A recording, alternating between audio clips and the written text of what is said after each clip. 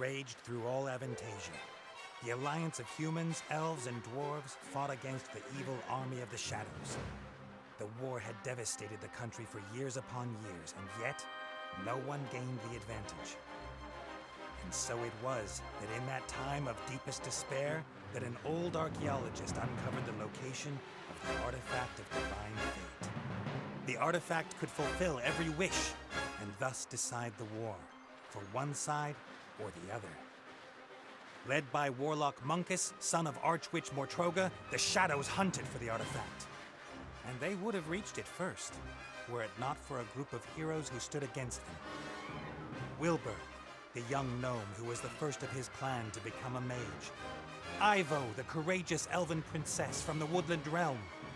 And the Critter, a hairy creature from the Northlands, companion of the most brilliant of the heroes, Nate Bonnet, who was supposed to spend the rest of his life at the side of an elven princess, who deserved a kingdom and all the riches in the world, who should stop wasting time talking about himself in the third person. Ah!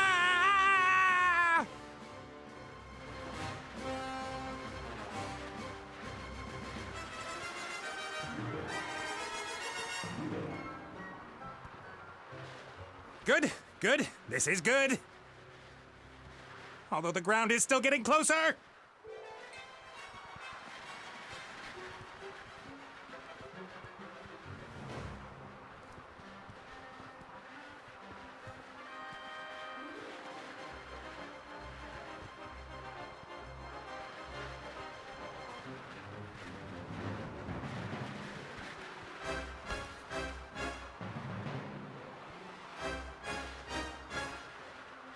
Part of the jetty. At least some of it survived the explosion.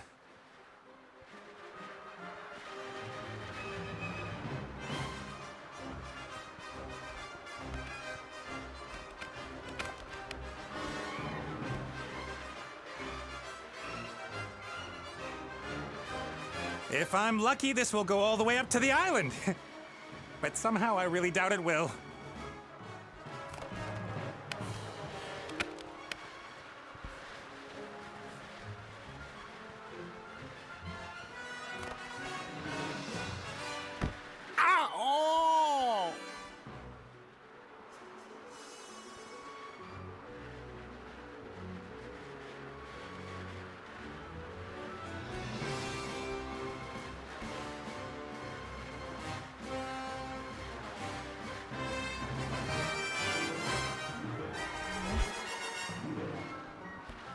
Hi, Nate. How's it going? Good. For now. Could it be that your spell didn't quite work out the way you planned? I did tell you there were certain risks involved.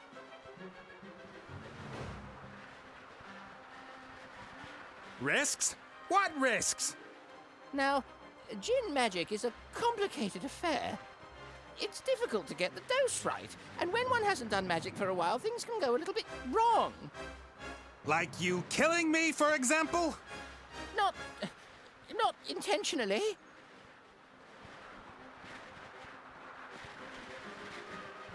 No big thing. So, now that we have a little time to kill, why don't you tell me a little something about yourself?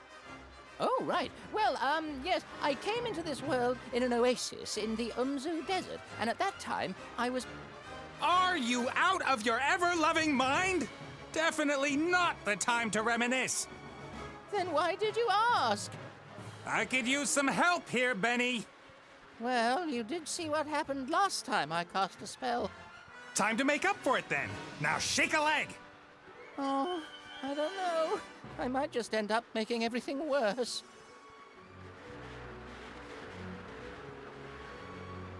Can't you just stop time? Or wings! Give me wings! How about that? Oh, this is all terribly complicated. I really don't feel up to it today, Nate. Benny! Perhaps tomorrow? I really do need to think through what's happened today properly. You get me out of the mess you got us into right now! Please don't yell at me! I just can't take it anymore! Benny! Ah! state he's in, we can forget about miracles. I gotta find something easy, something even he thinks he can do.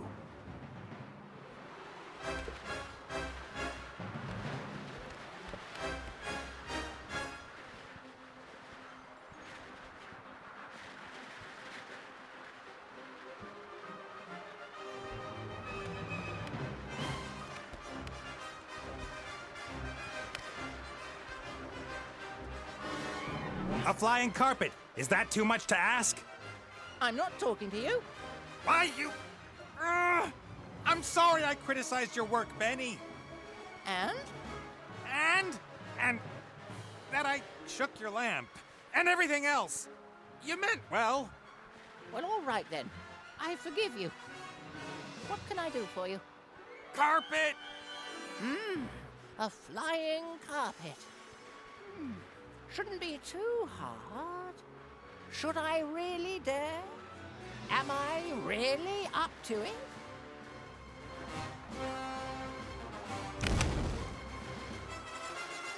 Yes!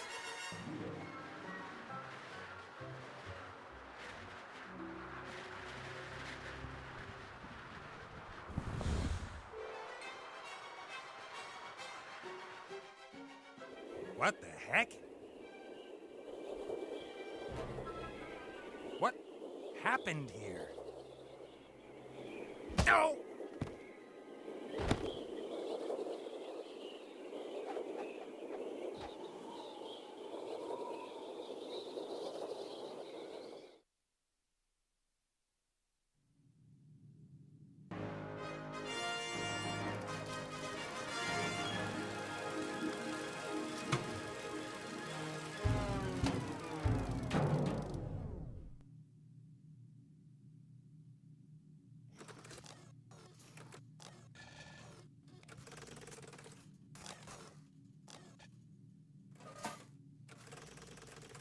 Welcome, adventurer.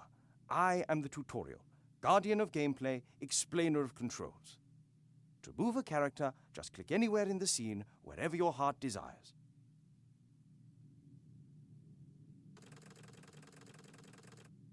Well done. If you left-click an object, then your character will perform an action determined by the context. Now click on that big lever.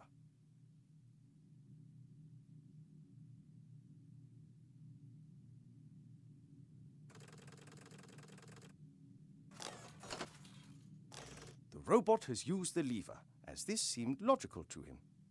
Now click the lever with your right mouse button so that the robot looks at it rather than uses it. Excellent. The robot thinks the lever is working. But if that's so, then where is the problem? That hatch over there, left-click it.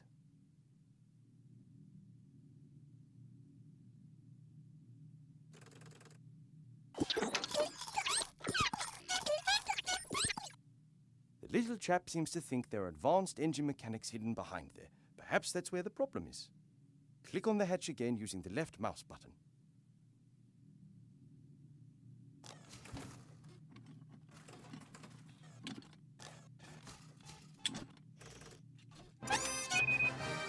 First left click will allow you to look, the second to use. Why? Because after a player character has looked at something, the most logical thing to do next is use it. It's quite simple. Right-click when you want to look at something, left-click in order to do whatever that character thinks is the next most sensible move.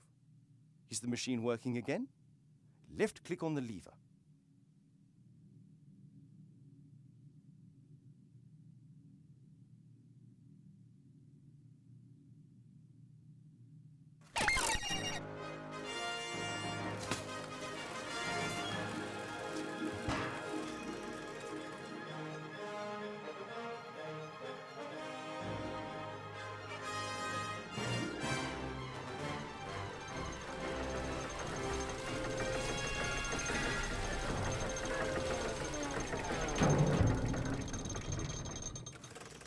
Appears to be a new problem. Better take a closer look at the engine.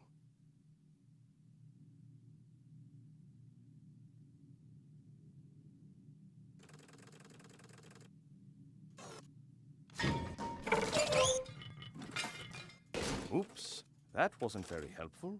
please pick up both gear cogs.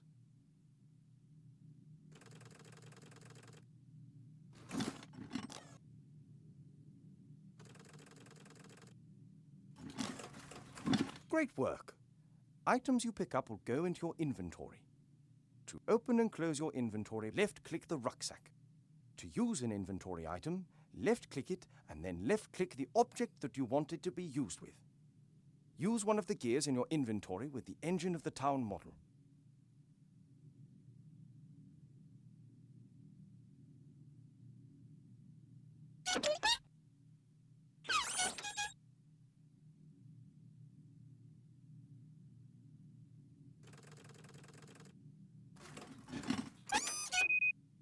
Excellent. Now, how about dealing with the second gear?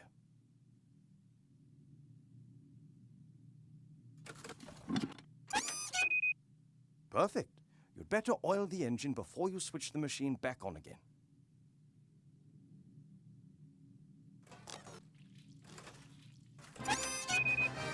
That should do it. Time to crank it up.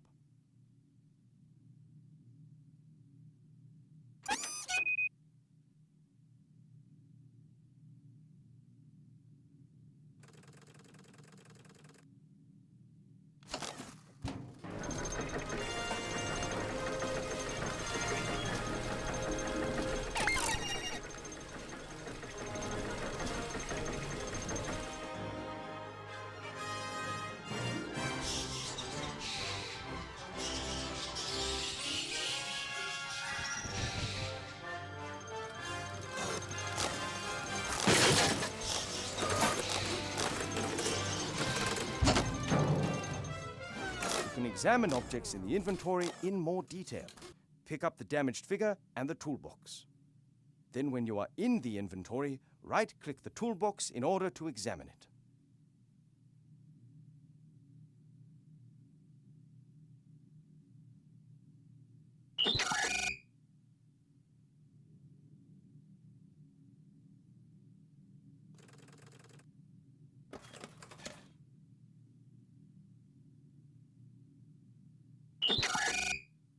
Great! You found a few items in the toolbox. You can use these items on each other by initially left-clicking the first object, and then, when you have this item on the cursor, you left-click the second object. Try to repair the figure in the inventory.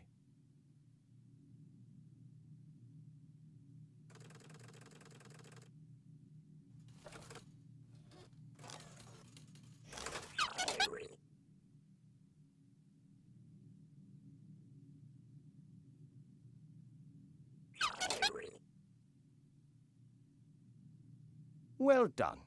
Now place the figure back in its rightful place on the balcony of the castle and start the machine.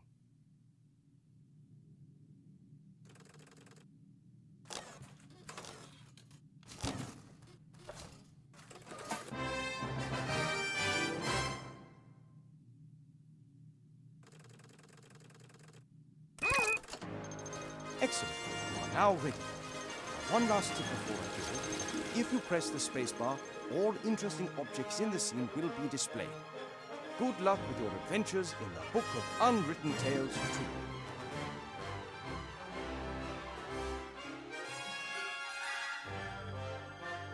I'm worried about you. Oh, Mother. What's wrong with you? Everything's fine.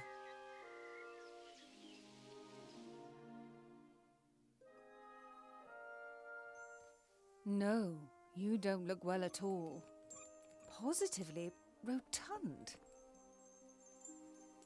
It is unseemly for an elf princess to cope with her frustrations by comfort eating. If you carry on like this, you won't fit into your wedding dress. I don't have any intentions of marrying anytime soon. Oh, darling, we've been through that already. Prince Lalilos is going to be arriving next week. You will like him. He's charming and... Look, he sent us a picture of himself and his sister. Which of the two is the sister? The elf nobility, unfortunately, has not got any unshaven Neanderthals to offer. You'll just have to get used to that. I don't have the slightest interest in that person. Not anymore. You are at the heart of the Elf Kingdom, in the castle of your family where you belong. No one here should be sad, tired, or fat. I only want what's best for you, Ivo.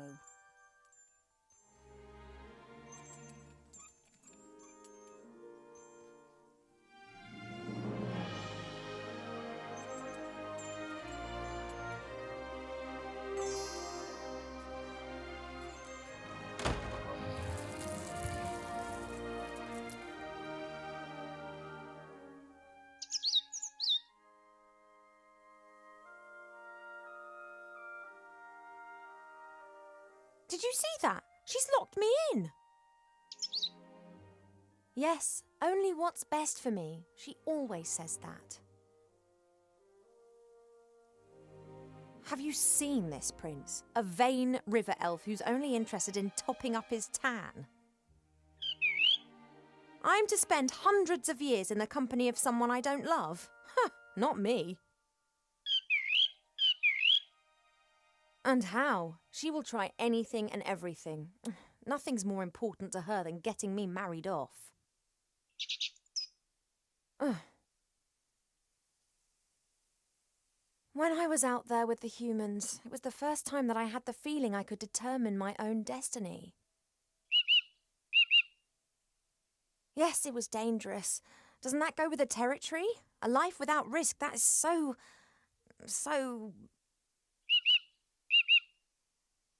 Oh, you don't understand. If I could, I would go right now. You want to stop me? Just like last time.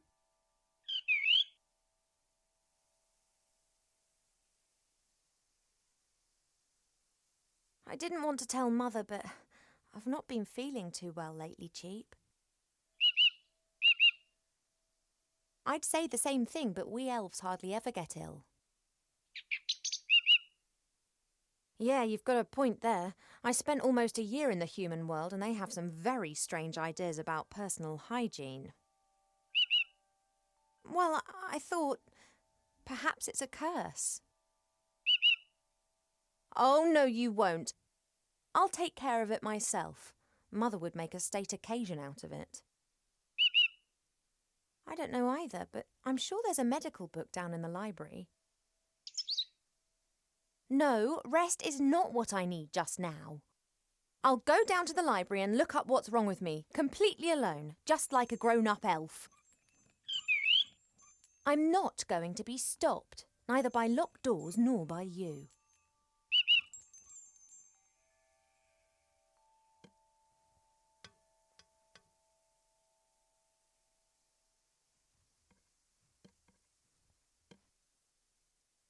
Cheap Cheap likes to look at his reflection. He strikes a pose and then tries to impress himself with it, and succeeds most of the time. My jewellery box serves as a podium for the vertically challenged narcissist.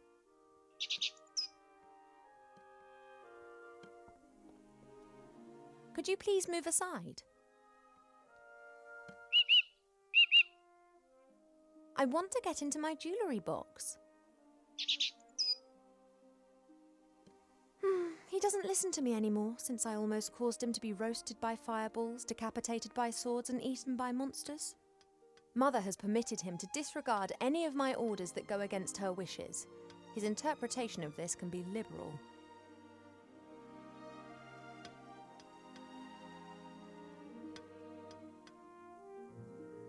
I've been sleeping badly of late, and sometimes I feel tired all day long. I've never been ill, but something isn't right. I hope I'll find the answer in the library.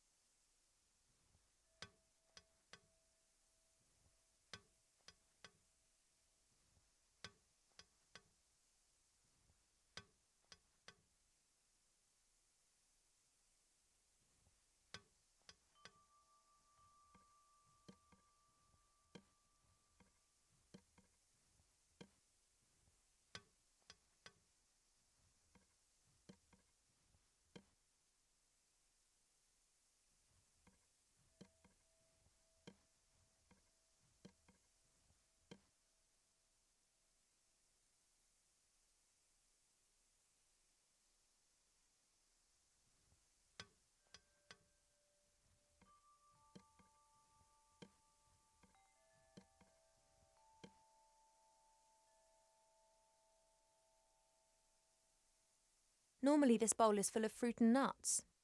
Presumably Mother has decided I should be without such things whilst I am, as she says, positively rotund.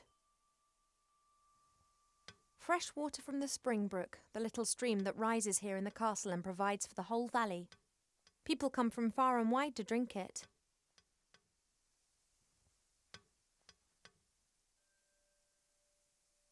A beautiful red flower.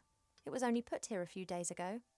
Sometimes Mother orders a new plant that looks nice in my room, and then it's replaced and planted in the garden.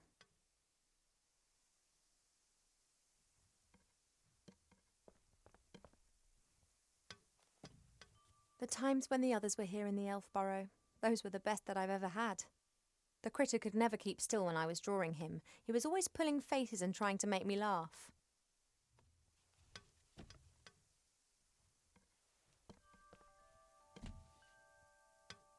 Wilbur was so excited. He loves elves and our stories.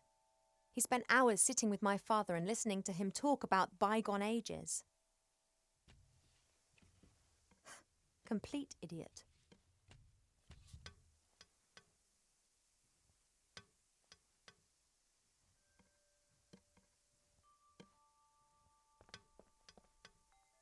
An envoy from the Far East gave me this musical box years ago. Wherever I go, I always have its tune in my head.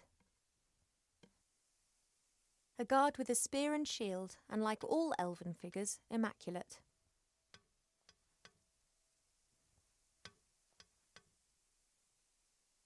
Since Nate left without saying so much as a word, Mother seized the opportunity to marry me off to a proper elf prince. So far, I've managed to frighten off every candidate successfully, but she's starting to lose her patience.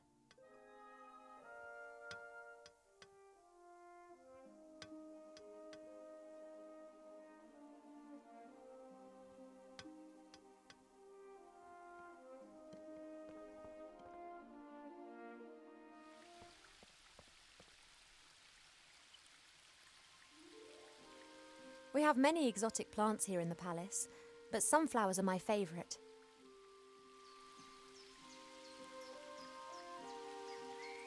I used to look into the woods for days on end, imagining what the world beyond would be like. Now I know, and I think I miss it.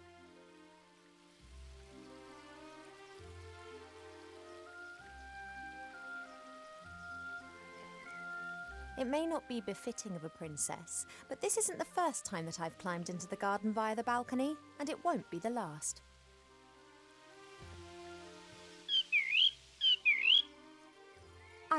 I'm just doing my morning exercises. I wasn't going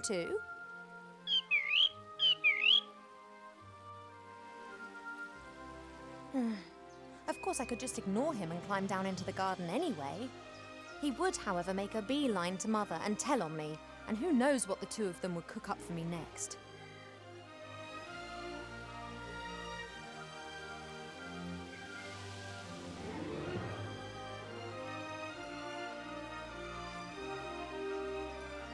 Apologies, I need a few of your seeds.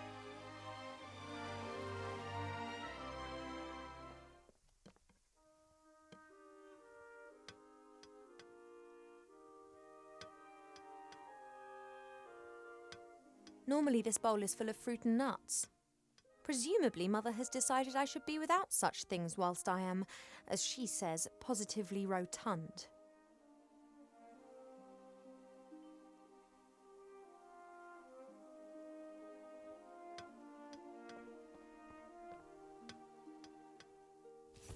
Cheep Cheep, would it be possible for you to stop admiring yourself for 2 seconds and move over to stuffing your beak instead? Don't say I never look after you.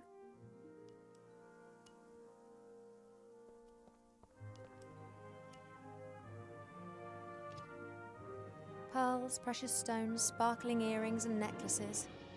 All the stuff I have to wear at official functions. If it were up to Mother, I would have trunkfuls of this stuff, and a wing of the castle would be my wardrobe. She just can't understand why Pa and I aren't into this sort of thing.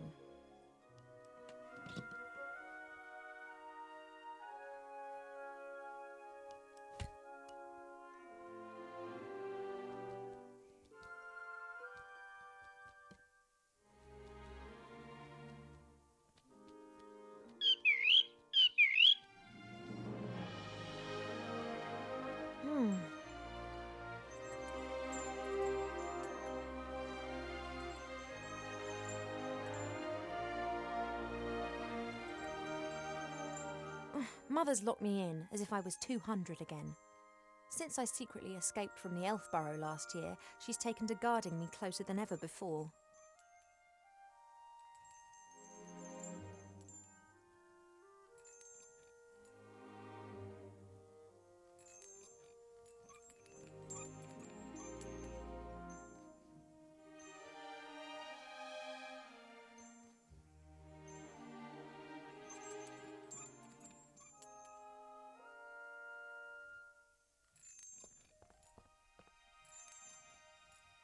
Hey, Cheap.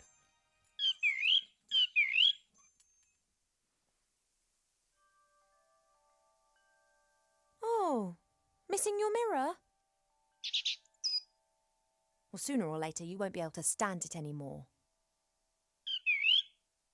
I'm not horrible. I just don't want to be locked in my room like a child.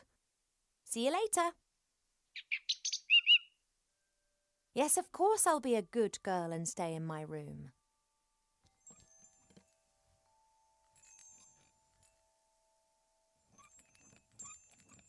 When Nate and the others lived here, Nate often made intimations that were to do with the bed. I don't know why, but I know Mother wasn't happy about it. She moved him to a guarded guest room at the other end of the castle. And Cheep Cheep was ordered never to leave my side.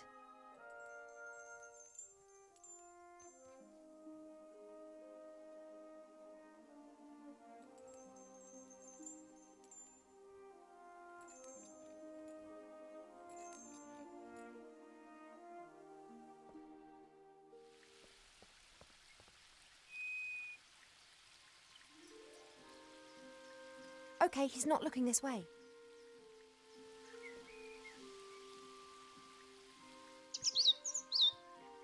Oh, there is more than one kind of stretch exercise, you know. Perhaps you'd like to train with me.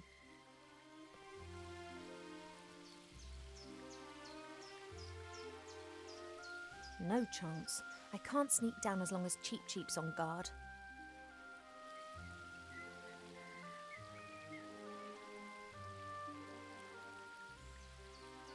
I've seen much suffering, much evil and unkindness in the world out there. But it was exciting. It was alive. Here in the Elf Burrow, everything is so ordered, so perfect, so dull. One day's just like the next, and they just pass by endlessly.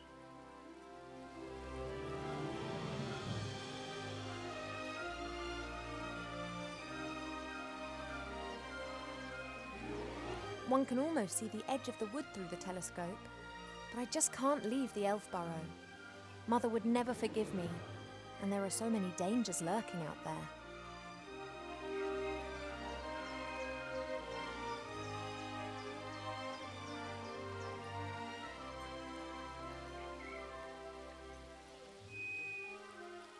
I don't know how, but he always seems to know when I'm going against Mother's will. Perhaps it's a sixth sense, or magic. Or he just knows me too well.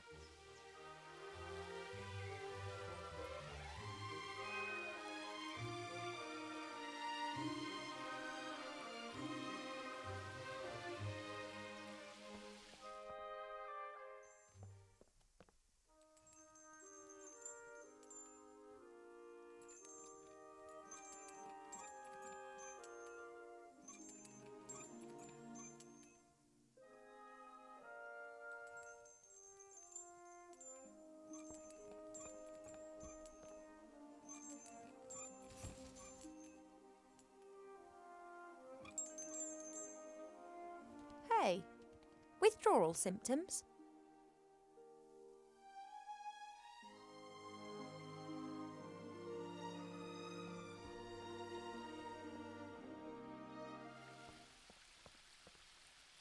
Not while Cheep Cheep's still on guard.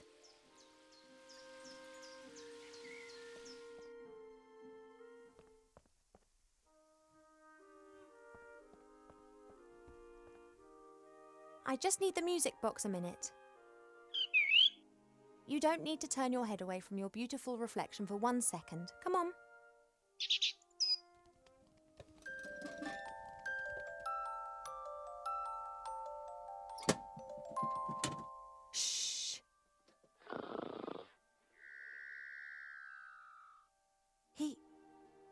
He's gone to sleep.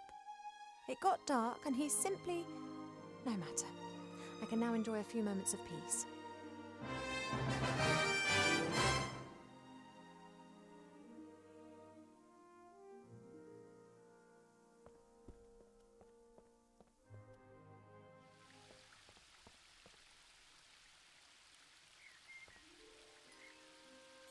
Let's go.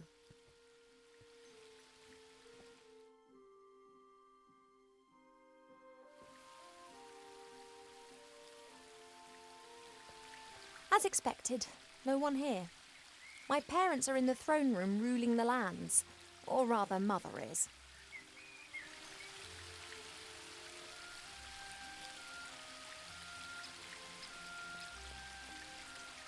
There are elf-made ponds and streams all over the palace ground. Their water's said to have healing powers. No wonder considering where it comes from.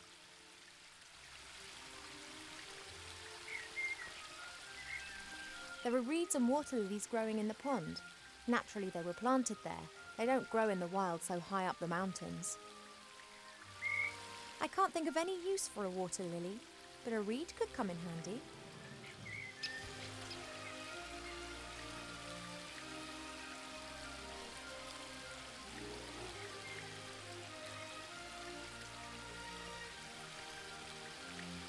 The spring brook emerges up there. It's still small here, but it becomes one of the largest and most important rivers in the woodland realm.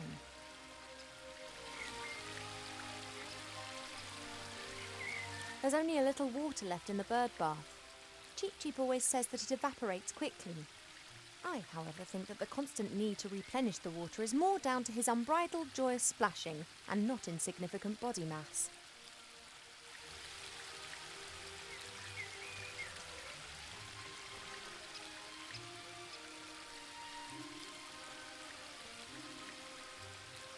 A fairly small, unattractive tree. Huh. I'd like to see how attractive you'd look if someone disturbed you on the pot in the morning. You mean... Anyway, what can I do for you, my little beauty? The garden always looks fantastic, Arbor. Thank you. It's a girt load of work. People always think elf gardens are fabulous by their very nature. But you need a mighty good gardener. You have got green fingers. Ah, that's just moss, my dear. Happens if you spend all day grubbing around in the earth and don't wash your hands properly in the evenings.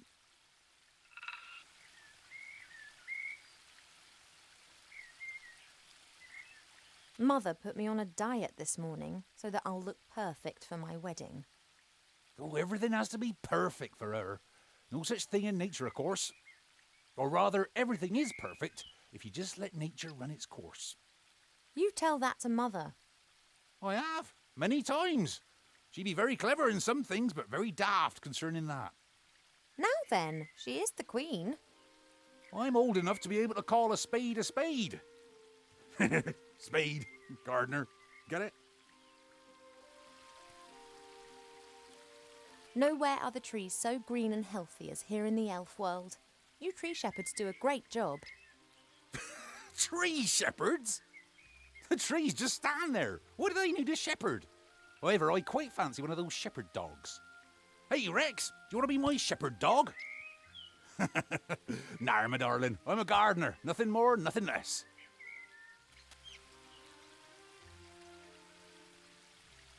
You and Father, you get along well, don't you? Ah, no one understands more about nature than him, that's for sure. But I don't often ask him for help. Thinking has never got a field dug, if you get my drift. He's just more of a theorist. Ah, the mud on your feet, the smell of fresh earth, all that joy and life. And he's missing out on the lot by just sitting around up there and doing nubbit. What are you up to today then? Got much on? Oh, the usual. You know, it never rains in the Elfborough, but the flowers need their water, so I water them every day. Ah, the curse of good weather. The weather isn't the only thing which isn't right. I've been here 30 years, and for 30 years we've had autumn. Time passes differently in the Elfborough. Slower. Well, that's why everyone grows to be ancient here, obviously. But if we had a bit of normal weather and the usual seasons, there'd be a lot more variety here. I have to get on. Yep, got a bit to do myself. I just don't know what's wrong with that plant over there.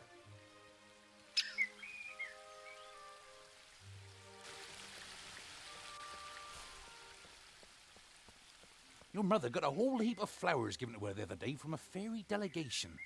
All of them took good and strong, just not that one. Perhaps it needs a special type of soil or something. Well, anything's possible. If I don't think of something soon, I'll have to ask your father. He can have a little chat with her and she might tell him what's up. If you're going in, it'd be nice if you didn't tell my mother that you saw me out here. Oh, you playing hooky again? My lips are sealed. It doesn't look very well at all. It's unusual for flowers to hang their heads in this garden. Normally they blossom in our good earth, not to mention the power of Arbor's green fingers. Mother thought it was unseemly of the bees to build their hive in our garden. I don't think she could get used to the thought that she would no longer be the only queen here. I convinced Mother not to have the hive removed, and she reluctantly agreed. However, should she be stung, then the hive's days are numbered. The bees are buzzing around the hive quite merrily. Anyone messing with them will know about it fast.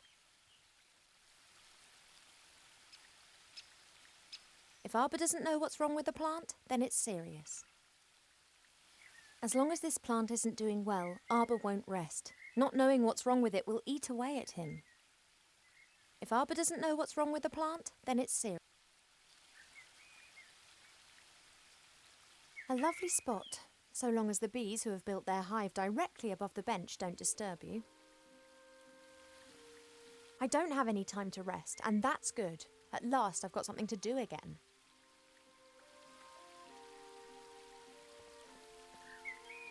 This is Mother's mirror. It's said that you can see into the furthest corners of the land and know what's happening in every part of the world. At the moment, it's no more than a shallow bowl. The water's missing. Mother pours water from various jugs into this bowl to cast a spell over the mirror. She did this almost daily in times gone by to ask the mirror who was the fairest elf in all the lands. Ever since the mirror started to hesitate with the answer a few months ago, she hasn't been using it quite so much.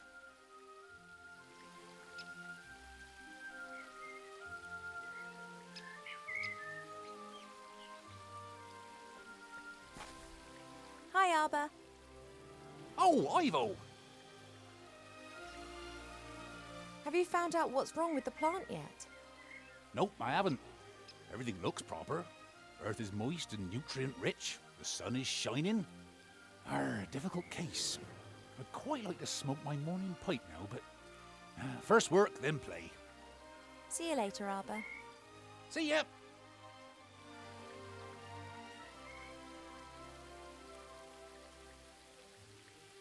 I don't really know much about reeds or pipes, but if I'm not mistaken, then those things are called pipe cleaners. The reed from the garden pond, it's like a hollow pipe. Well, pipes are normally hollow.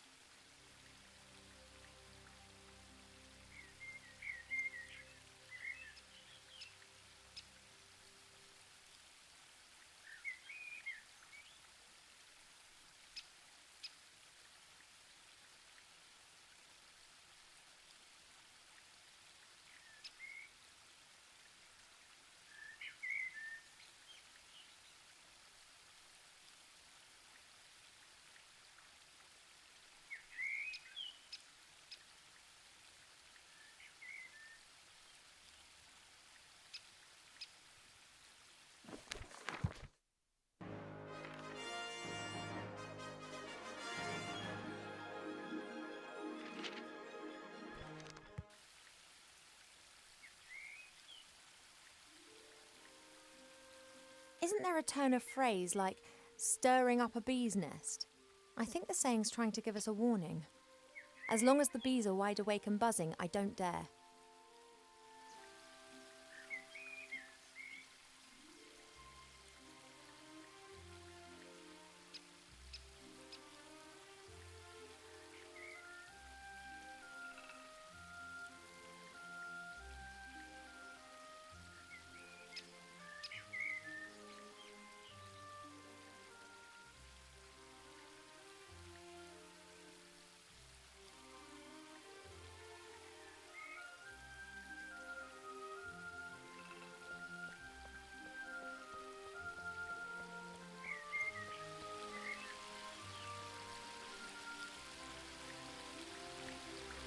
That's a weeping willow.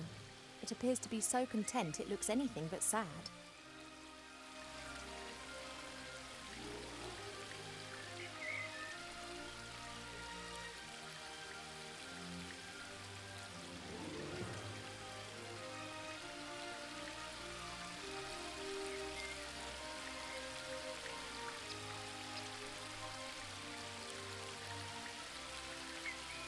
That leads up to the throne room. Mother will be conducting the affairs of state with an iron will, whilst Pa leans against the tree of life, probably sleeping.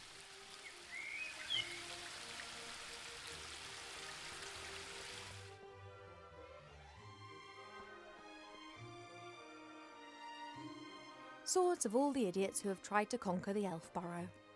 It's become less frequent over the last few centuries. Humans and dwarves appear to have learnt their lesson.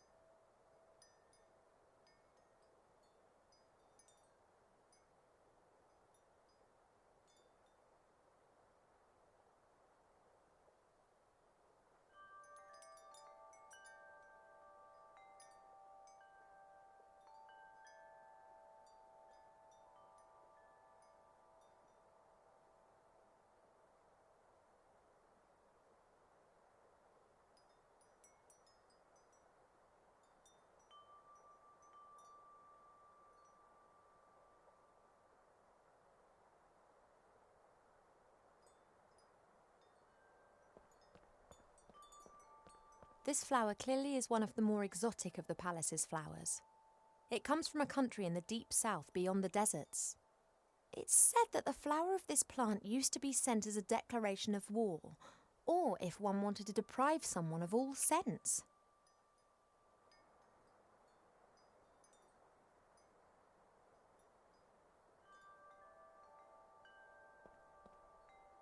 Why do so many people hate this flower?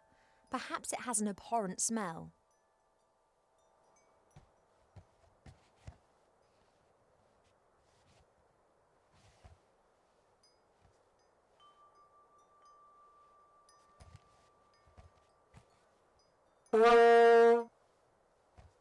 Now that explains why this flower is classified as a weapon in 24 countries.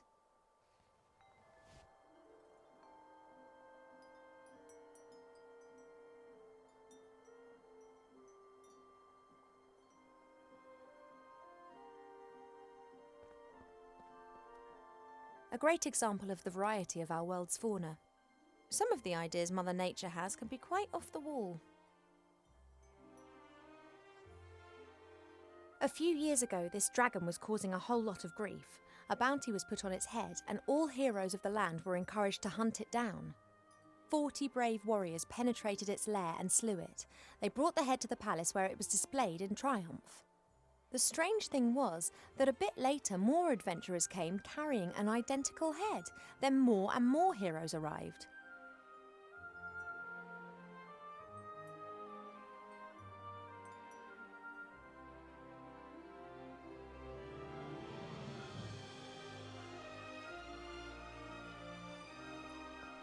goldsmithing, masonry, and a book about carpentry.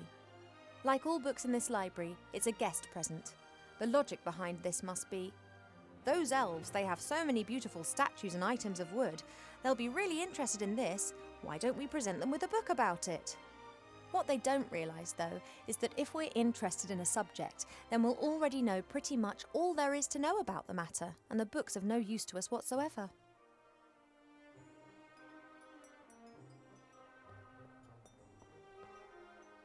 The Biggest Plant Book of Avantasia by Charles Mendel with illustrations by Alexander Bonpland.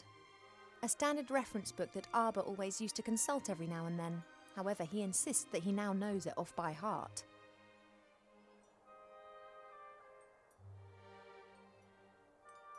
Perhaps I can help Arbor solve the problem with that flower. Let's take a look.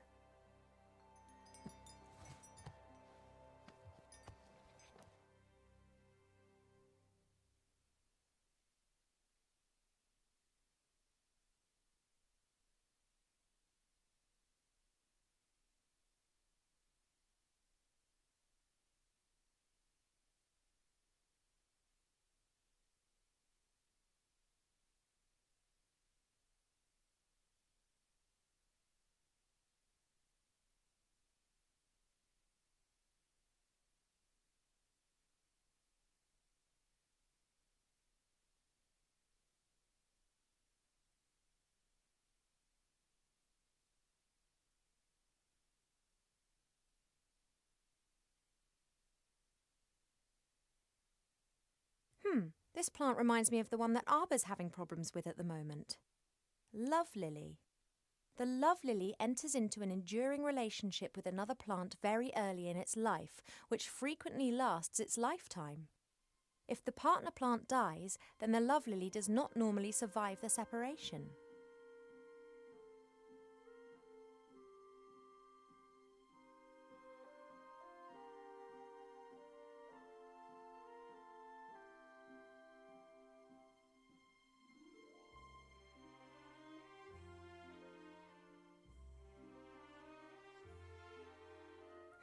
This plant reminds me of the one that Arbor's having problems with at the moment. Love lily.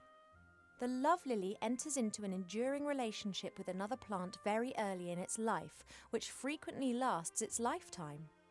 If the partner plant dies, then the love lily does not normally survive the separation.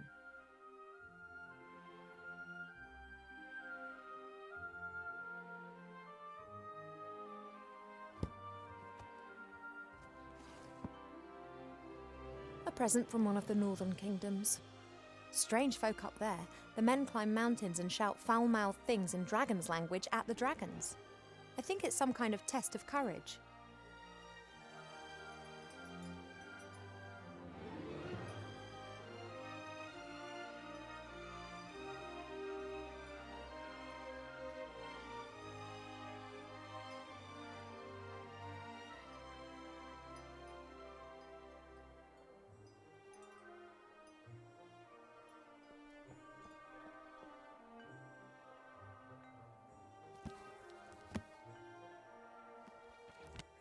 Working with wood. There's a master whittler down in the valley. I've enjoyed watching him in the past. He carves animal figures so real that humans and dwarfs believe that they are actually animals turned into wood. This one's more about interiors, making furniture and the like. Plane the wood down by a pixie's thumb and saw the board into 2 equal length pieces. Who knows what that might be good for?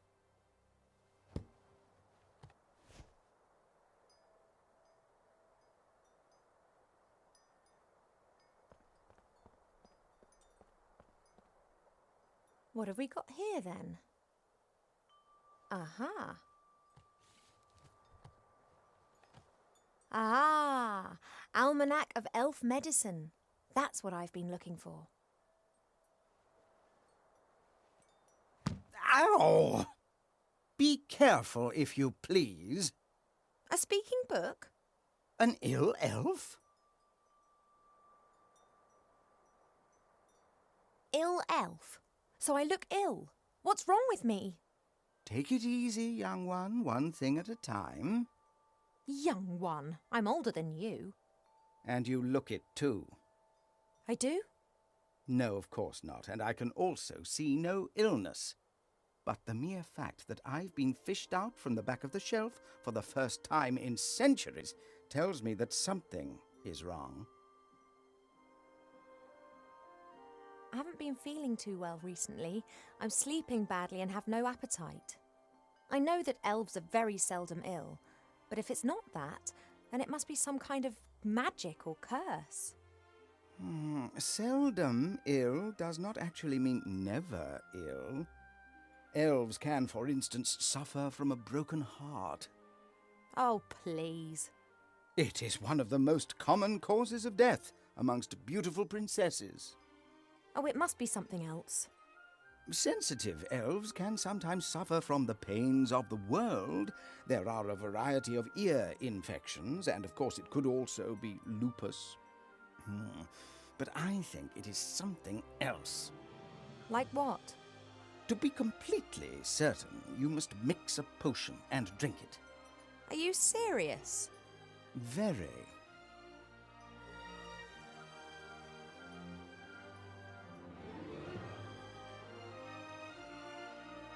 All right, this potion, what goes in it? It is very easy to make. You need to pound together the green fruit of a metis bush, a spoonful of honey and a red herring, and then mix with water into a viscous potion. Oh, that sounds revolting. It's medicine. It isn't supposed to taste nice. And if I drink it, I'll be well again?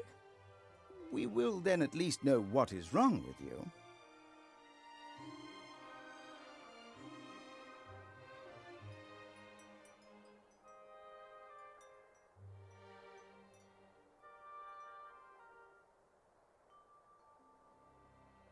What are the potion's ingredients again?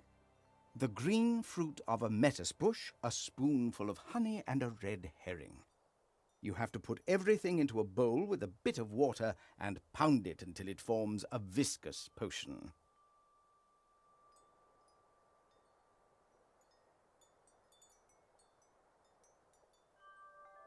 This metis bush, where can I find one? Haven't a clue. I'm just a book and have spent years sandwiched between dusty hymnals and a tome of revolting recipes.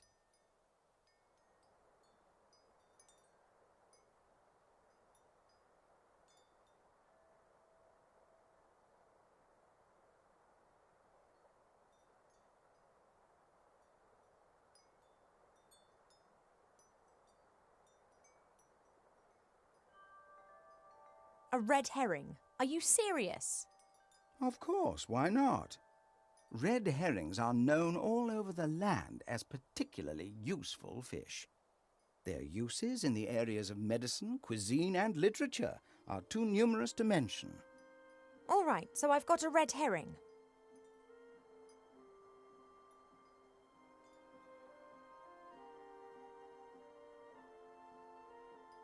I demand to know this instant what sort of illness I have. Sometimes it's better not to know. I can take it. A placebo only works when one doesn't know that it is a placebo. Make the potion and then come back and drink it. Then we'll be sure.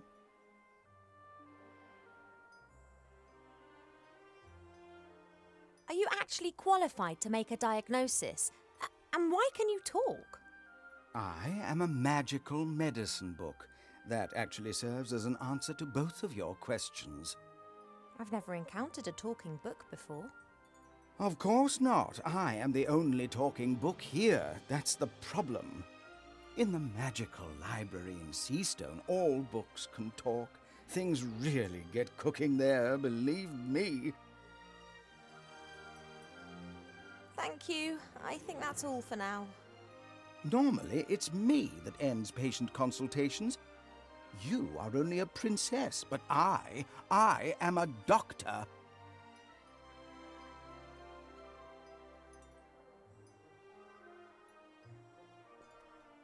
It's said that a ruler in the north wanted to build himself a throne out of all the swords of conquered enemies. Unfortunately, he died after only conquering one enemy when he refused to heed all the warnings and sat on the throne.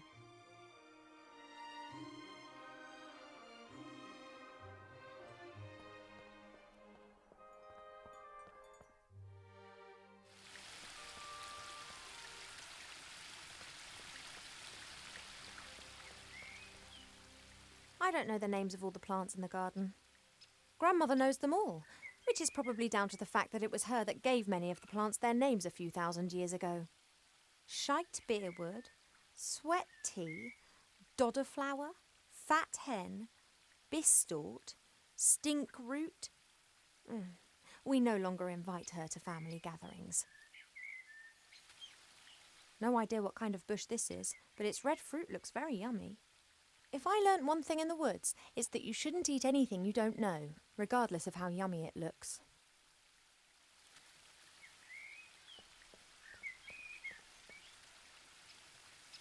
Hi, Arbor. Oh, Ivo! I think I know the name of your patient. It's a love lily. You don't look particularly loved up. That's exactly the problem. Love lilies enter into a lifelong partnership with another plant. And if they're separated... Then they let their heads droop. Good theory. But the fairies know their plants. They'd never have given us a love lily without its partner.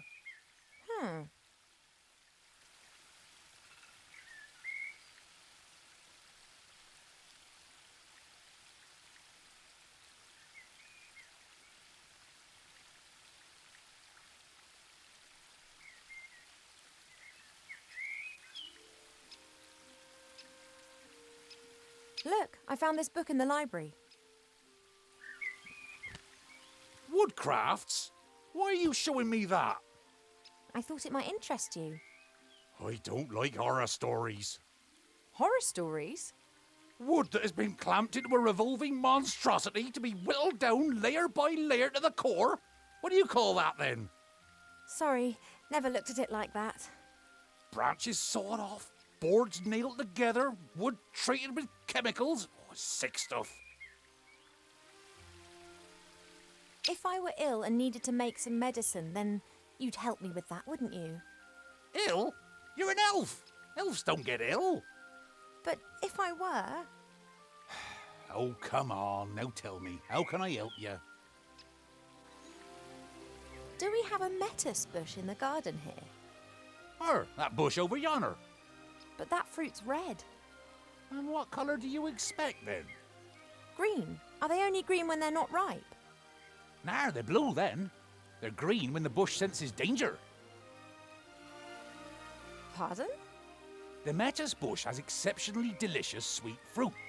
But if it thinks it's in danger, then they go green and very sour. Call it a defense mechanism.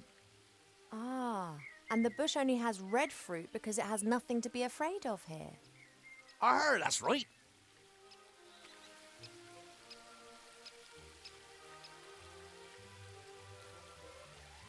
Do you know how I could get my hands on some honey? Try the kitchens. I prefer not to wander through the castle. Of course. Someone would tell your mother. Would that beehive in the tree over there be of any help? Oh, I'd be careful with that. The bees defend their honey and can give you a nasty sting. Couldn't they be distracted or tricked in some way? Beekeepers wear protective clothes and use smoke that calms the bees. But I don't have any beekeeper kit here. I just let the bees keep their honey and they pollinate my flowers. That's how we've always done it. I often see you fishing. Could you lend me your rod? Of course, if you bring it back in one piece. What's up? I was convinced that I would have to make my own fishing rod or that you'd ask me to collect a variety of mystical items in exchange for it. Why? It's only a rod. Thanks. Not everything needs to be complicated, you know. There's something else. About the potion. Art? There's something else. See you later, Arbor. See ya.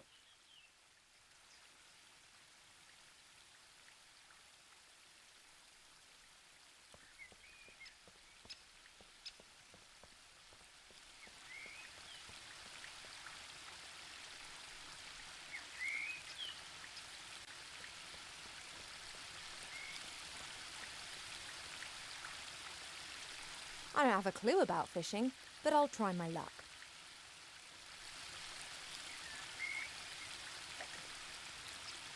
Just as I expected, nothing. On the other hand, somehow I have the feeling that I now know what I'm doing.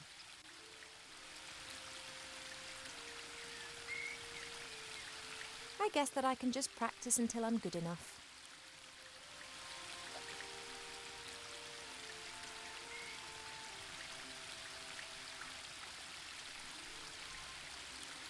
Or I could try to speed things up by learning more about fishing elsewhere.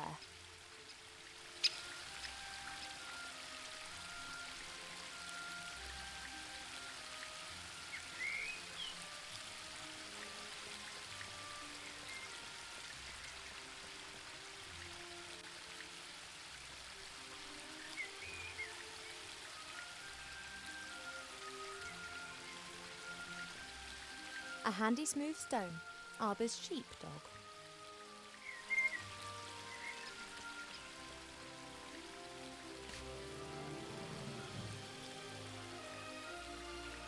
Arbor's pot, literally. I really shouldn't. It's only Earth. I should tell Mother how her daughter. Well, she'd be delighted.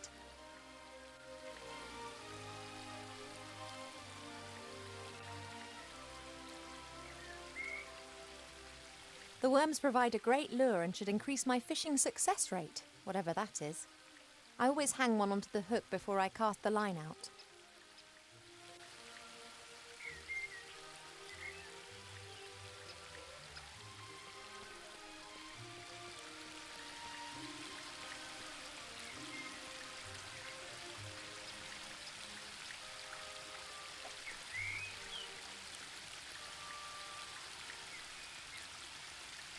Nothing.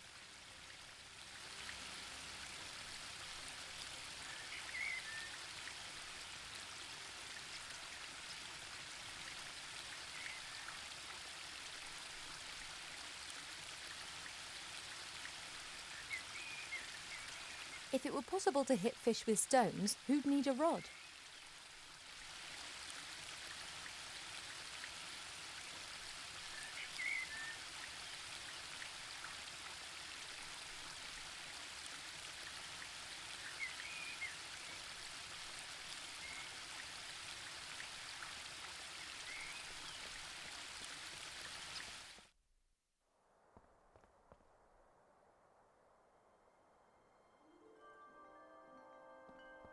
Several books about animals, an atlas, a book about humans. Actually, more of a brochure. And what's this? Fishing for the moderately talented.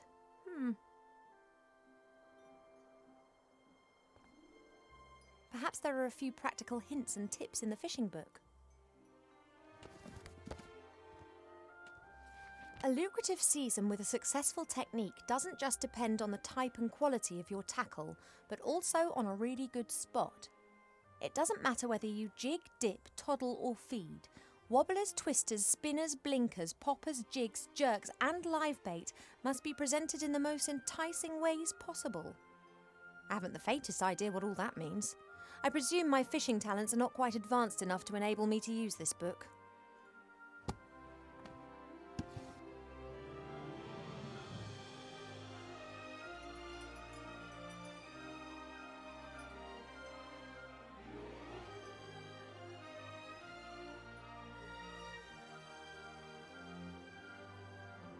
There's a selection of cubes here. For a while, it was all the rage at official state visits to give geometric presents.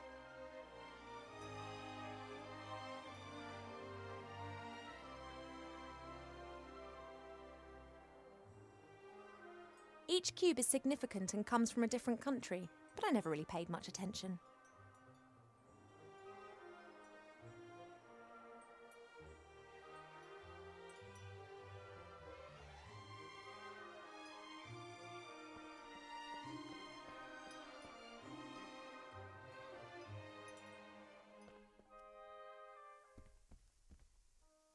The door can be opened easily from the outside. If it was up to me, it would stay open.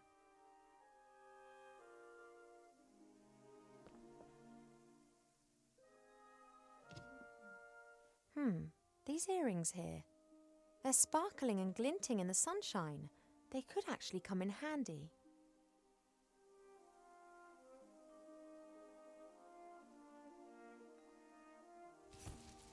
That looks promising.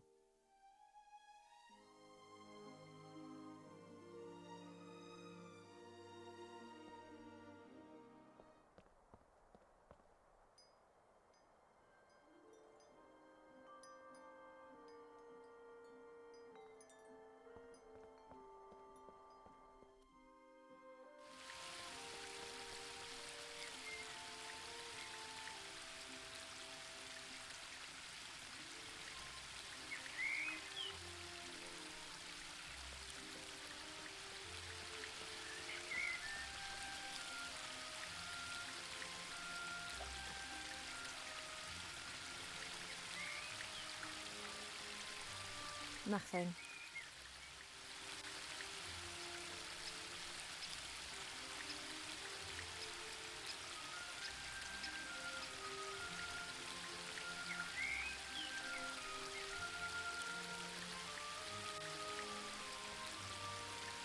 The willow is stretching its branches up high into the sky with glee.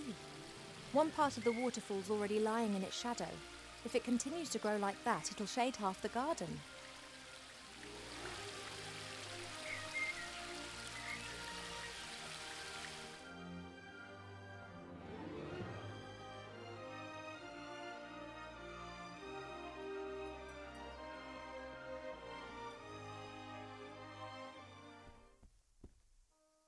Water's the easiest ingredient to find. We have copious amounts of it here.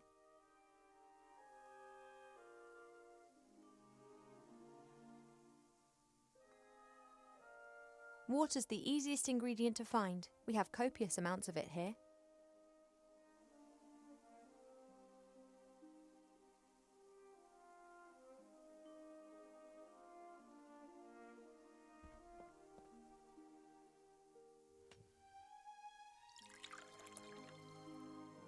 That should do it. The medicine book reckoned that it should be a viscous potion. It's a start, but there are still ingredients missing. No more water in the jug, but I don't need it right now.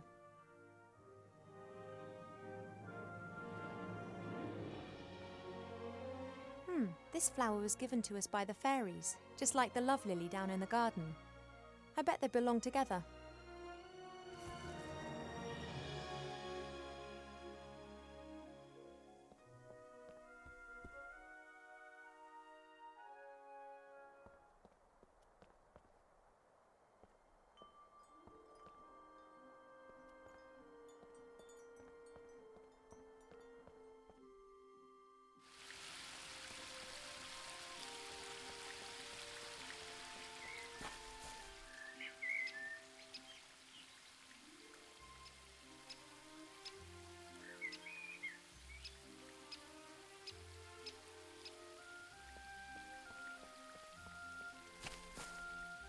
Look, do you know this flower?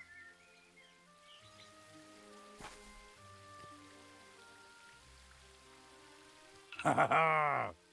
You did well, girl. It would appear so. You snivelling, girl? You all right? No. Yes? I don't know.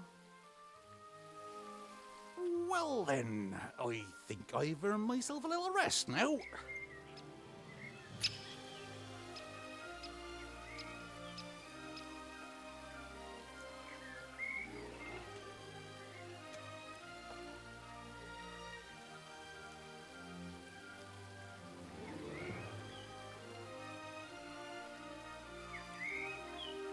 The pipe smoke seems to have calmed them down a bit.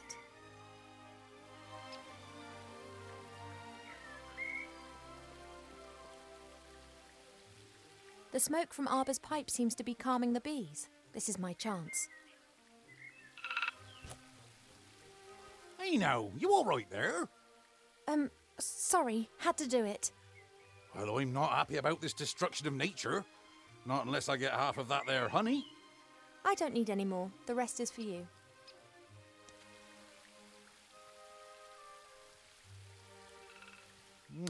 Oh, that be good stuff. But that's enough. The bees need a bit too.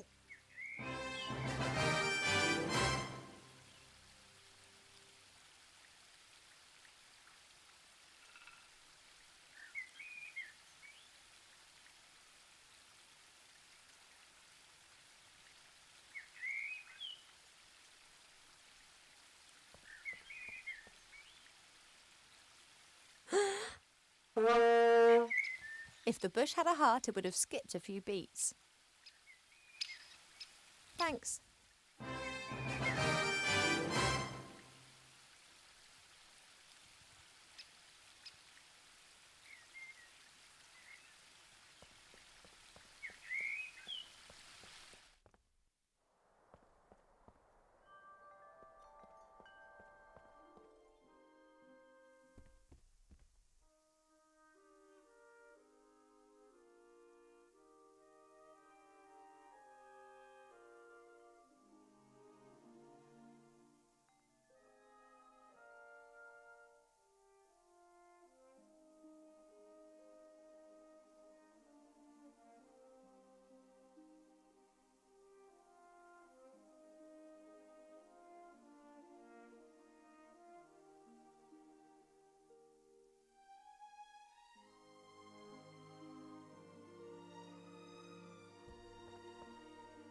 Oh, that fruit smells really sour.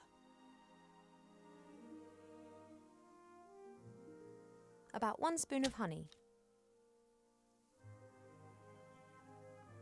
Yes, the stone could be quite a useful pestle. First, I need all the contents in a bowl.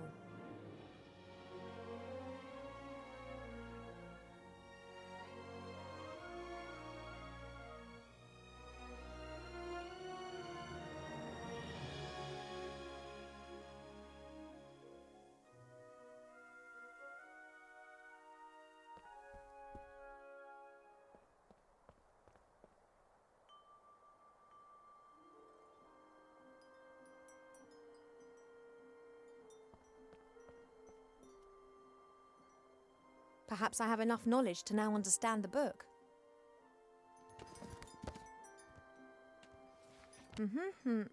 Right.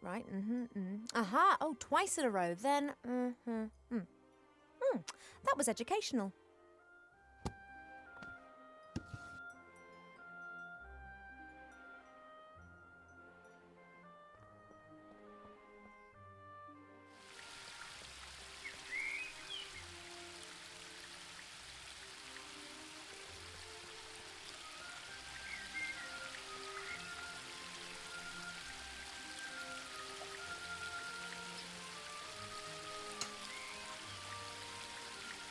A classic.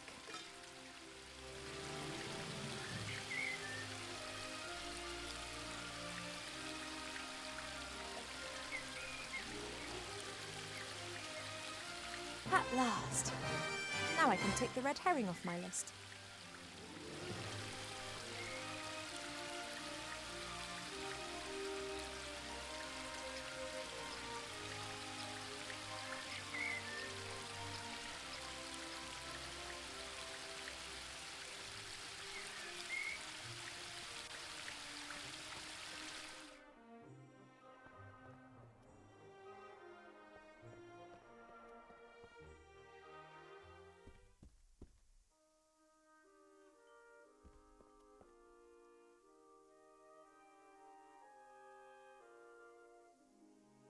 Thanks for the sacrifice, little fish.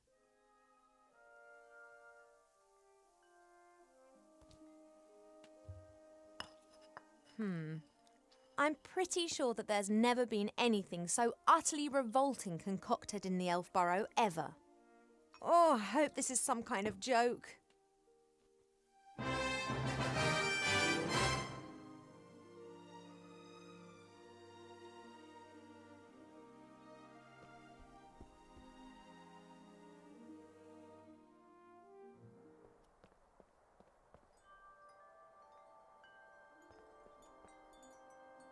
Hi. Well, what's up?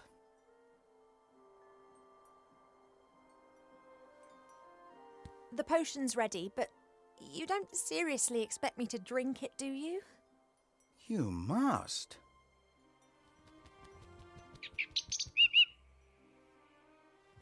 Cheap, I'm so... Yes, I know, but... This, medicine. Well, I did tell you that I wasn't feeling well, and the medicine book here thinks it could be something serious.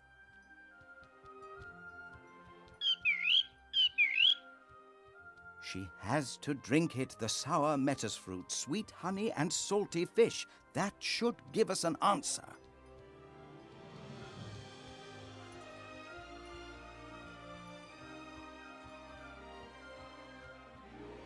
Oh, it looks revolting. It is medicine. It's not supposed to taste nice. That's right. Down to the last drop.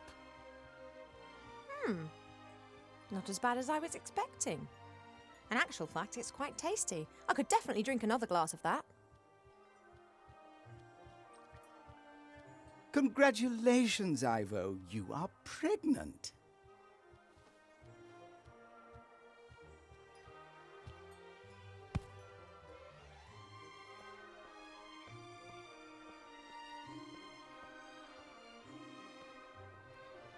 No, no, no, no, no, no, no, no. That is completely impossible. You must be wrong. Surely it's a misdiagnosis. You are an elf and say that potion is quite tasty. I could definitely drink another glass of that. That's raging hormones talking. I don't have any hormones. Cheap, no. No, the book has made a mistake.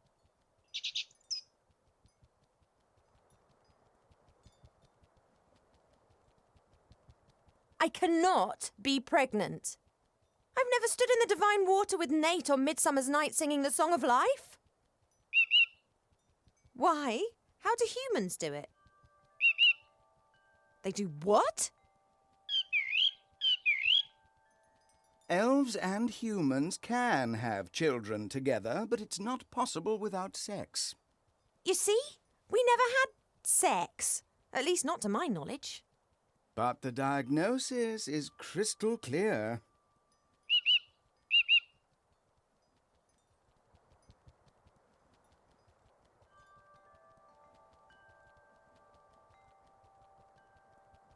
Let's just pretend that I am pregnant. There must be some explanation, rational or otherwise. If we discount the possibility that the child was conceived by natural means, which would certainly appear to be the case here, then that leaves us with just the unconventional conception methods. Did you, perhaps, make some kind of pact with a goblin regarding the child? Child in exchange for gold or a kingdom, for example? No. Has a god in the guise of a bull appeared to you in your dreams? Any angels been having a word with you? No. Have any stars fallen from the heavens recently? No, not that I'm aware of. Then that just leaves magic, or a curse. But unfortunately, that is not my area of expertise. I wish it was so cheap, but my feeling is that the book is right. I am pregnant.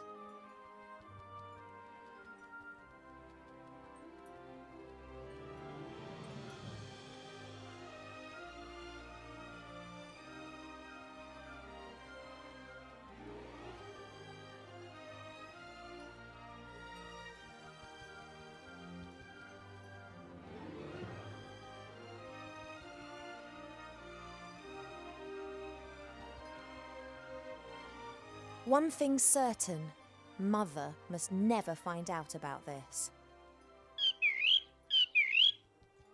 I don't know either. Do you think that my tummy will start to show? Oh. I'm not sure how, and I'm not sure why, but it would appear that I'm pregnant. And as all other possibilities have been eliminated, then it must be a curse that's responsible. That is fantastic! No, of course I didn't mean it like that, but just think. Me, cursed. That sounds like an adventure. Totally obvious what we need to do now. We ask Archmage Alistair. He's the wisest magician in the realm of man, and he's a friend. He'll be able to tell us what it means. Oh, no, you don't. You remember who was meant to be looking after me so that nothing happens to me, don't you? Alistair's sure to have the answers. We'll have to track him down in the Mage Tower in Seastone. Only, how are we going to get there? Seastone is days away from here. Oh, yeah, saying fly is all well and good. Are you going to teach me quickly then? No, we need a fast mode of transport. And then there's the small matter of the Border Watch. Their longbows can take out a fly's eye at 400 metres, and they will shoot if said fly should dare to set foot in or leave the woodland realm without permission. You don't by any chance know the password that the Border Watch use? Typical. That's exactly the problem. Mother chooses a new password every single day, and there's no way I'll get it out of her. Oh, why don't you know the password? You normally know everything. Hey, know-it-all. Mother's mirror. It knows more than you. It must know the password. If we work as a team, we should be able to cast a little light on the matter cheap. After all, if it is a curse, then I'm the victim, not the perpetrator. Well, yes, I know that. She'll blame us whatever happens. But it's best for us to have some answers rather than just presenting her the facts, don't you think? Transport and the password. Let's go.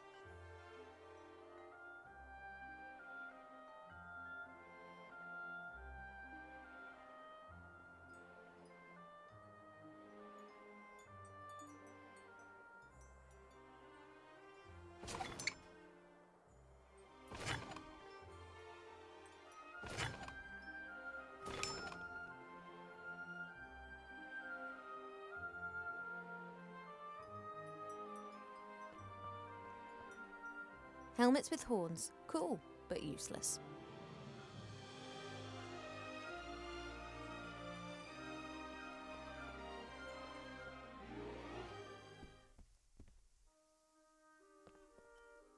That's just what I need.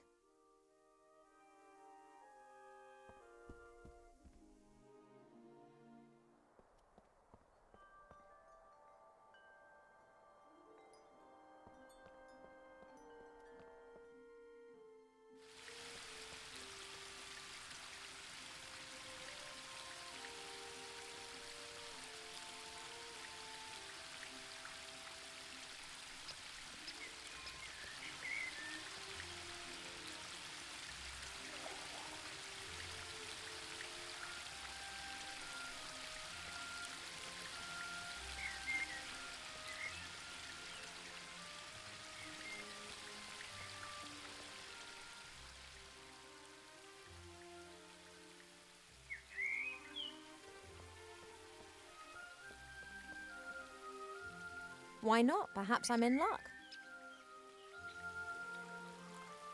It works. One of the symbols is glowing. An all-knowing mirror. In the current situation, that would be more than useful. The only question is how to cast a spell over the mirror. I've never done that before. There are 3 symbols on the bottom of the bowl. I wonder what they mean. They're the same ones as the columns in the throne room. Each symbol depicts a droplet.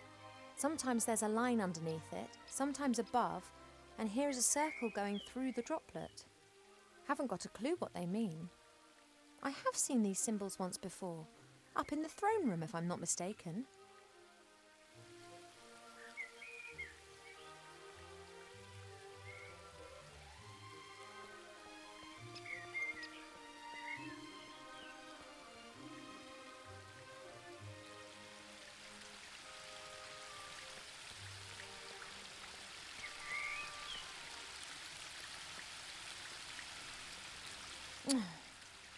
Nothing for it. Have to talk to Pa.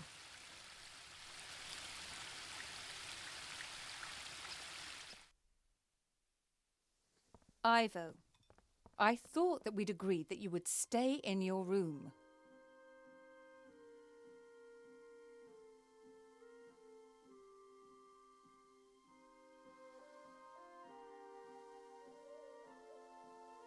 I just left my room to do a bit of training.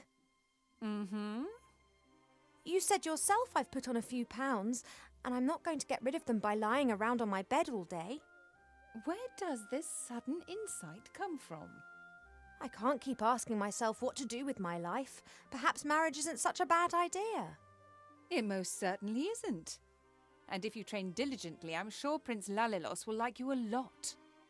Of course, fine. I would love to help you, but I'm most dreadfully busy. A kind of epidemic seems to have broken out in Seastone. An epidemic in Seastone? It's strange. We're getting reports from the whole of the Middle Kingdom. Objects and beings have been changed. What do you mean? The situation isn't clear.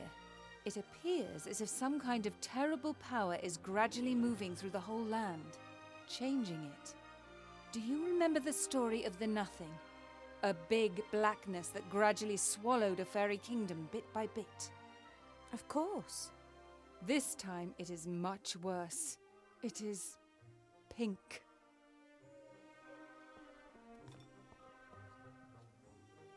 An epidemic in Seastone. Is it wise for me and it to go there? On the other hand, Wilbur and the Archmajor in Seastone. Perhaps I can help them to fight the epidemic in exchange for them helping me with my problem.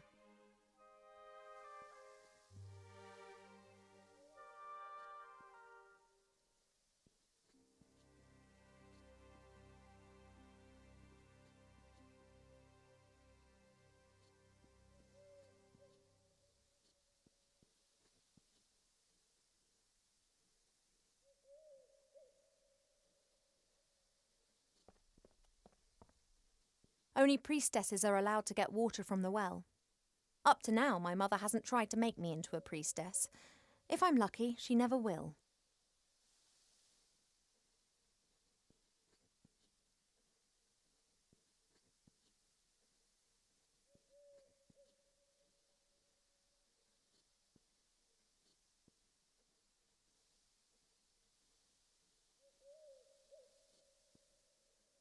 Pa doesn't like getting up early.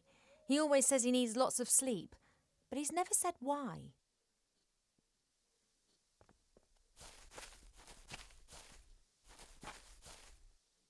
Hey, Pa, the day started ages ago. What? Oh, Ivo, how's my favourite daughter? I'm your only daughter. Oh, that I had 100. You are and will remain something very special. The other 99 will be as well, though. Pa, you're nuts. Isn't it a wonderful day today? Again. Just as the caterpillars cough in the morning dew. Yet, something seems to be troubling you. She looked me up like a small child. Have you argued again? She started it. She loves you. And she only wants the best for me. How can it be best for me if she constantly criticises me and forces me to do things that I don't want to do? She believes that this will help prepare you for the life that awaits you. I'd just like to decide for myself. I know. Your mother just doesn't understand that, because she never had that choice.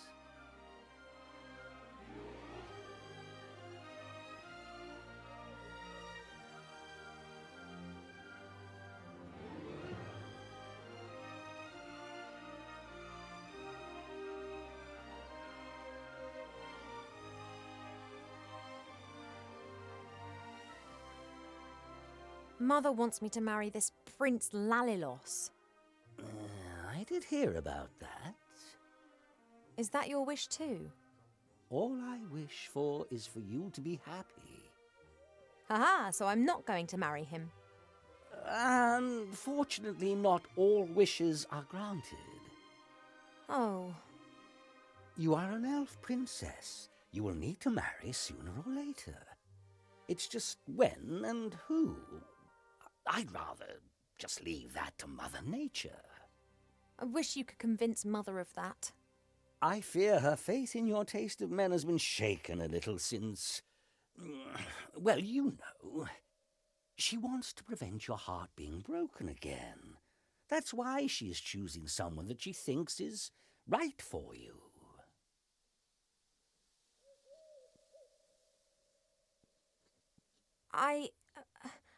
I need to tell you something, Father, but I'm not sure how. You shouldn't worry too much. It's not good for the baby. You know? Has a zebra got stripes? How can it have happened? Why? I don't know. Is that important? It is. I want to know what's happened to me. Then look for the answers, my little bud. How can you be so calm about it? Because I know that everything will be fine in the end. And if it isn't fine? Then it is not the end.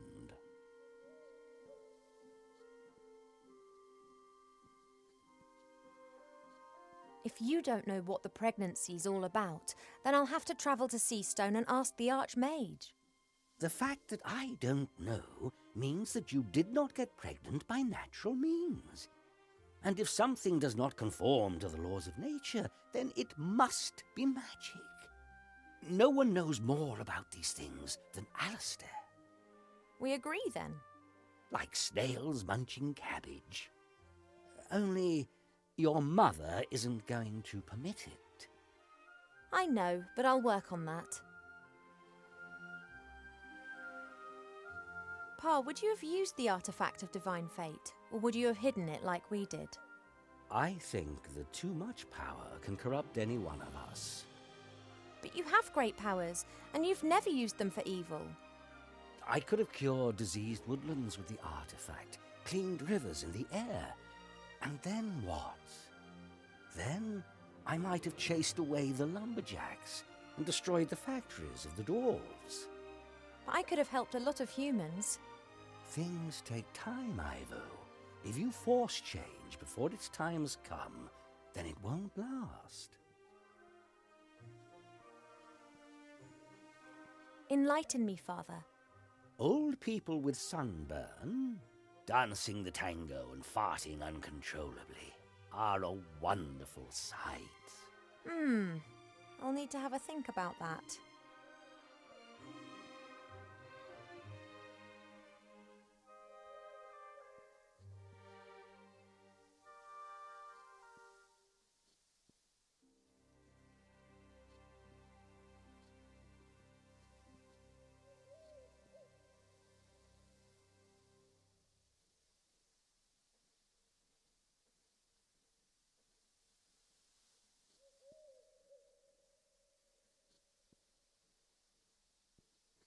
I've got quite a lot to think about. Goodbye, little daughter. See you later, Father.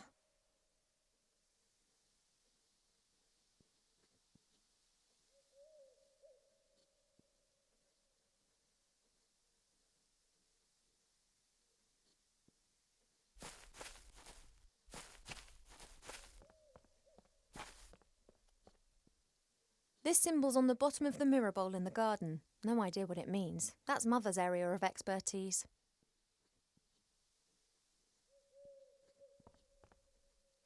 This symbol's on the bottom of the mirror bowl in the garden. No idea what it means. That's Mother's area of expertise.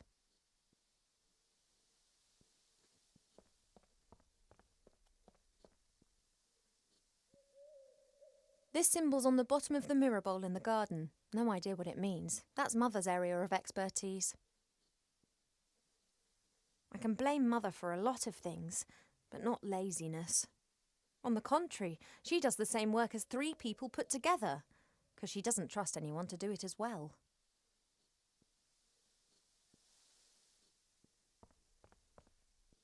Mother? Yes, Ivadora. Those symbols on the columns, what do they mean? First your insights concerning your wedding, and now an interest in the spiritual. You do surprise me. The 3 symbols depict the 3 different forms that water takes. They are important in many rituals. Water that falls from the sky. Water that springs from the earth. And water that is bathed by moonlight. Oh.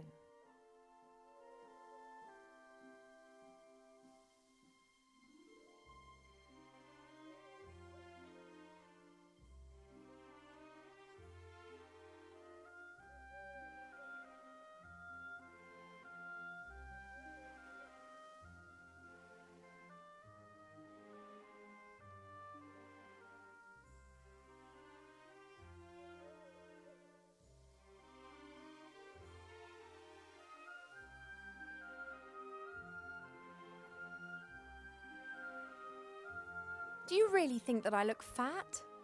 You aren't really fat, my darling, but you aren't perfect either. Do I have to be perfect? No one is perfect, but that doesn't stop us striving for it. Once you are happy with yourself, then you become overindulgent. Dissatisfaction can take you far, my darling. Why do you want me to marry this particular prince? Because I think that will be best for you. And if I don't like him? Then you will learn to love him. Why can't I fall in love first and then marry? And what happens if you don't fall in love? You won't ever marry then? Don't be childish, Ivadora. When you married Father, how long had you known each other? Just a few days. I fell in love with him instantly. He was the wisest and most handsome elf that I had ever met. And if you hadn't loved him, or if perhaps you hadn't even liked him?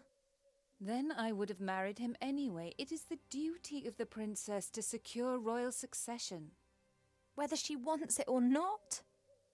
You didn't want to go to school either. Today you can play music, paint, speak a dozen different languages, and have realized what a gift education is. Please, just trust me.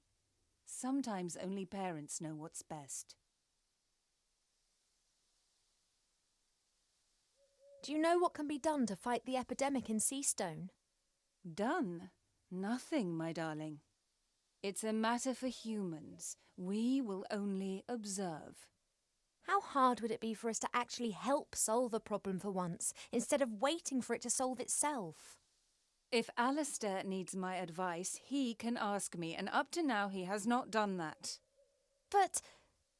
I'm not going to interfere. See you later, Mother. Don't pull a face like a wilted willow, Ivo. Smile.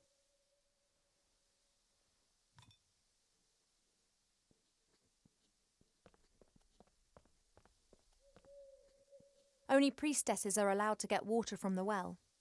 Up to now, my mother hasn't tried to make me into a priestess. If I'm lucky, she never will.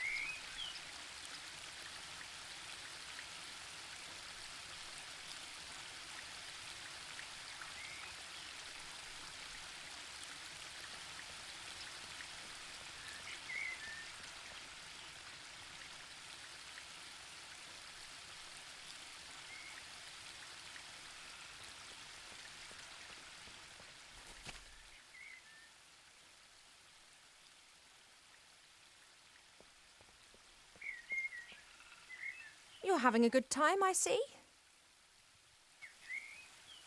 What can I do for 'ee? You shouldn't smoke. Why not? It's not healthy. No lungs, no problems. Don't you think it's a bit weird and warped to smoke yourself? Yeah, I know. I'm terrible.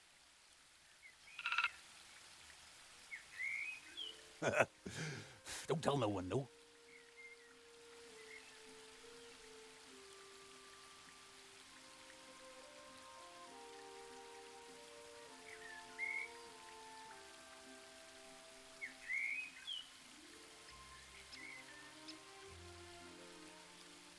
Tell me, you know a bit about nature, don't you? How does this childbearing stuff work exactly? Oh, don't know. Ask myself the same question. The bees pollinate the flowers flower seeds are carried away by the wind and new plants grow. Very simple and easy, that. But elves, humans and dwarves don't produce nectar. What have you got to offer the bees? Yeah, and also our children don't grow in the earth, they grow in us. I know. Isn't it absurd? Arbor, I'm going to have to leave the elf burrow for a few days. Your mother giving you permission? Not as such. Oh, she not gonna like that. But one has to do what one has to do. I wish you a good journey. Oh, thank you, Arbor. And don't tell anyone I told you. I wouldn't dream of it. Just don't you go staying away too long now. You know time out there runs much quicker than here in the woodland realm. Of course. In the outside world, we elves age like humans. That's why most elves avoid it like the plague. Quite right. I have to get on. Don't work too hard. That I won't.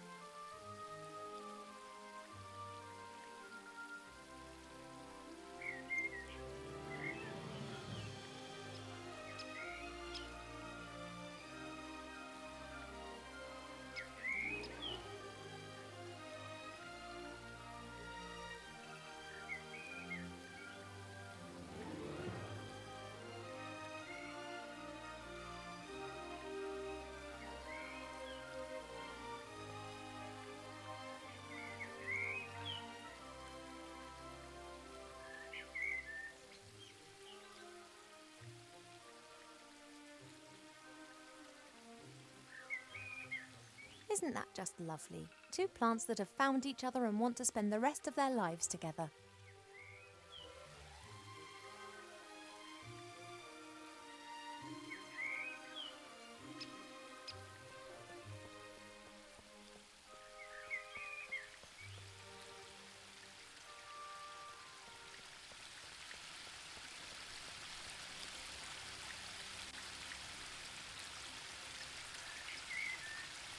The waterfall and I have been neighbours for so long that I don't really hear it anymore.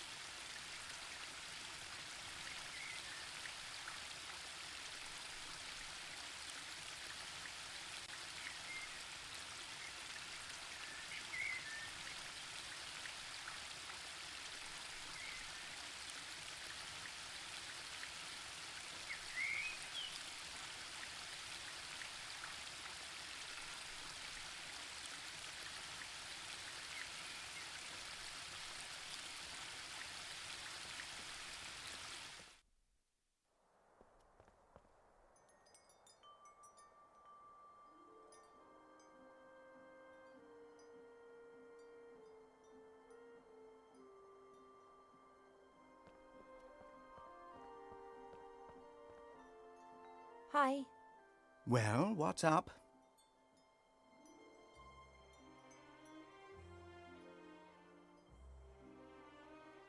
You were interrupted just now when you were going to tell me about sex. Indeed, someone is of the opinion that a princess does not need to know about such things. Oh, come on, tell me. I could tell you a lot about it, but it would be unwise for me to annoy your parents. They could burn me, or even worse, give me to a public library.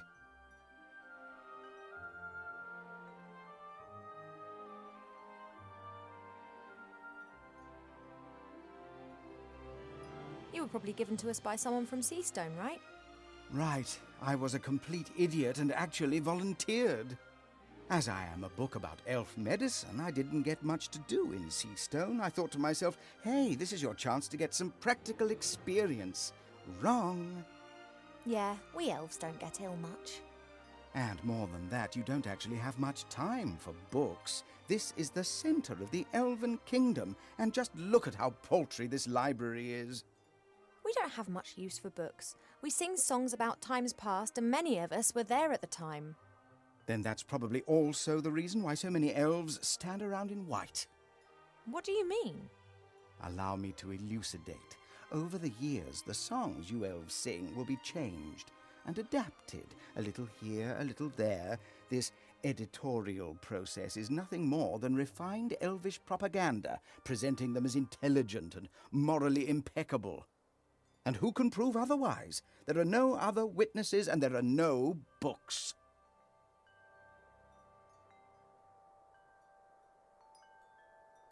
How do elf pregnancies progress? They are very similar to human pregnancies, only they take a lot longer, about 4 years. You are presumably in the 6th month.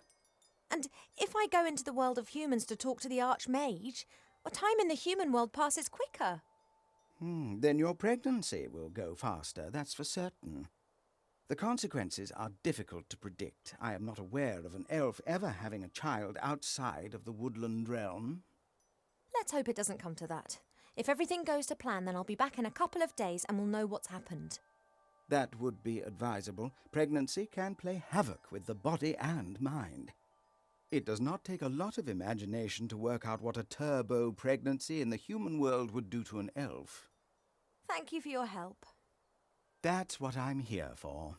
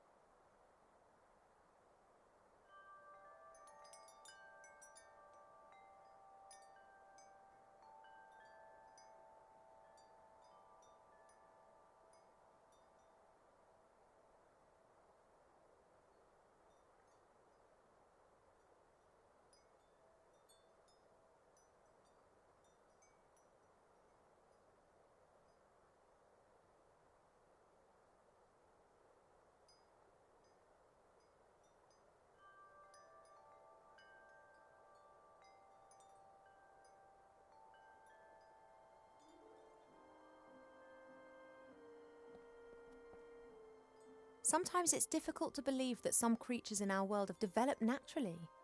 They look as if some bored artist has dreamt them up.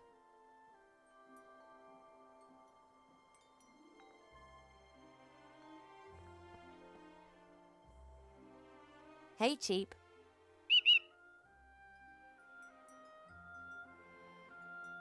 Think, Cheap Cheap. How can we both get to Seastone without me having to grow wings?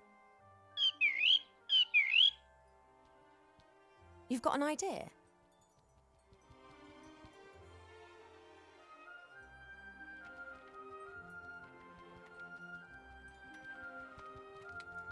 A flight magazine? You've taken out a subscription to a flight magazine? Yeah, all right. Page 15. Hippogriff stud Eculeus in the Blue Mountains. The best battle and hunting hippogriffs in Avantasia. A hippogriff? That could carry me. Not a bad idea, Cheap. But the Blue Mountains aren't close. And just look at the price. A pot of gold. Now where are we meant to get that from? Yes, I think you're right. We'll have to think of something.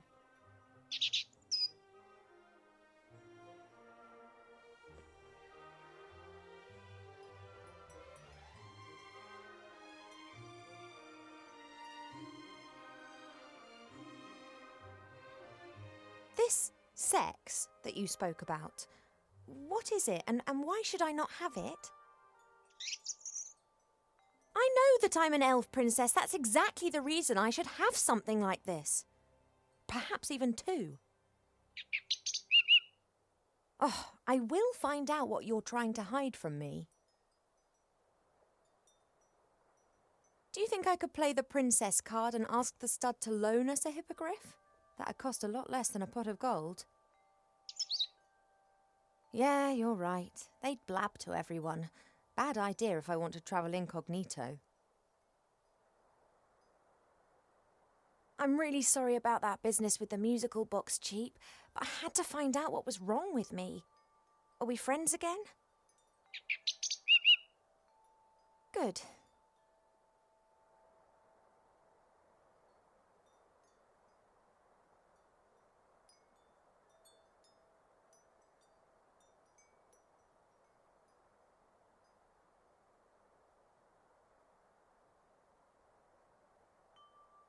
Sometimes I wish I'd kept the artifact of divine fate.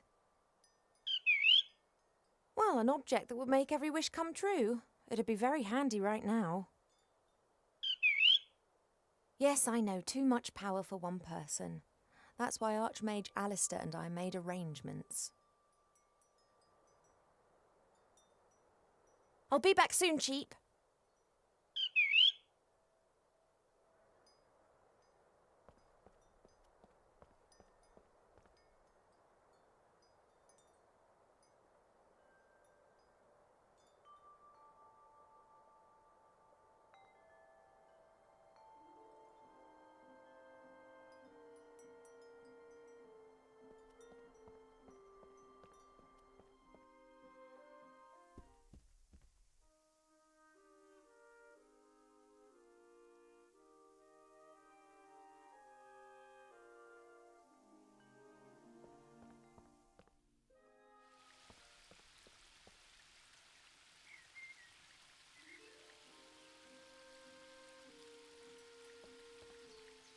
I'm going to have to take a few more of your seeds, but I promise this is the last time.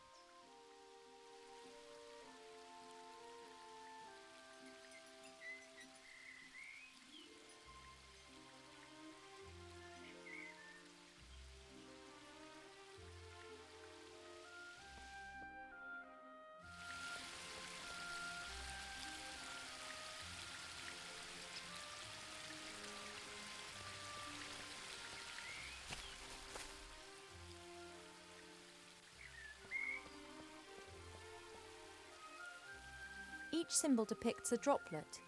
Sometimes there's a line underneath it, sometimes above. I have...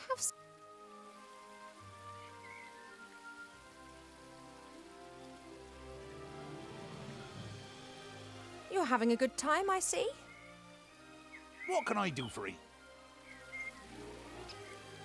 If I happen to need a pot of gold and you happen to have one, would you be happy to lend it to me?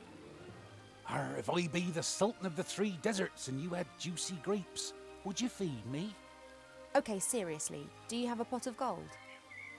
Just like you have grapes and be the Sultan. I have to get on. Don't work too hard. That I won't.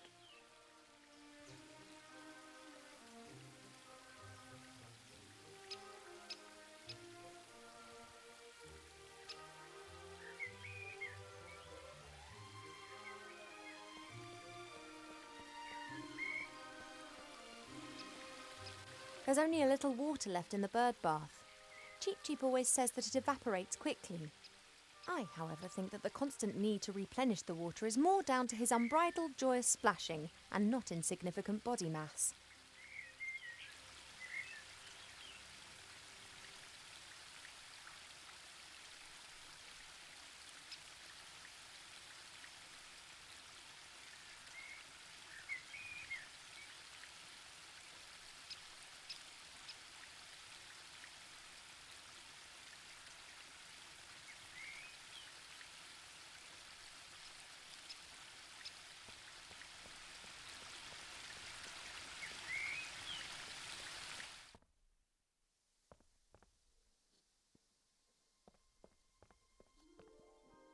Only priestesses are allowed to get water from the well.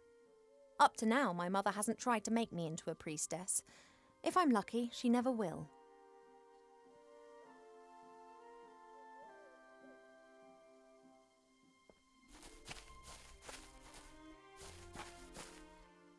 Pa? Yes, Poppet?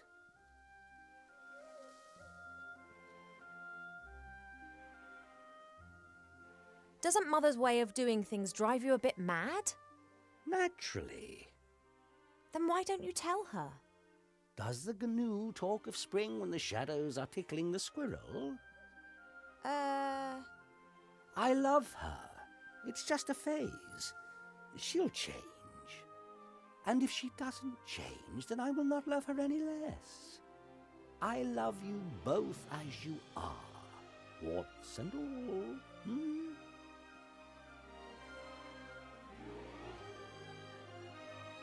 Enlighten me, Father. The moth and the dandelion, deep in prayer, bring the little llama to tears. Understood. I've got quite a lot to think about. Goodbye, little daughter. See you later, Father.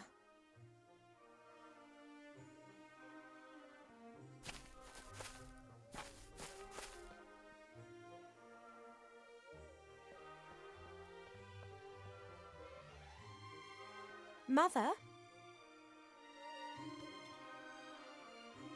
Yes, Ivadora. You told me earlier about the different forms of water. What does it actually mean? Not all water is the same. It changes. If it bubbles out of a spring, then it is spring water. Then it turns into stream water, perhaps into river water, and then sometimes later into sea water. The voice of water changes, its soul. And if different forms of water are mixed together, then you can create water with powerful magical properties. But it's not as easy as you might imagine. Water is constantly changing its form. Rain is water from the sky, but as soon as it lands in a puddle, then it becomes common puddle water. that stuff in the moon well, that's water bathed by moonlight, isn't it? Of course it is, my darling. Could I take some of it? It is holy water. We only use it for special occasions. What do you need it for?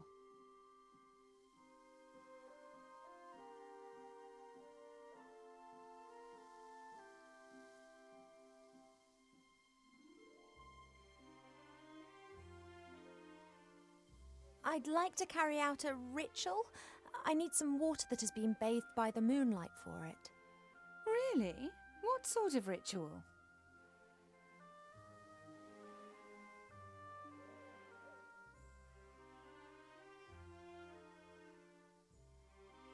Well, I want to, well, it's a surprise. I don't like surprises, especially not when it concerns magic rituals. What sort of ritual are you planning?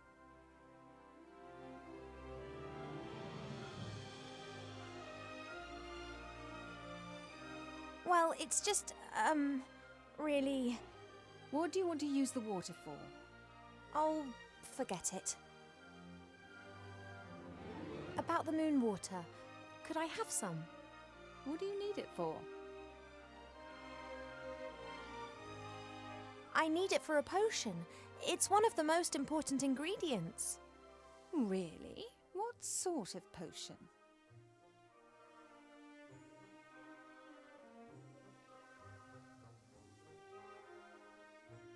Well, the moon water's a particularly pure and clean water.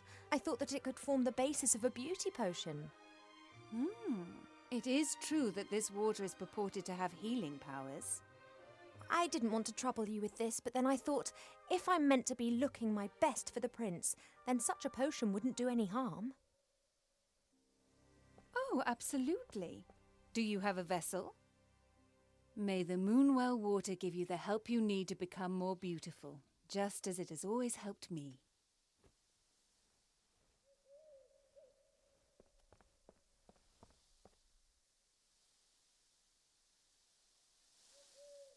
See you later, Mother. Don't pull a face like a wilted willow, Ivo. Smile.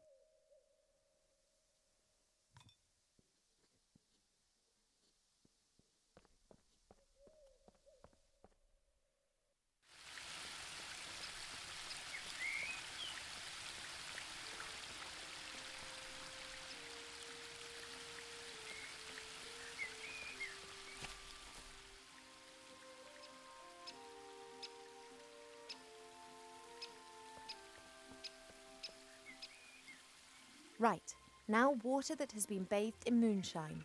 That must mean the water that's come from the moonwell. Aha! That's got the second symbol to glow.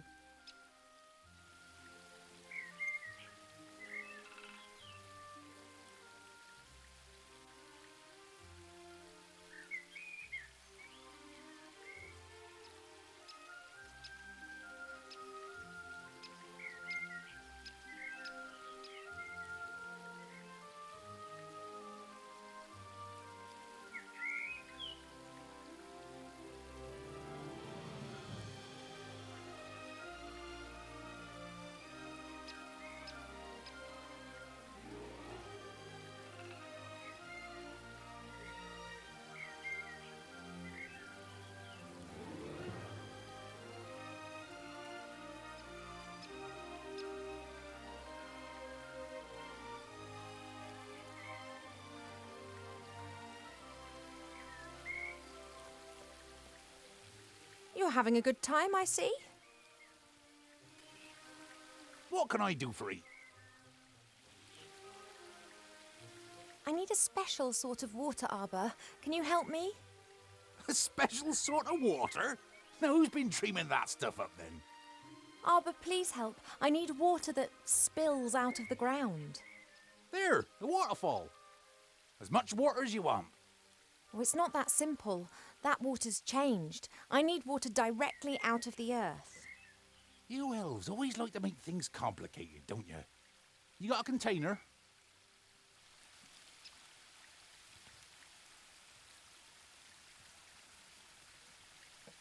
There you go.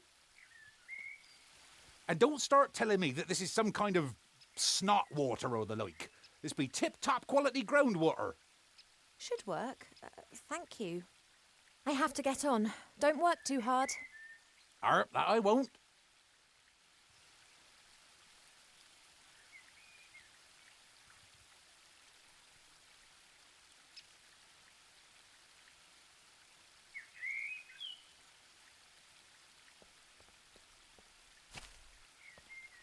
Let's hope that Arbor's donation of water that spills from the earth will work. It hasn't really spilled from the earth, but it is groundwater, and it's never seen the sun. Now all the symbols are glowing. Hello? Are you there? I'm always there.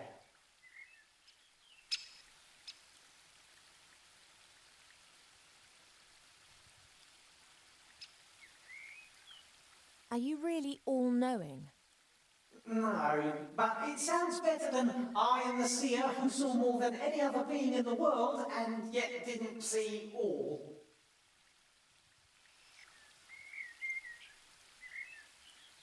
There's talk of an epidemic in Seastone which is spreading. Do you know anything about it? It is not an epidemic. What is it then? It's something that you get involved with. Can you see into the future? Stories repeat themselves. Other places, other participants, but the course remains the same. Good fights evil.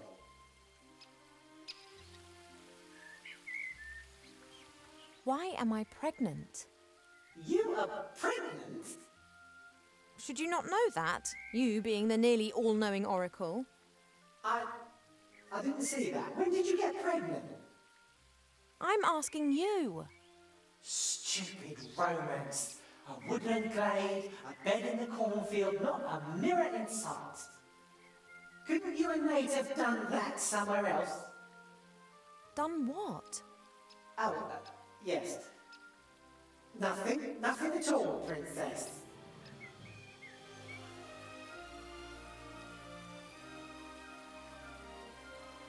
I need today's password for the Woodland Realm Border Watch. Do you know it? Of course. Your mother told the commander of the guards when she was standing next to the mirror surface of the Moonwell. Can I have it? Absolutely. I want to see how this develops, and there are quite a few surprises awaiting you in Seastone. Which, of course, you're not going to tell me about. They wouldn't be surprises if I told you about them. By any chance, is the password melon? How do you know that? Stories repeat themselves. Do you not know that? I did summon you, but I don't really know anything about you. Do you live in the water, or are you the water? No, the water is just a reflective surface. I live on the other side of the mirrors. I see what happens in front of mirrors. To you, they are simple reflections. To me, they are the window through which I view your world. Okay.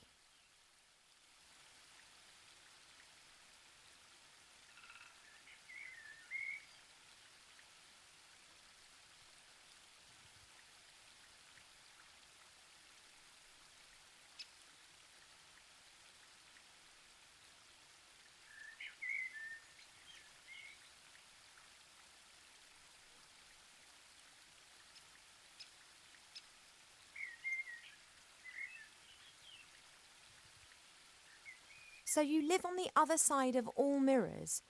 Does that include the one in my bedroom? I can look through any reflective surface. I see all. You do close your eyes, when it's the decent thing to do, right? I see all. Yes, understood. But if someone's undressing in front of their mirror or doing embarrassing things that no one else should see, you do look away, right? I can see into the furthest reaches of the world. I see the good and the bad, the beautiful and the abominable. You saw me giving an imaginary harp concert in front of my mirror. I count that amongst the abominable.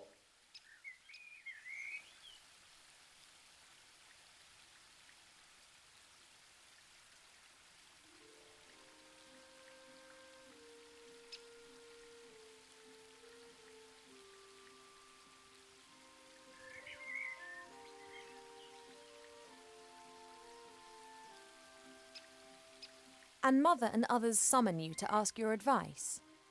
I wouldn't exactly describe it as asking. They know how to reach me via one of the mirrors. They want me to give them information, and if I don't answer, they just stand there and stare at me. So you help them. That is the question, is it not? Do I have an interest in supporting either one or the other side, or would I rather watch a catastrophe unfold? So you'd pour oil onto the fire just because you want to watch the flames? I could, but mostly I restrict myself to watching. I love to see how things develop. I can't abide when things come to a standstill. That's when I'm always tempted to give someone a shove in the right direction.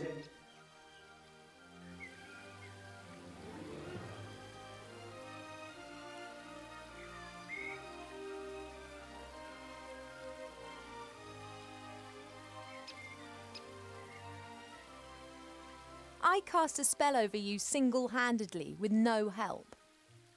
You had help, you just didn't realise it. No, I did it by myself. I'm the all-knowing seer. I'm telling you, you are wrong. Thanks for that unsettling conversation. I have to go. Yes, you must. But we will see each other again soon. You mean to say you will see me and follow my every move? Yes, but I didn't mean that. You will seek me out before this story ends. Really? Yes, you will want to help a friend in need and won't know how to. That's when you will seek and find me. Where will I find you? In a flying town, in a house with no corners. Till then, Princess Ivo of the Woodland Realm. But, oh...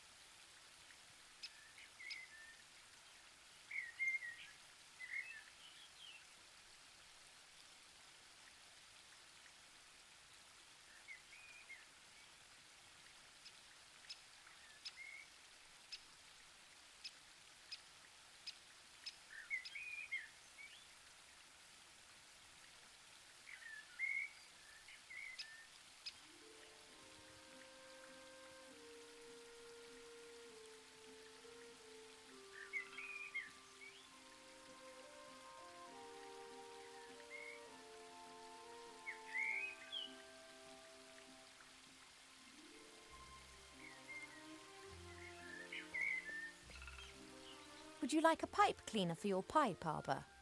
No, and I would be most cheered if you didn't decapitate any more plants in my garden.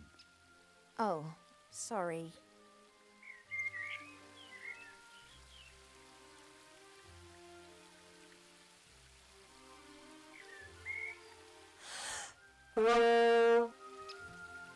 Very well, Your Royal Highness. Huh, how old are you again?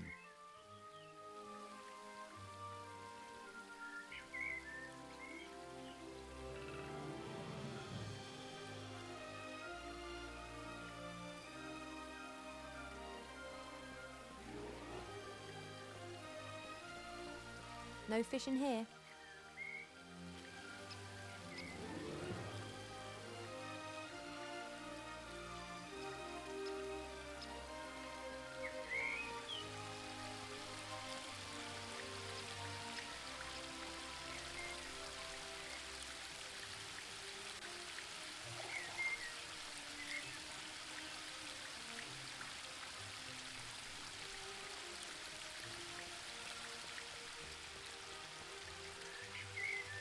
Right then, fresh water for the bird bath.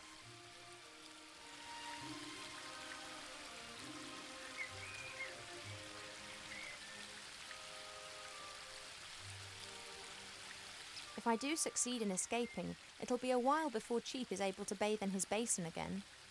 Do I have the right to drag him into this? He should really have the choice of returning as soon as I escape.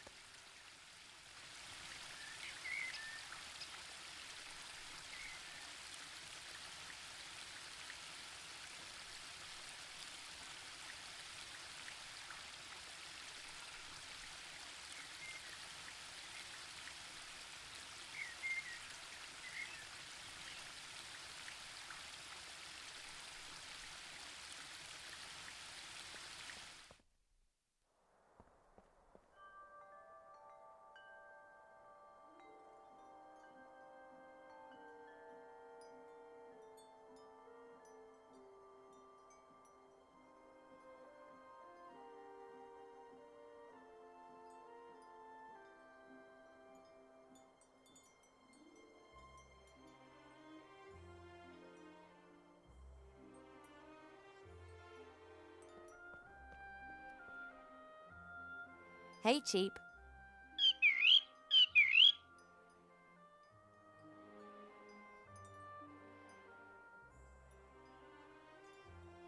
I've got sunflower seeds. Want one?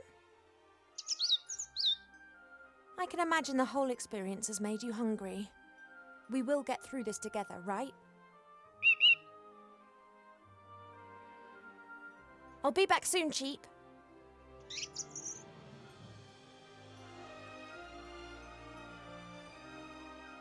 I wish there was something to indicate that the book was wrong, but unfortunately it's very sure, and I know it's right. I'm pregnant, and I don't know how, and I don't know why. I just know that I need to get out of here before Mother finds out. The Archmage and Seastone will know what to do.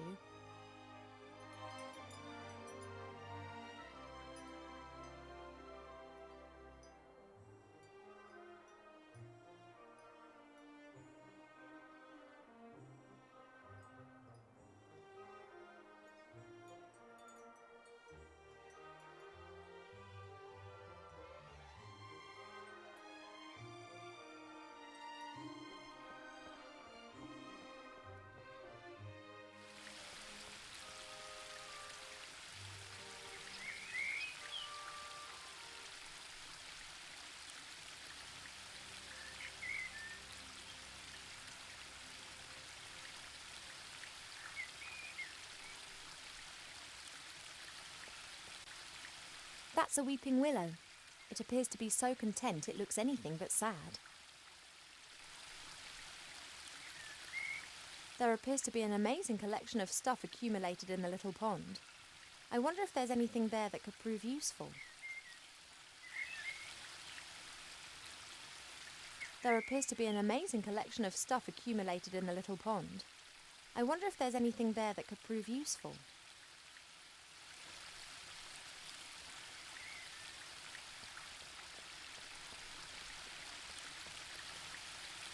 I've got what I need, but this is so much fun. And perhaps I'll have a bit of luck catching other interesting things in the pond.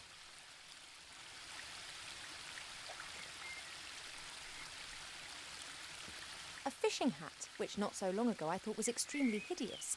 But now, I am the master of all rods, the ruler of the river and the goddess of the water! And what's more, I'm looking good. That's me and fishing done. I've reached my peak. There are many magical clothes in this world which strengthen the powers of their wearers. However, the rule of thumb is, the more useful the garment, the uglier it is.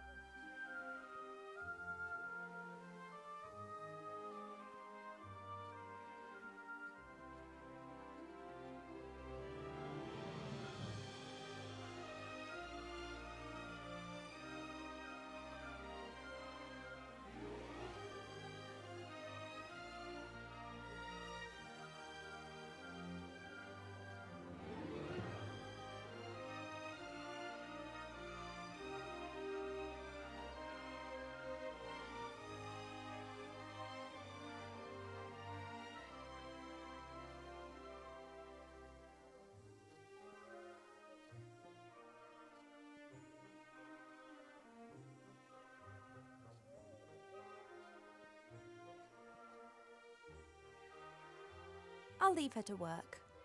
This magical epidemic seems to be really worrying her.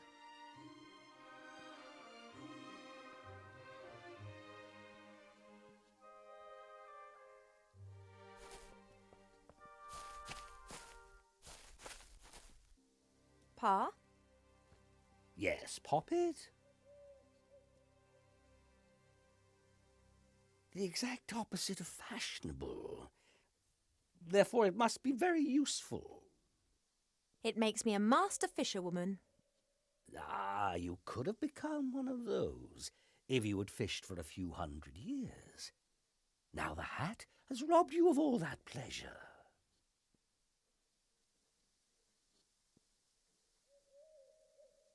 Enlighten me, Father. The moth and the dandelion, high on the rooftop of the world, bring the little llama to tears. That is interesting. I've got quite a lot to think about. Goodbye, little daughter. See you later, Father.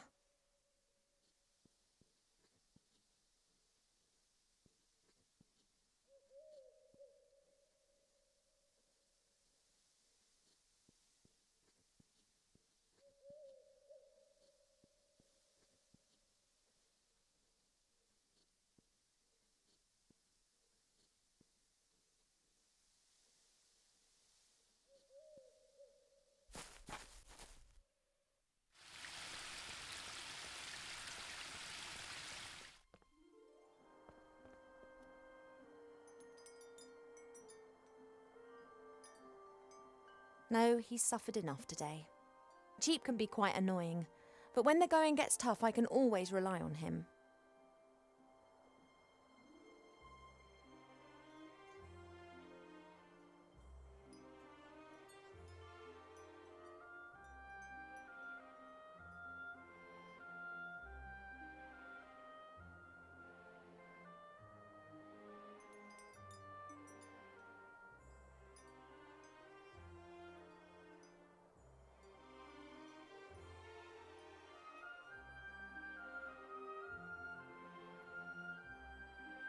A book about woodcrafts, sanding, cutting, hammering, all that sort of stuff.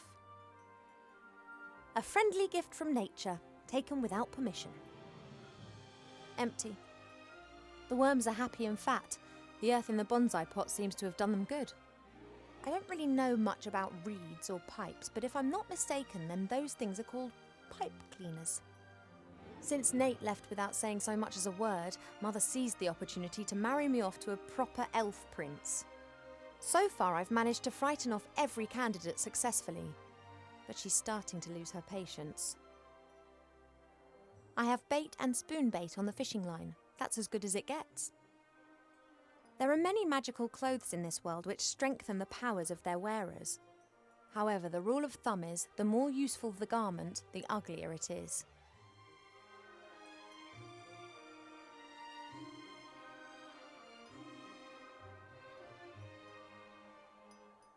Hey, Cheap. Do you want a few worms? Yes, nice fat juicy ones. I really shouldn't tease him anymore. Cheap is a vegetarian and a gourmand. Worms are no more a delicacy to him than they are to me.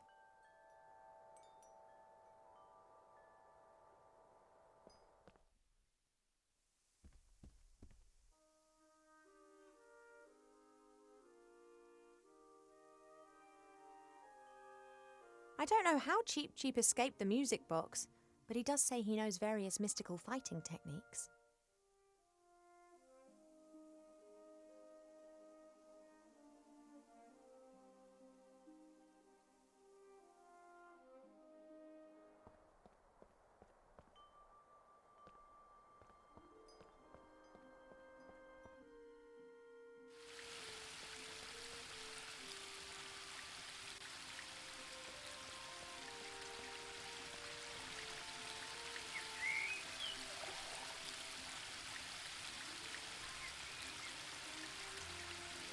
Water, straight from the waterfall.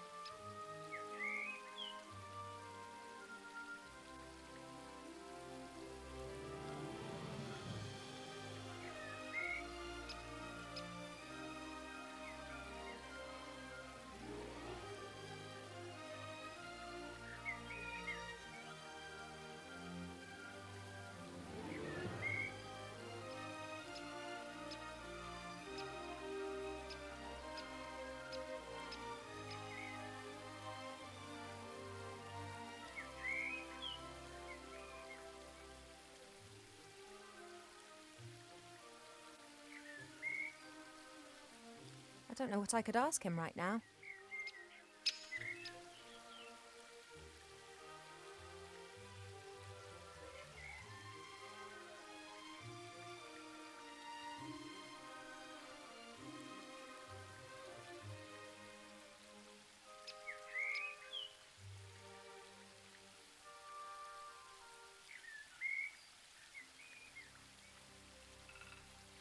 No, water from the sky's already in the bowl.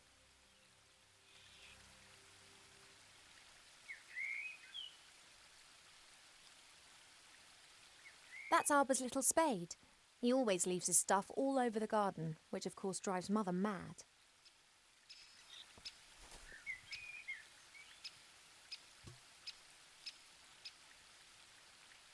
Arbor's little spade. Mustn't forget to give it back to him.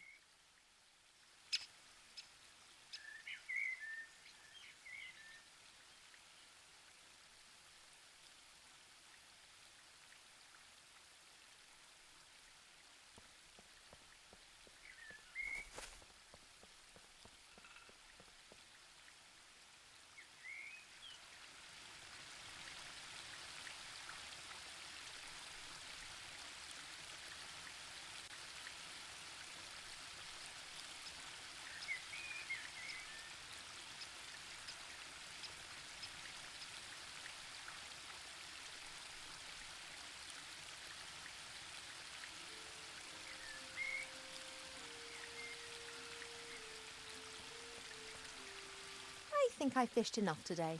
There are other things to do.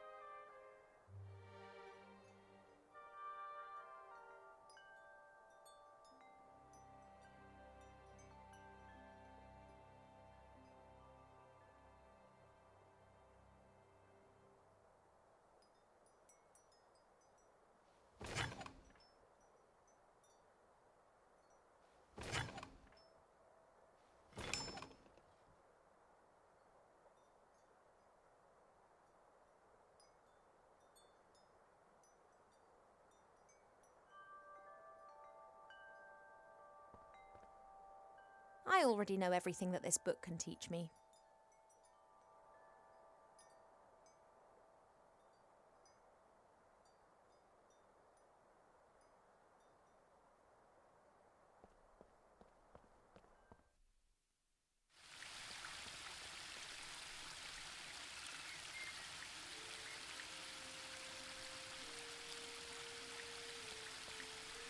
The willow is stretching its branches up high into the sky with glee. One part of the waterfall's already lying in its shadow. If it continues to grow like that, it'll shade half the garden.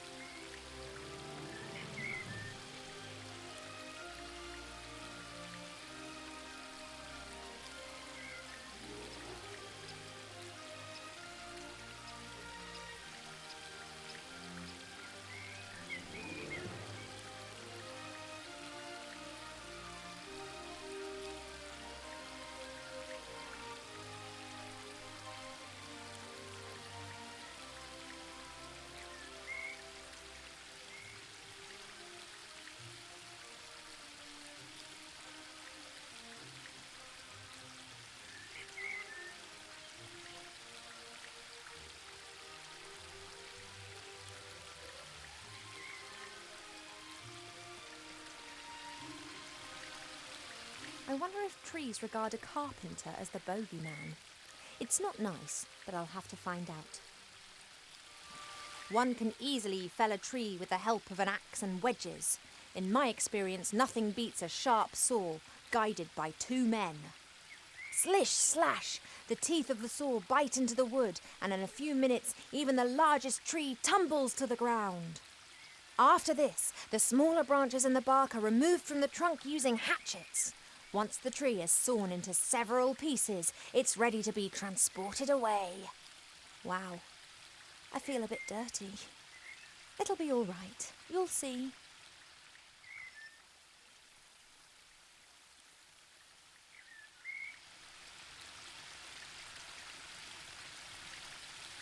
The only thing I can say in my defence is that is what a weeping willow is meant to look like.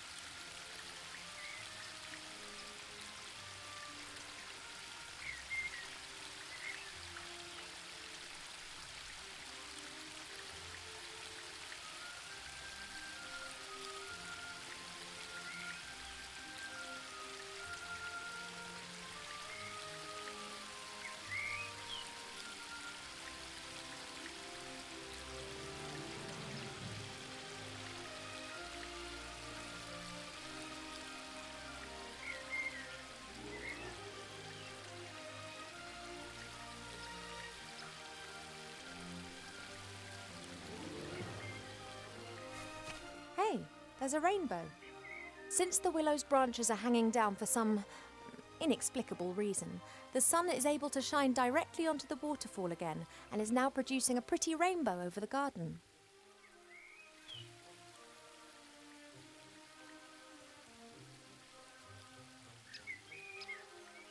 Hey, there's a rainbow. Since the willow's branch... Nate once said that rainbows never touch the earth. Wilbur wouldn't believe him. Let's see who was right. Nate once said that rainbows never touch the earth. Wilbur wouldn't believe him. Let's see who was right.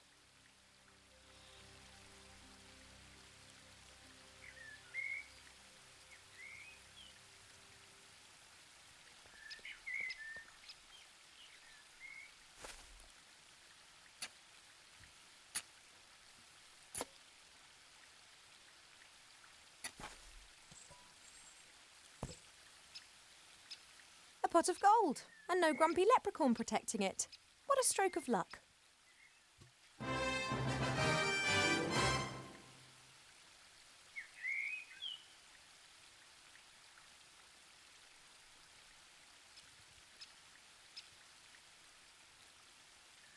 A pot of gold will be accepted anywhere as payment. It's a bit less than a pile of filthy lucre, but a bit more than a heap of dough.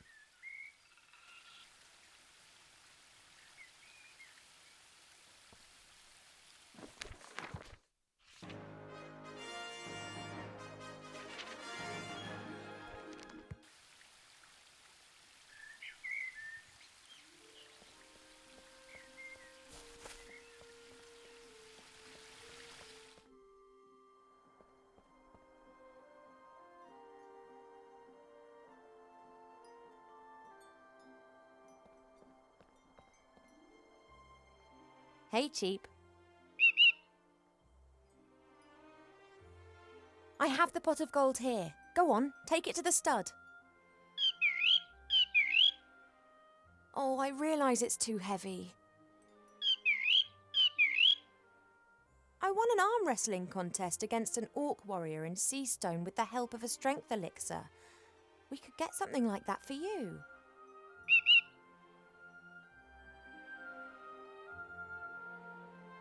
I'll be back soon, Cheap.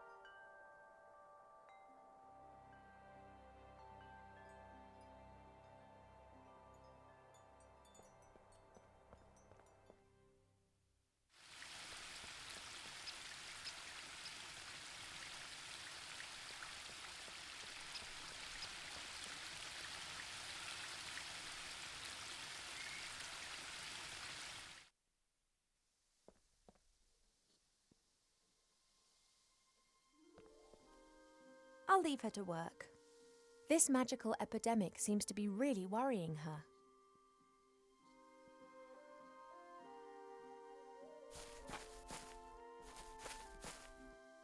Pa? Yes, Poppet? Hypothetically, if Cheap Cheap had to transport something heavy through the air, how could I help him do it? You could ask me to give him the necessary strength, which you have just done, have you not? Really? Of course, but the effect would not last long enough to transport you to, let's say, Seastone. He doesn't need to do that. It's just a short distance. All right, bring me some sunflower seeds.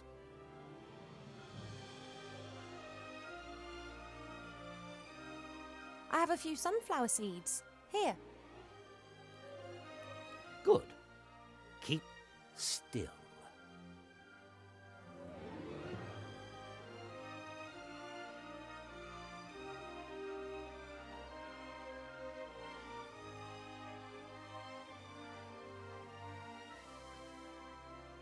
That's it.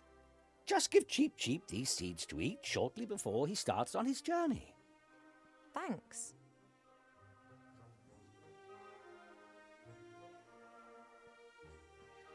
I've got quite a lot to think about. Goodbye, little daughter. See you later, Father.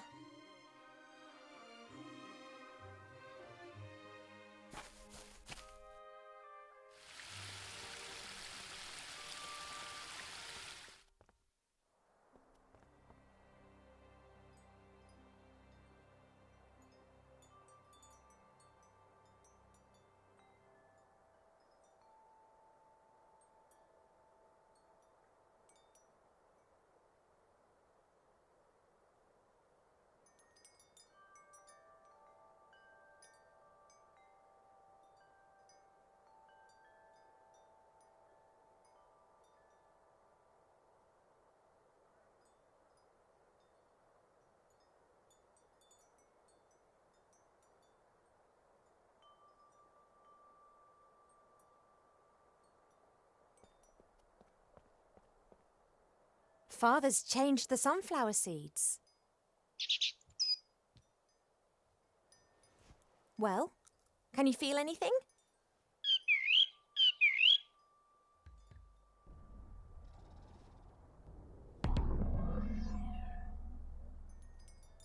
Now, don't exaggerate.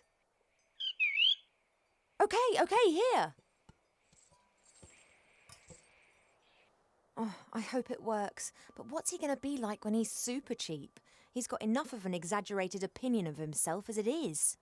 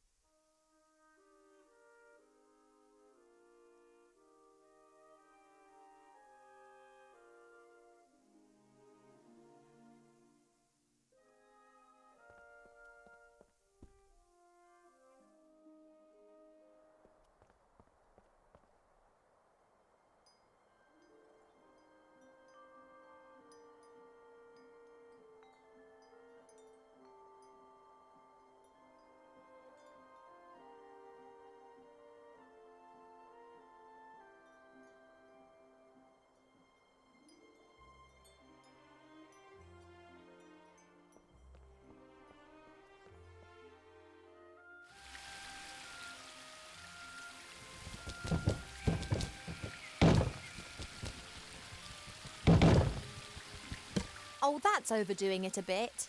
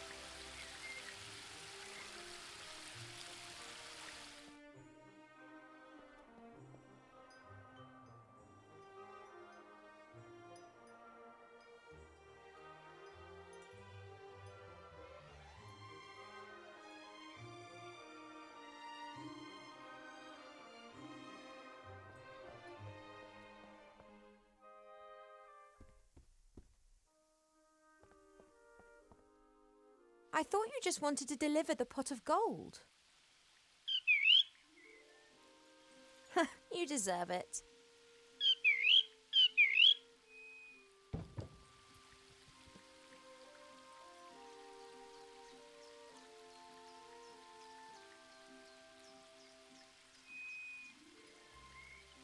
It's really in there, is it? Our hippogriff? Why did the stud put it in there? Couldn't they have just let it fly back with you? You mean it was in the box already? You didn't actually see it? Huh, I'd love to have your trust. Oh well, at least it's pretty lively.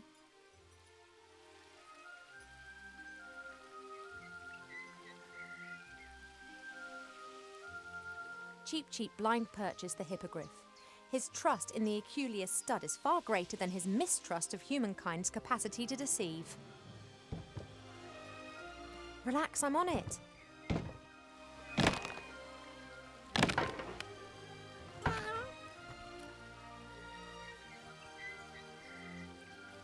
You've still got the receipt, haven't you, Cheap?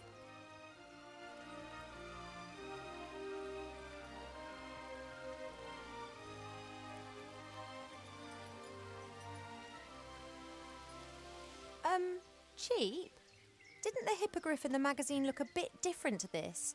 Bigger, a bit more griff and a bit less hippo?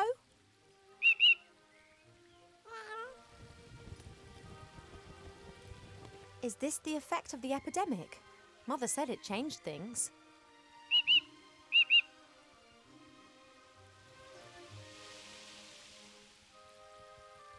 You are strong enough, aren't you?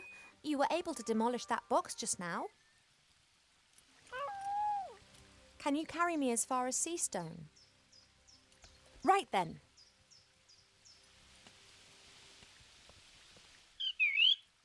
The Archmage. Murdered? By Wilbur Weathervane? There's something strange afoot, Cheap. Mark my words. I don't believe a word of it. Someone's responsible for this epidemic and someone wants to hurt our friends.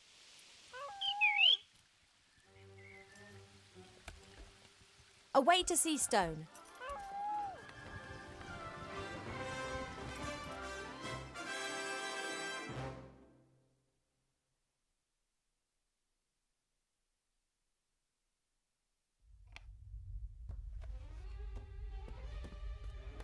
My name is Weathervane, Professor Weathervane. You want to teach us? Well, yes. Why not? You're a gnome! Gnomes can't do magic! I can, and have. During my mage training, yes? My mother also says that you should not be a teacher. But I think you're great, Professor. Oh, thank you. Say, Professor, what exactly is the magic constant? How long must Veritaserum mature? What can you tell us about ancient magic runes?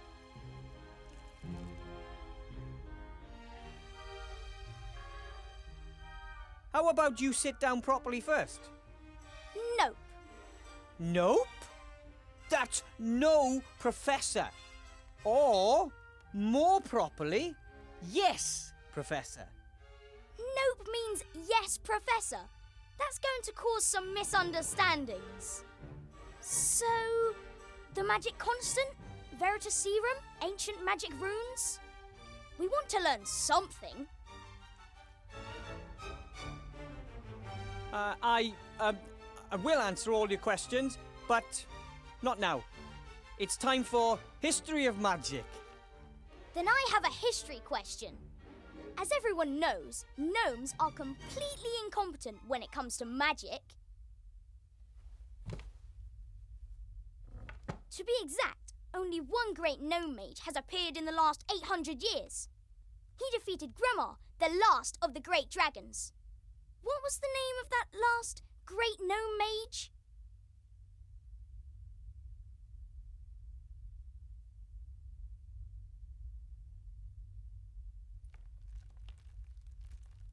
I just need a drink of water.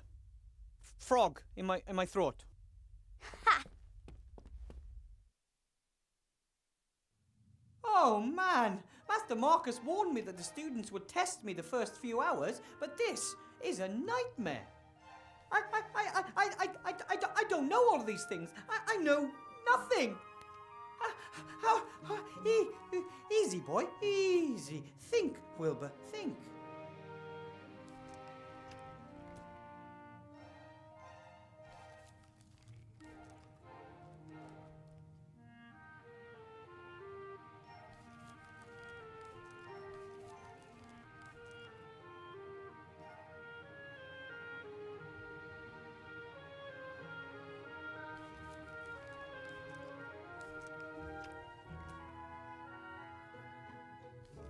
This is Friedlin, my rabbit sheep.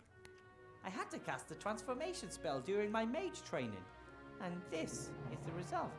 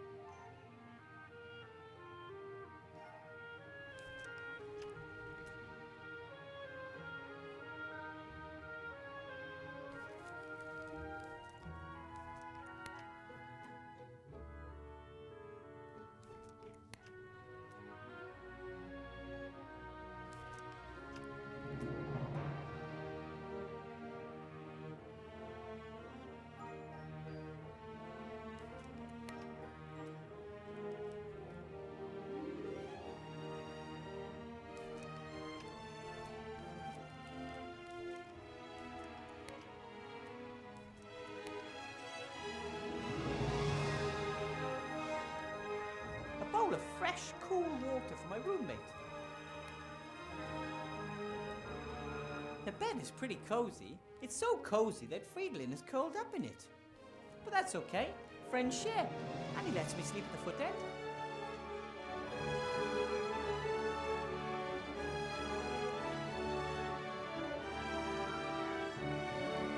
The teddy is just, a keepsake and some moral support from home. Soft and cuddly moral support.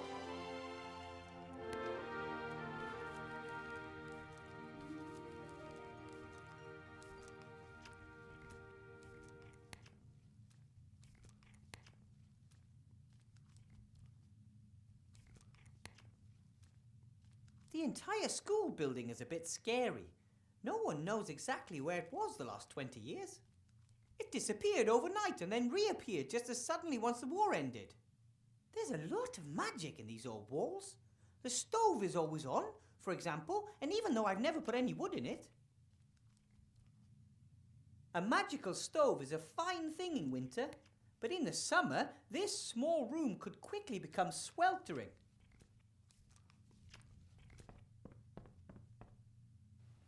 Ow! That stone is definitely more than just warm.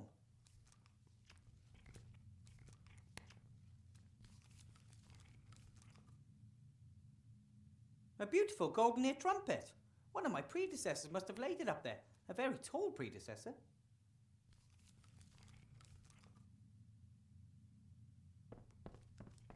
It can't be healthy in the long run for Fridolin to always eat parchment and old scrolls. Perhaps he'd like the pet food I bought.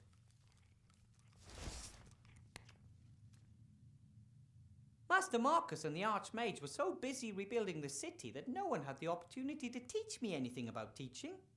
This box was in a shop window down in the city. I thought it might be useful. After all, there are children with magic wands on it. But unfortunately, it just seems to be a bunch of those tricks, like that old one with Mr. Wupperman, the top hat and the rabbit.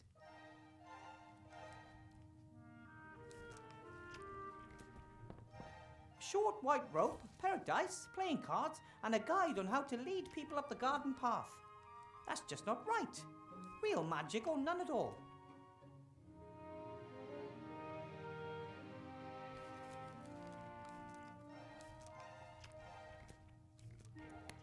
It looked like this before I ever moved in.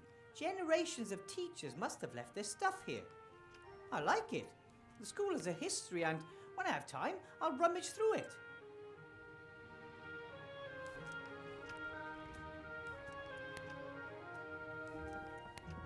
Mages use balls like this to communicate over long distances. Master Marcus explained it to me. He'll know how I can tame those unruly students. Ah, my wand. The King of Thieves got it for me during my mage training. He and the other rats have been tirelessly helping to rebuild the city in recent months.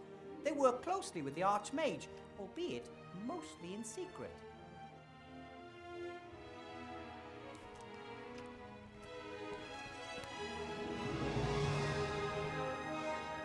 I still haven't figured out exactly how it works. Sometimes it performs the most amazing magic, sometimes it can't even perform the simplest of tasks.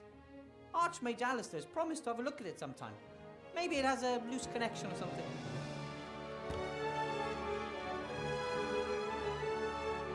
This is my contract, signed by the Archmage.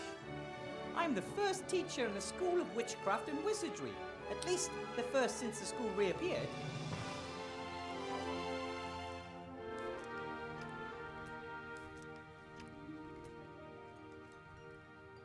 My whole family stayed in the White Ridge Mountains. Why would they even want to come to Seastone? This isn't their world.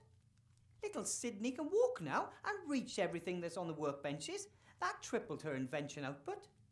Meggie doesn't build battle robots anymore since the war is over. Now she's experimenting with computing machines, but Grandad says there's no future in it.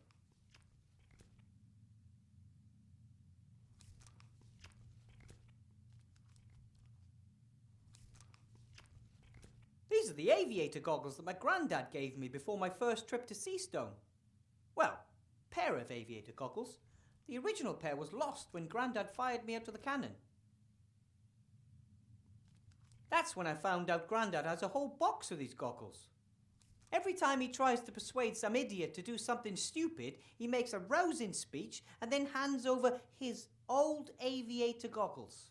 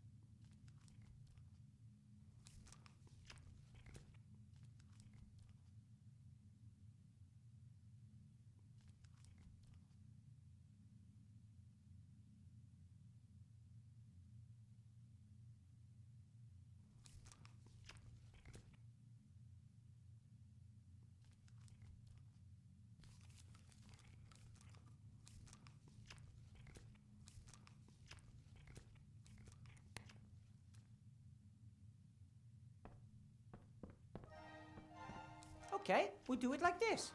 I'll give you some delicious pet food, and you give me my notebook back. Okay, buddy? All right, me first. Okay. Now give me my notebook, please. Hey, I thought we had a deal.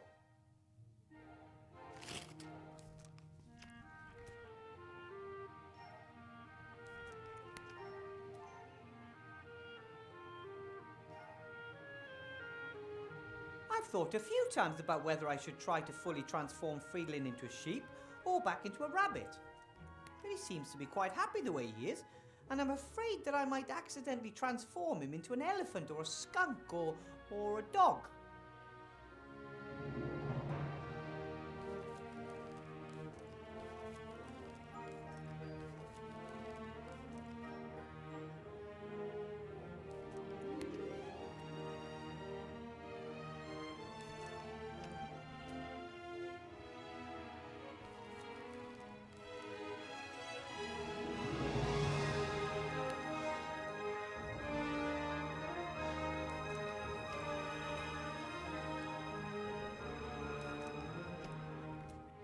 So, what was that number again? 64731? Hello. Ah! Oh, wrong number! I can't remember Master Marcus's number. I had it written in my notebook.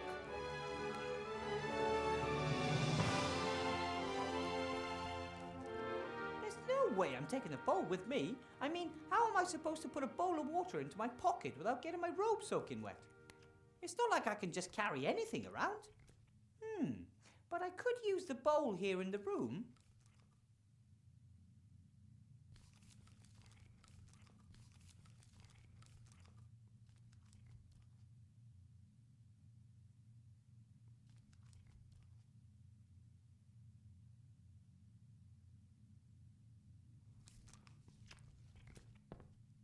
Do you want some water, Friedlin?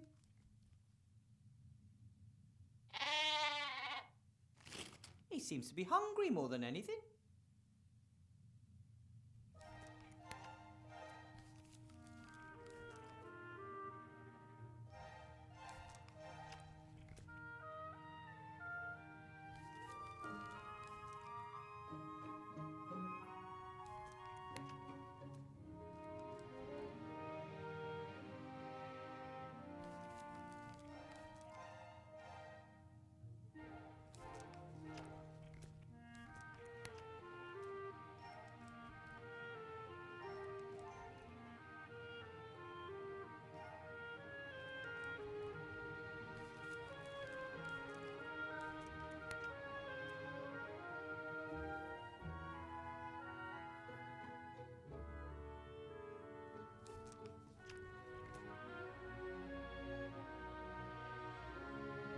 Do you want some water, Friedlin?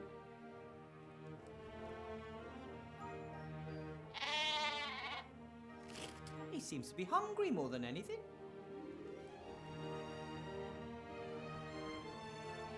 Okay, fine. One more time. I give you proper food, and you give me my... Ouch! Okay, fine.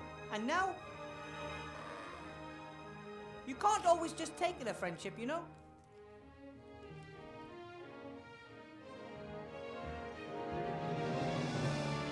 At first I didn't want to accept. I know almost nothing about magic. But Master Alistair said there are very few mages left, and I had completed mage training faster than anyone else. I was the right person for the job. I wanted to help and learn more about magic, so I agreed. Hopefully that was the right decision. I wouldn't want to disappoint Master Alistair.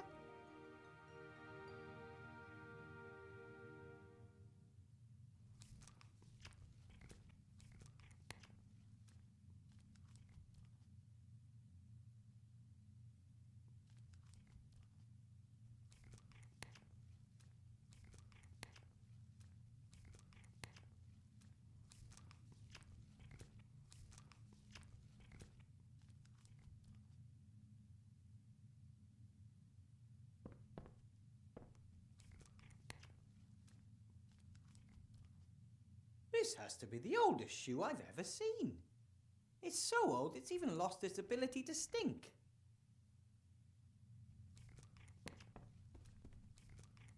That's strange. There's paper in the bottom of the shoe.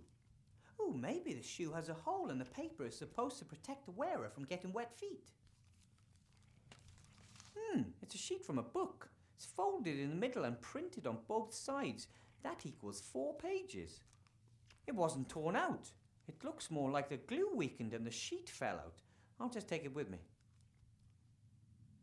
A folded sheet from a book. A total of 4 pages were printed on it. I don't know what kind of book it is, but I should keep my eyes open for more pages. I'm not sure Friedlin would prefer this paper to that of my pad. Besides, I might still need the book page for something.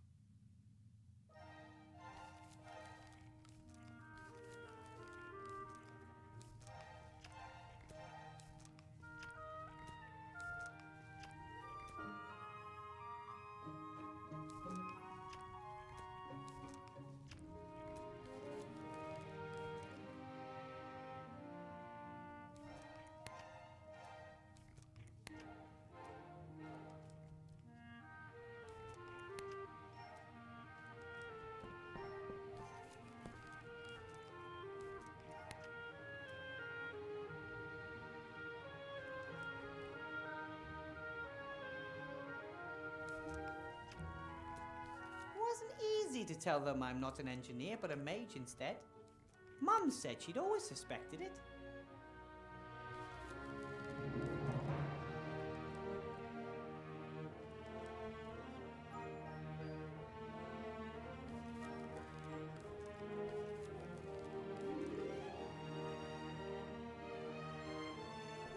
Maybe I can lure Friedlin away from my notepad. That's it. That's all there is. Hey, Friedlin, look! Food! All you have to do is hop over here and get it.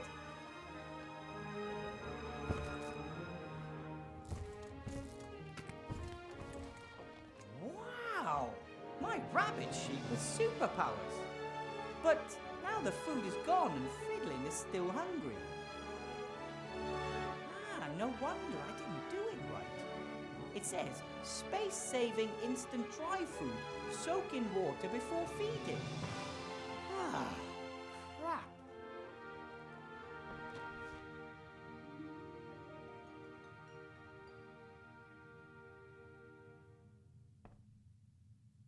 How about some water to wash the food down? That's what I thought. Food was pretty dry, right?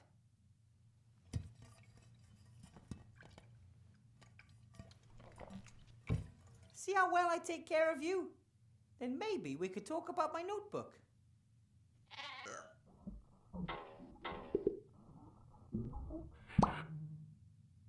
Oops.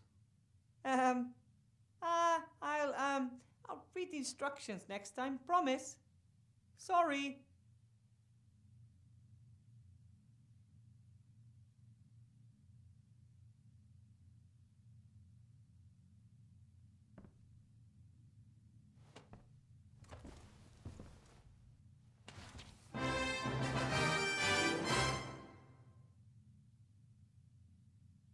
It says, Master Marcus, only in emergencies, 64179. This is definitely an emergency. I'm losing my students' respect before I even had it.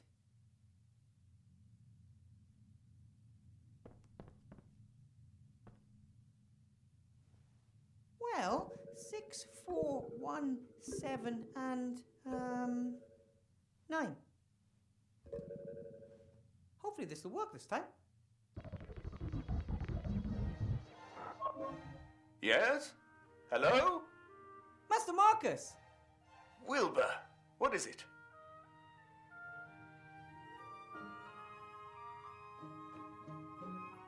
You have to help me, Master Marcus. The students, they're always asking me questions. Of course, you're their teacher. But I don't know the answers. I've only been a teacher for a few days and I'm all alone.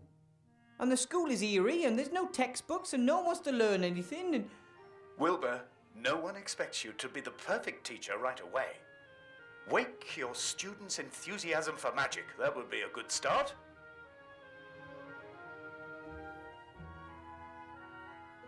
How can I inspire my students? I don't know anything about the history of magic. Obviously not, otherwise you would know that you'll never attract anyone with that subject. But it's in the curriculum. Oh, bugger the curriculum. Do what you're good at. Cast spells. Fill them with wonder. Make them want to be able to do the same. But I don't know how. Wilbur, you conjured a sheep out of a hat, and you didn't know how to do that either. Go out there and knock them dead. Let the magic do the work. You may not know what you're doing, but you're doing it. Just do some magic. Just do some magic.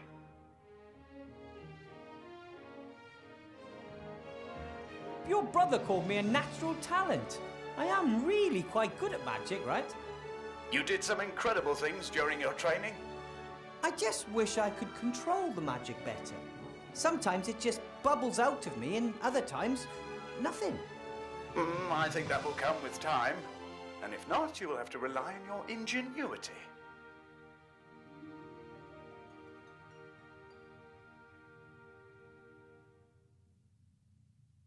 Why do I have to teach here all alone? Why aren't there any other teachers? Many mages died during the war. There are only a few of us left.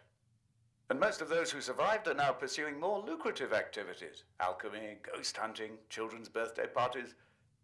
But training new mages is important. If the rest are just out for the gold, then who will take care of the next generation? Being a teacher is an important and honourable task, Wilbur, even when others fail to appreciate that. If it's such an important task, why aren't you teaching at this school? Politics. My brother is the Archmage, and he's in the middle of an election campaign. If he were to give his own brother a job, well, his opponents would just love that. But I'm not angry. I did my part. I trained mages when no one else would. And I found the most talented gnome mage the world has ever seen. Apparently there was a powerful gnome mage a long time ago. Did he kill any dragons? According to legend, the last of the great dragons, Gremma, was defeated by a gnome. That's the one I mean. What was that gnome's name? No one knows. He arrived at a time of great need and saved the people of the Southlands by accomplishing the impossible. Then he disappeared without a trace. Wow. But one of my students asked me for his name. Then he probably wanted to lead you up the garden path. Some students want to find your weaknesses and see how far they can go. Don't take any guff. Thanks for your help, Master Marcus. I'll get through the lesson one way or another, and now I'll get back in touch, okay? Sorry, but no, Wilbur. You caught me packing. I'm off to spend 2 exciting weeks with a couple of friends. What, you got on vacation? Well, now? Maybe it's more than just a holiday. I sold the mage school, as you know. I want to start something new. Finally do what I really want to do. Role-playing games. Role-playing games? live role-playing games. They start in a few days. We leave the normal world of magic, monsters, and dungeons behind and immerse ourselves in a fantasy world. I play a removals contractor who is caught in a traffic jam with his truck and must therefore spend a night in a motel. Can you imagine what adventures could be waiting there for me? But I thought being a teacher was really important, and... That it is! Have fun! Aunt Marcus! Hello!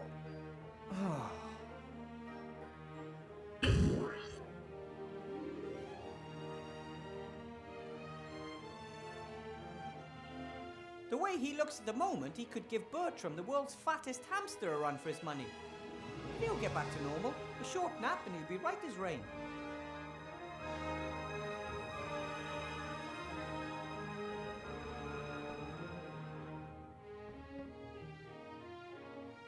Come on, Wilbur. You can do it. You can inspire your students.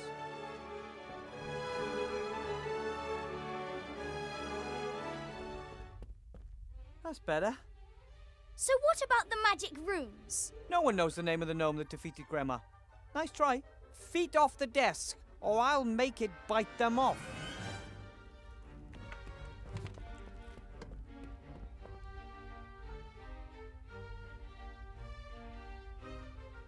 Enough with history of magic. Let's cast some spells.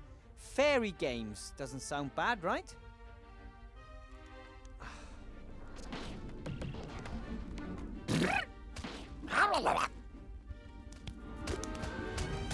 Impossible! Not bad, eh? Wow! That is magic.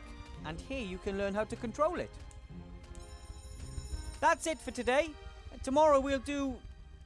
something else.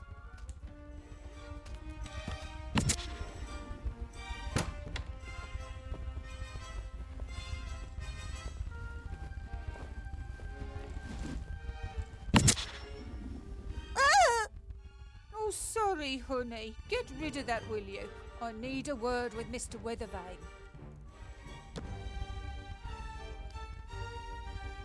Mr. Weathervane, nice to finally meet you in person.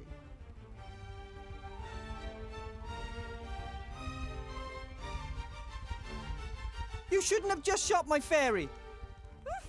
Do not underestimate me, Mr. Weathervane. I am very well aware that those are not fairies. Cobolus Vergastus, flying kobolds. Don't tell me you conjured them up yourself. Yes, I did. All 5 of them. Amazing! Powerful magic is needed to manifest living creatures. That is why most necromancers only reanimate skeletons. Dead matter can be much more easily controlled, as of course you know. Or should know. And you are? How very precious. I rather thought it'd be wise to watch out for you, Mr. Weathervane. Why watch out for me? You only play the innocent little country yokel. I always knew that. Your patron, Archmage Alistair, will not win the election against me. Did you know that we're only 3 points behind him in the latest polls? No, I wasn't aware of that. How may I help you? Help me? Ha! One of the Archmage's top men wants to help me. You know how the game is played, don't you, Weathervane? What game? Things are heating up. The House of Cards is starting to collapse. I know it, and Alistair knows it too.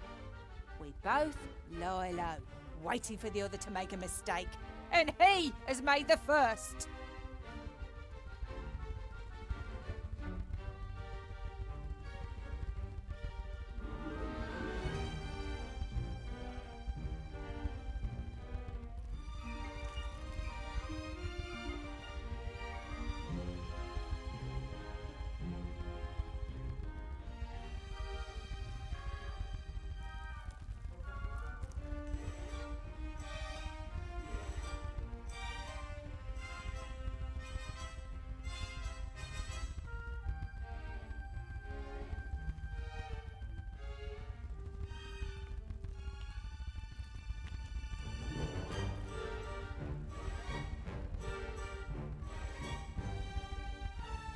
What mistake did the Archmage make? He hired you. A gnome with a fake diploma issued by none other than the Archmage's brother Marcus. I earned my diploma honestly. I have passed all 3 of the exams and... Gnomes know nothing of magic. Everyone knows that. And you've never taught before. But Archmage Alistair believes in me. As the head mage, he appoints the professors. But I'm the merchant council leader and I assign the administrative posts. Headmaster Block will reveal your incompetence and the newspapers will report on the Archmage's dubious personnel policy before the election.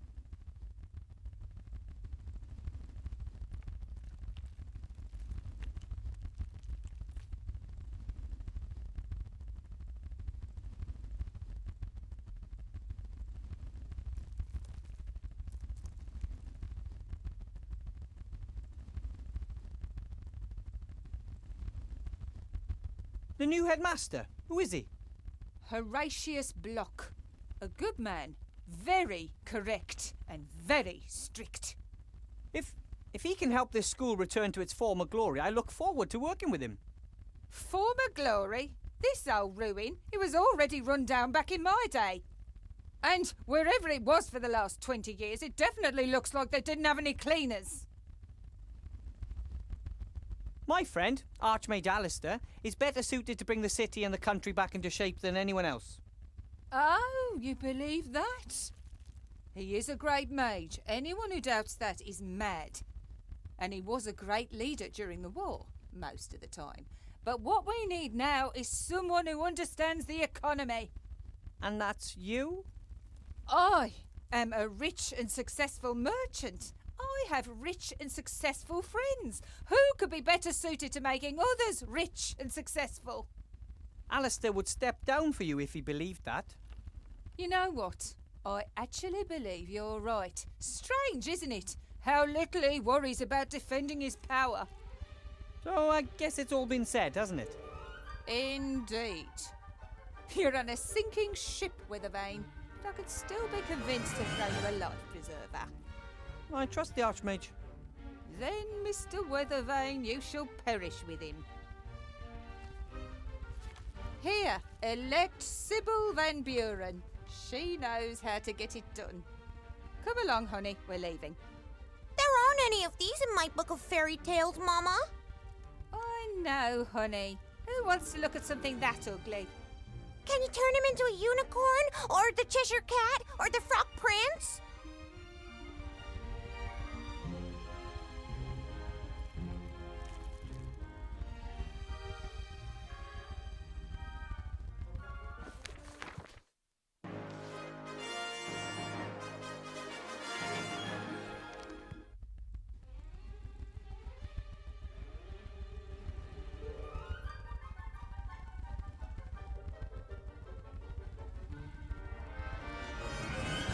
Oh, most of the plants have dried up.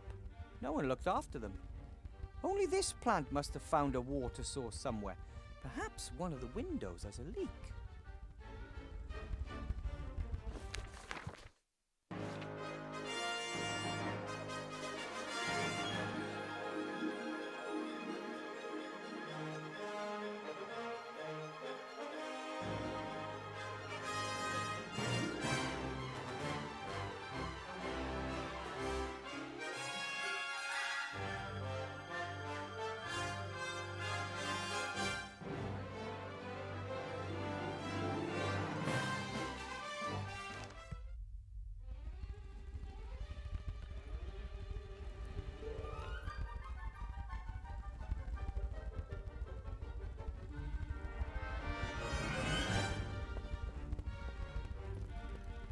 I suspect that some sort of strange magical creatures were kept in the cages. Students, for example.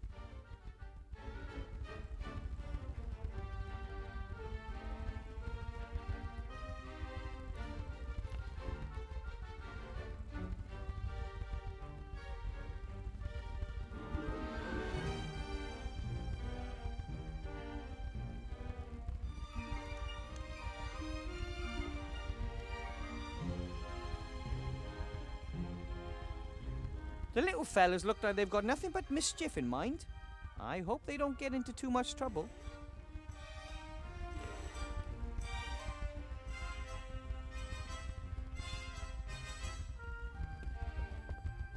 I don't know who that boy was. He was a right pain in the ass.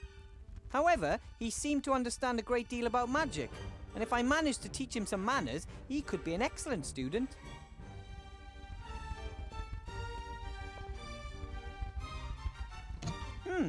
Generations of students have left their mark, especially in the form of little pictures and sayings carved into wood. Here's a particularly long one. For all drifters and troublemakers, condemned to write the same sentence on the board over and over again, no problem. Cast the automation spell on the piece of chalk and it does it all the work for you. Bartholomew. Hey, aye, that's cheating. Pretty clever though. The spell carved into wood down there, I'll just write it down.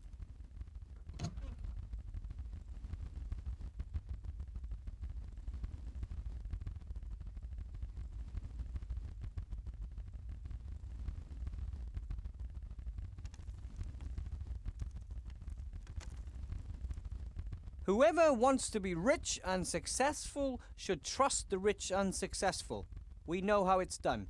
Elect Sybil Van Buren.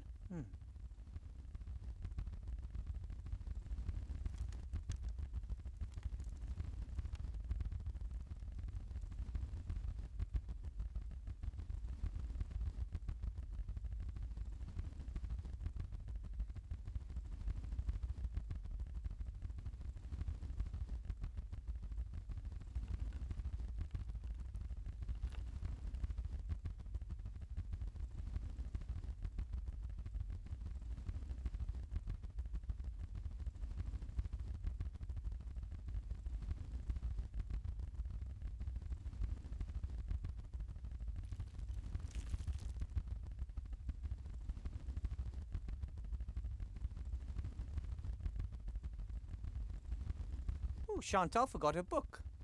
Seems to be a book of fairy tales, but one of the tackier kinds. My dad used to read me fairy tales when I was a kid. The bloodthirstiest, most cruel, creepy, proper fairy tales. I'll just leave it there.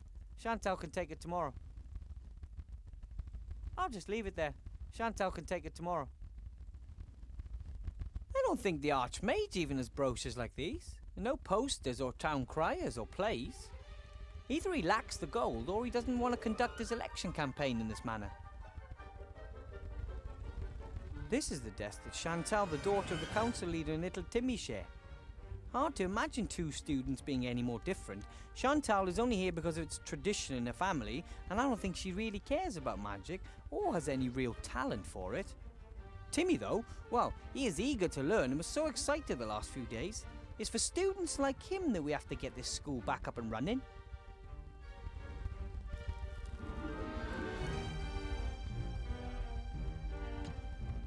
A pencil case, a ruler, nothing special. When the school disappeared 20 years ago, obviously no one looked after the animals. Expected consequences, really.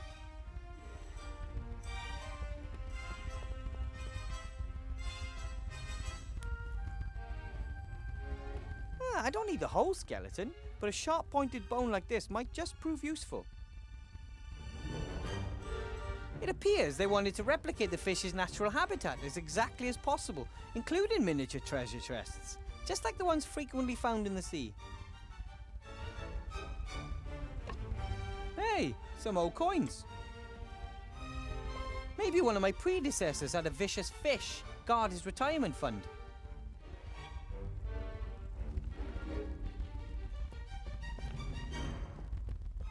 Introduction to magic, sheep breeding and care, statistics.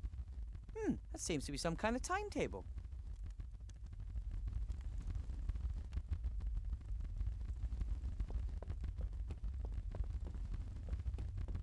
The last time a fire burned in this was before the school disappeared 20 years ago. And even if I could, I shouldn't start a fire in it anyway. The flue was broken, and the smoke would fill the entire classroom. The mixing of potions is an important part of magic. It's a bit like cooking, except a stew doesn't kill you if you add the wrong ingredient. Or if it's stirred wrong.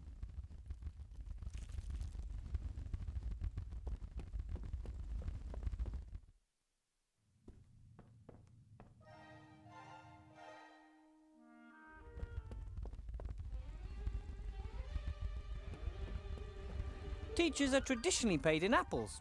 I got this one myself, because I didn't want to spend my first day without an apple. I wanted to ask the Archmage whether good teachers can expect any other form of payment than apples. But when he showed me the beautiful contract with the seal and all that, it just didn't seem to be the right time to talk about gold.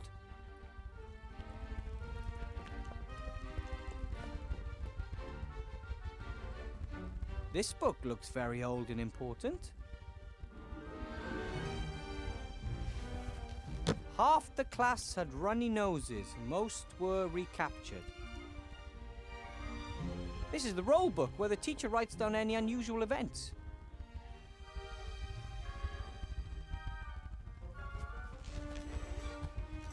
Plus 5 points for defeating a troll, minus 50 for leaving your dorm at night. Maybe young Harry is right, that seems a little unbalanced. Whoa, school must have been more competitive back then.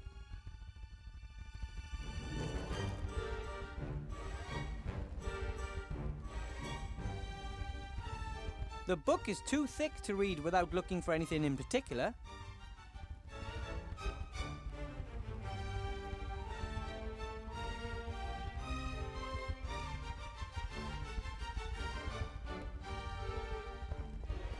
Unusual. This device looks more like ordinary engineering than it does magic.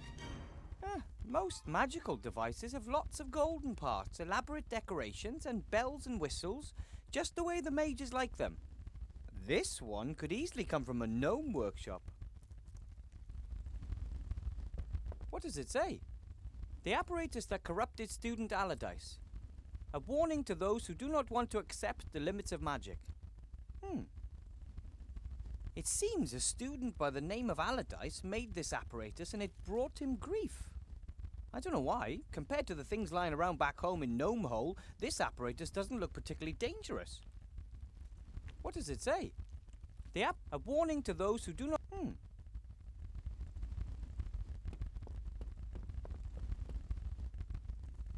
Maybe I can find something in the roll book about this Allardyce mentioned in the note on the apparatus.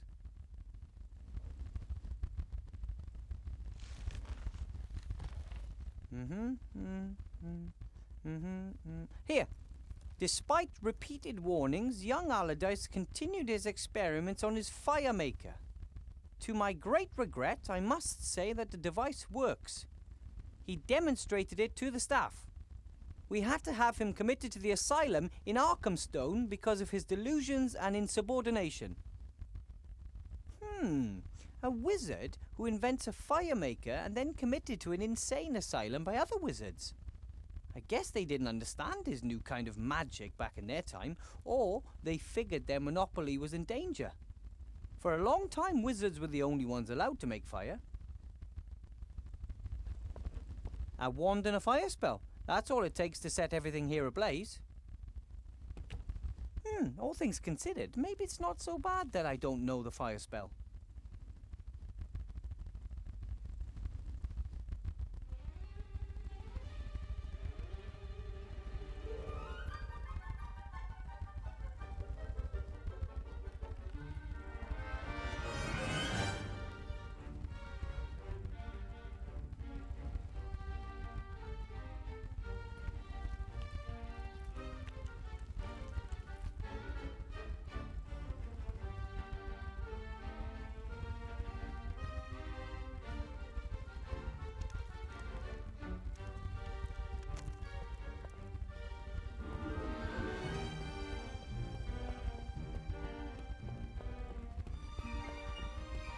It gives you hope to know that something beautiful and peaceful has survived in this gloomy building.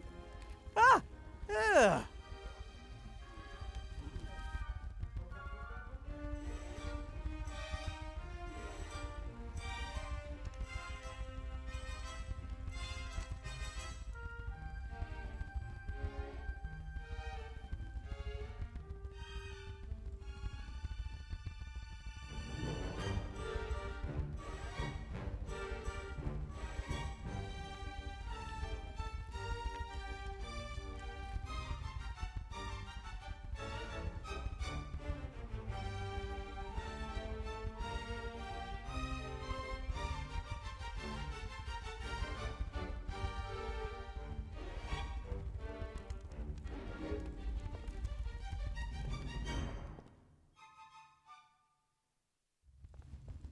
Archmage! Remy!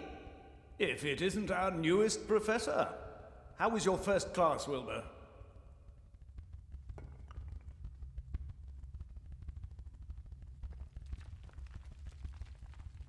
I don't know. At first it didn't go so well. I wasn't properly prepared. And then? Then I asked your brother what I should do, and he advised me to do some magic. So I conjured up some kobolds, and I think the students liked it. Ah, well done. That's the right thing to do. You've already pretty much won the battle, Wilbur. Once they want to learn, they will.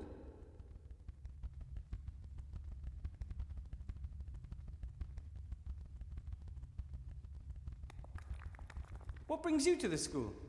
I wanted to pay Horatius Bloch, the new headmaster, a first visit and see how the school's doing. That's very nice of you. But don't you have more important things to do? Well, it's my old school. I once walked these halls as a child myself. What the Archmage doesn't want to tell you is that something is wrong here. For a few days he has sensed the presence of something evil.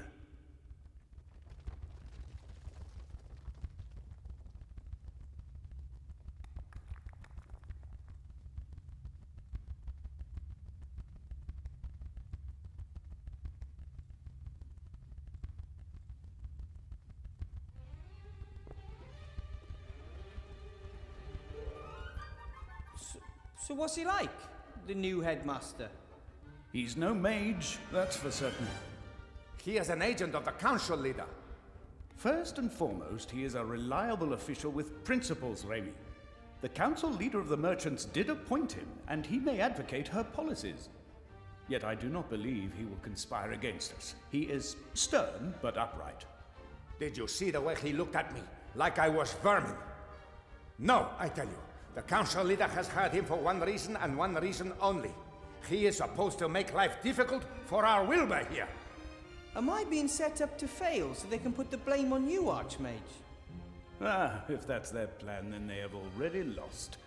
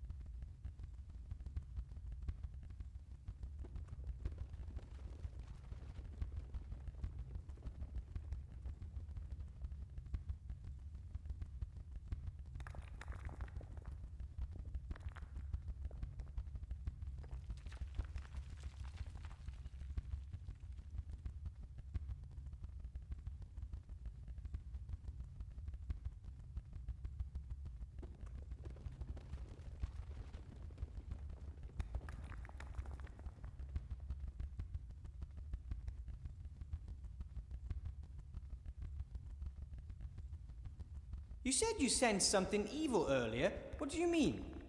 Everything we do and think leaves a trace.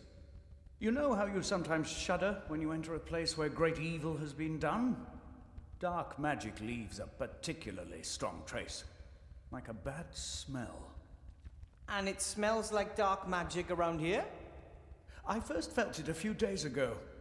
First in the lower town, then in the upper town, and now here at the school. Where did it come from? I mean, do you know who's responsible? I don't. The trace dissipates. There is too much wild magic in the air here at the school. We must keep our eyes open at all times.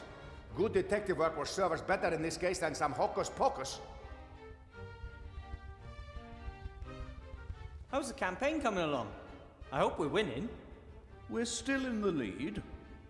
But our margin is shrinking. Van Buren's bigwig cronies are throwing tons of gold into her election campaign.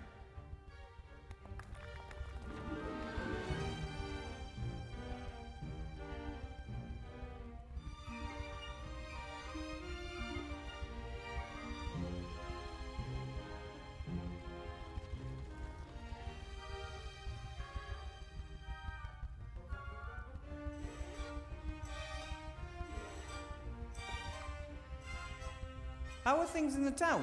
Have things calmed down? Not really. The barricades are getting higher and the camp is getting larger. People are getting impatient, and who could blame them? The war is over, yet everyone is doing worse and worse. But you're doing your best, Archmage. It takes time, Wilbur. The deeper the wounds, the longer they need to heal. And nothing causes deeper wounds than war. We must deliver results. Most still trust Alistair, but the mood could swing. Then we would not only lose the election, we would have a riot on our hands.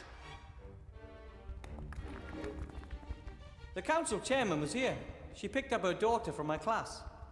Ah, terrible person. She has great influence, and she has friends in high places.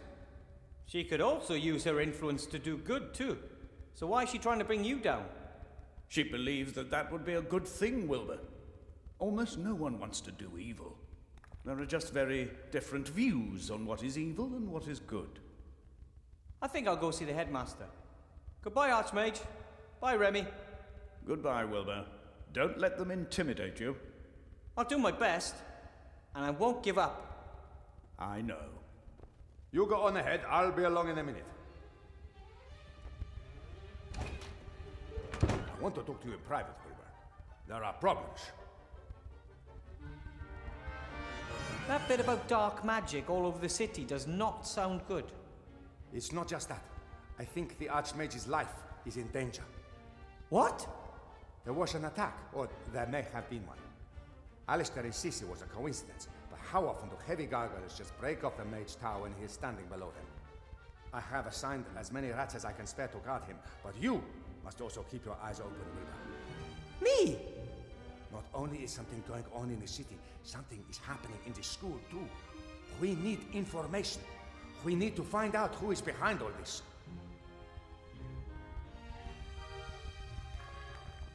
I hear Alistair's finally appointed you head of the Secret Service.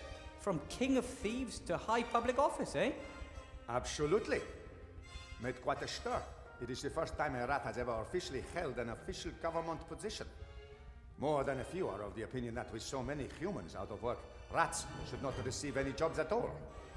But nobody knows the city like you rats do. You really helped me out during my last adventure. You brought me potion ingredients and my fantastic magic wand.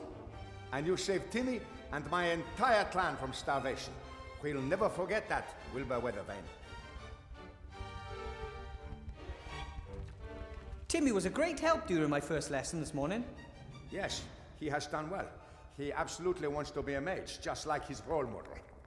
Just like the Archmage? No, just like the hero of the Black Tower. For Timmy and many others, you are one of the heroes who ended the war. Oh, me? Then it's best I talk to the headmaster and ask him what I should do for him. Whatever it is, just do it and act inconspicuous. But keep your eyes open for anything unusual while you do so. Well, things that look unusual even in an enchanted mage school. Got it. Why don't we meet down at the inn after work? Then we can exchange news. I just hope Headmaster Block doesn't keep me busy all night. Oh, you'll be fine. You defeated the Shadow Army. Never forget that.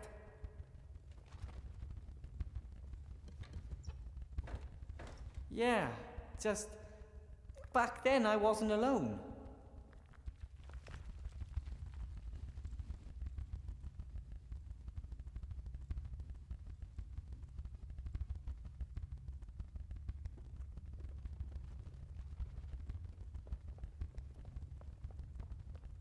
A lever.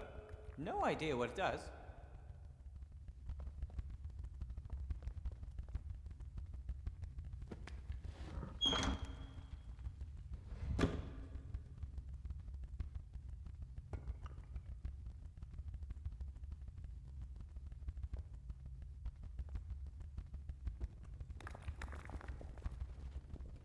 A lever.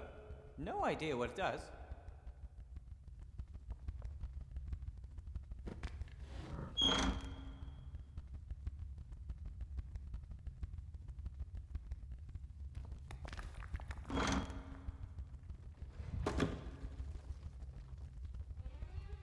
When I first arrived at the school a few days ago, I got a real fright when I first saw it. I mean, I knew about armor from books, but if you imagine that there's a real person inside, and has been for decades, ew. That's silly. Whoever's in the armor would have died a long time ago. Unless it's a ghost. Maybe the tapestry shows who the knights served. I don't know much about these things, unfortunately. We didn't have knights in the White Ridge Mountains. Probably they sank in the snow.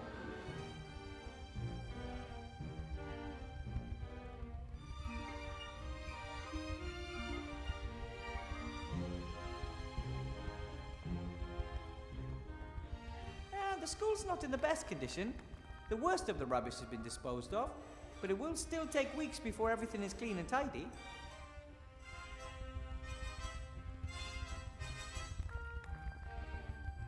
The school looked terrible when it reappeared. It took days before we could move freely on the ground floor. Don't even want to think about upstairs.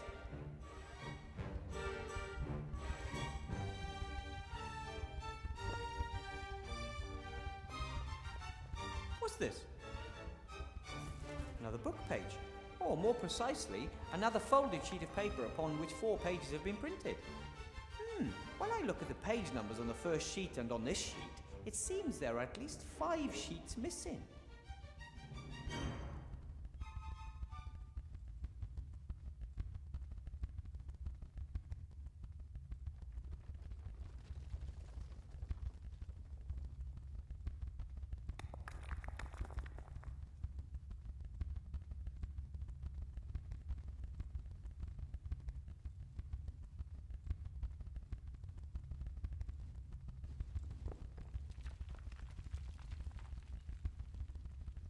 When you summon creatures, I've read that you don't really create them, you just call them from somewhere else.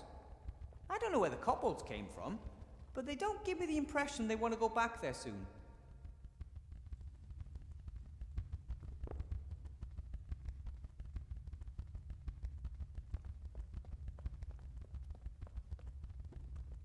The school's not in the best condition, but at least there's a public mage school in Seastone again.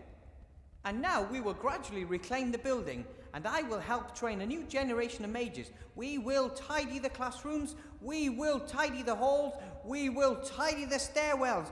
We will never surrender.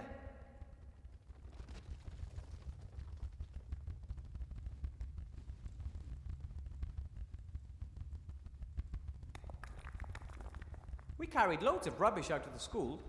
I guess we must have overseen those. I'll take them with me. Done is done.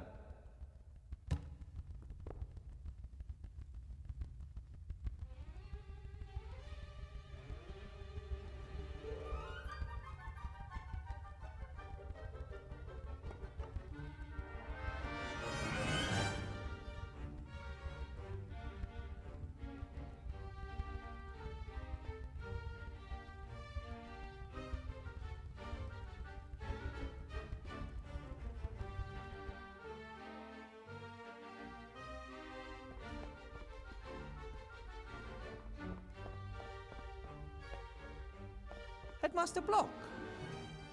Ah, Professor Weathervane. There you are at last. I have some tasks for you. I look forward to us working together. I'll be frank, Professor Weathervane. You have a mage diploma, but have not completed the tests required in order to work as a teacher. Attested credentials, a written application, nothing. You are only here on the Archmage's recommendation. That's right. But there's currently a shortage of mages, and everyone must do their best. Do their best is well and good, but it does not replace the formal and mandatory training for teachers of higher magic.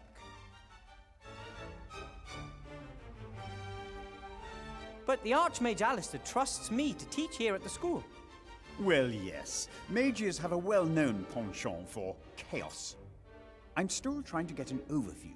The records management in this school defies description. Council Leader Van Buren wants to reorganize this educational institution and finally bring structure into the place, and she has my full support. Correct management of the teaching records must once again become the teaching staff's primary task. That is the only possible way to institute efficient control of learning and teaching methods.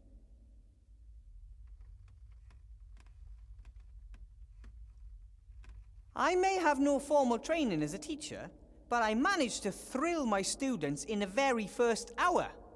I performed a spell, and you could really see the way they caught fire. Not literally, of course. It wasn't a fire spell or anything of that sort. You performed a spell? Yes. And now they want to learn to do the same. They want to learn. According to my records, history of magic was on the syllabus. Yes, but... Professor Weathervane, crucial to our success in teaching is that we provide students with a stable, reliable framework and adhere to the curriculum exactly. Yes, but the students... Had you enjoyed proper training, you would have known that. I will note this failure in your file, and in the future you will stick to the curriculum, dear colleague.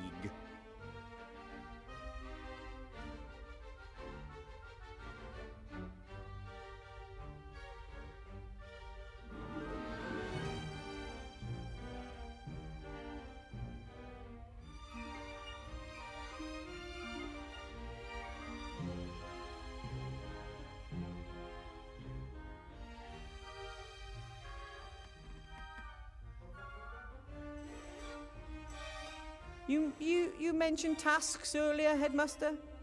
Yes, you have 2 tasks. As you know, the Archmage is coming early tomorrow to officially inaugurate the school. Important political and business personages will be attending, and as you can assumedly see, the school is not in a presentable condition. Council Leader Van Buren has hired a caretaker, but he cannot do the work alone. Your tasks are to help him clean the floor in the entrance hall and remove the cobwebs by tomorrow.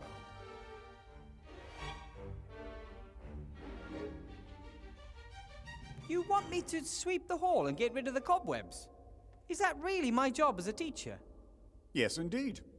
A school is a team endeavor, so that means you have to do what I tell you. If you told me to get rid of the flying kobolds, that I would have understood. What did you say? Flying kobolds? Uh... If there are flying kobolds infesting the place, they must be got rid of too. See to it, Weathervane. Floor, cobwebs, flying kobolds, fix them. Huh. And apart from cleaning, what else is there to do? The inventory has revealed that a number of items of school property have gone missing. Among other things, the school library. The whole library has gone missing? That is correct. I asked the Archmage about the matter, and he confirmed to me that the room was there before. He does not know where it is now. He said something about its being in hiding, perhaps, or away traveling. I think it's unseemly. I want that room. We are a school, and we need a library. Agreed. But where should I start looking? That I cannot tell you. You are the mage.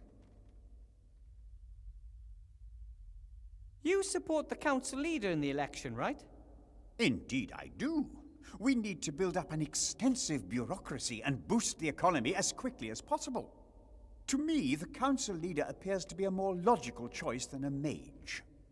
But do not worry, Weathervane. I don't blame you for your political naivete. As a school headmaster, I am neutral and always act according to school rules. And of course, political influence in schools is prohibited. Tell that to Council Leader Van Buren. What's that? Oh, it's one of the campaign brochures the Council Leader put in my classroom. I'll take care of it. You ask a lot. I don't know if I can get all this done by tomorrow morning. By tomorrow morning? You have until 72 o'clock. 72 o'clock? I have developed my own efficient metric system of measuring time. A day has 100 hours, consisting of 100 minutes, with 100 seconds each. Everything else is too confusing. So, I don't even have until tomorrow morning? For a properly qualified teacher, even the impossible poses no problem. Or should I note in your file that you do not feel up to the tasks assigned you? No, I'll do it. Very good. And then you can call it a day and prepare tomorrow's lessons. One thing's clear. Headmaster Block wants me to fail, but I won't disappoint the Archmage. And secondly, I like this school. And a school library would be great for the students. And third, the work the headmaster has given me is the perfect opportunity to keep my eyes open for Remy.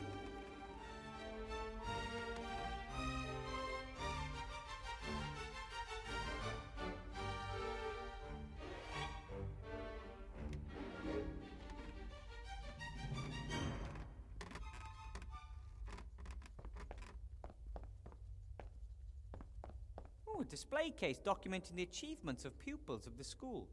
Some sports trophies, pictures of slain dragons, pupils in front of smouldering pots. Pride of Place seems to go to a trophy won in a broom ball tournament.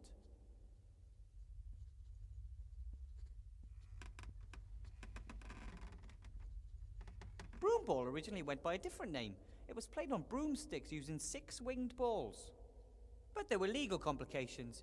That's why today resembles nothing more than soccer, except that each player has a broom strapped to their back.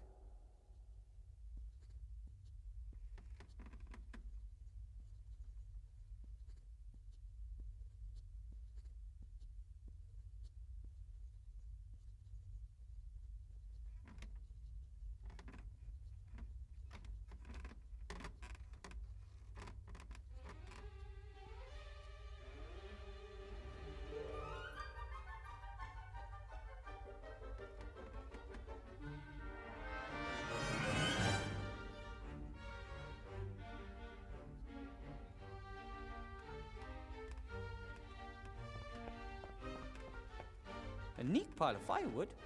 More than enough to make a decent fire.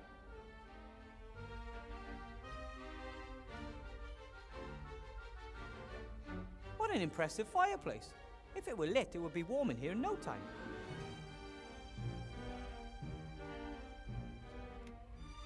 It's really cold in here. I'm going to light a small fire, okay? Do you intend to burn school property? No, there's some firewood right here. Yes, and it belongs to the school. Oh, sure.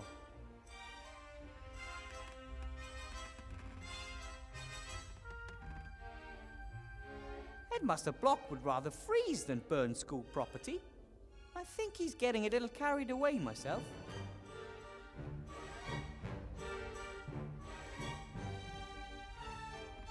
This must be the best clock in the world.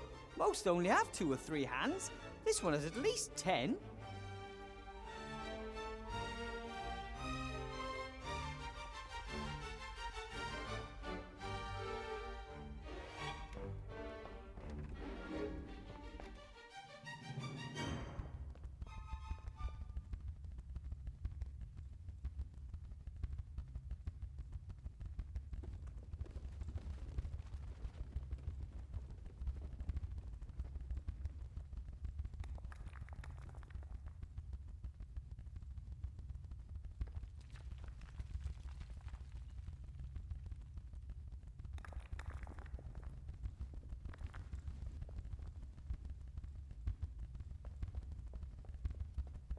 The door to the magic school actually consists of several doors. One for the large creatures such as trolls, one for humans and elves and the like. And then there's one for gnomes and dwarves, and one for even smaller beings. That is supposed to symbolize that everyone is welcome in the school.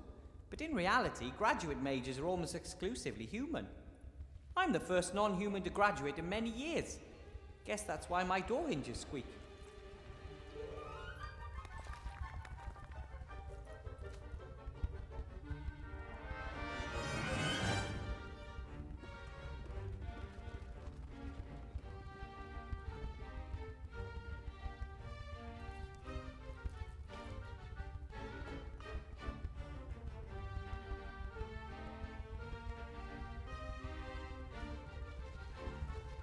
Whoa, the new caretaker troll. Hello. Hello. I'm Wilbur Weathervane. Professor Wilbur Weathervane. I teach, so I'm pleased to make your acquaintance.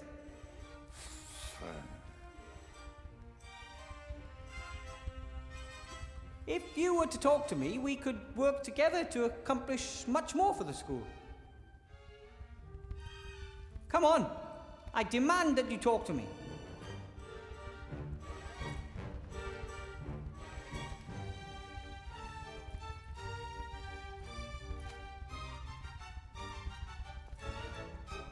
Oh, great. Someone else to make demands around here.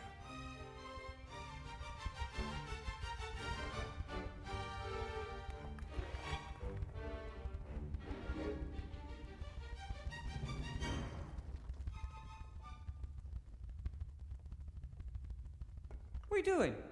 What does it look like?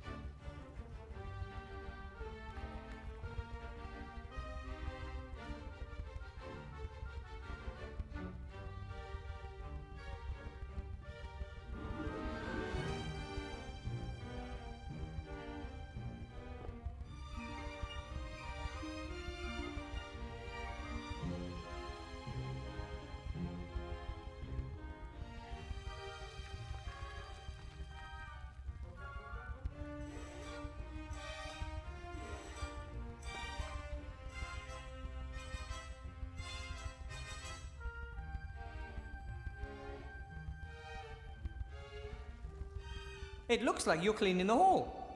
Well, now and then. A little. Yep, it's my job. I'm a janitor. What of it?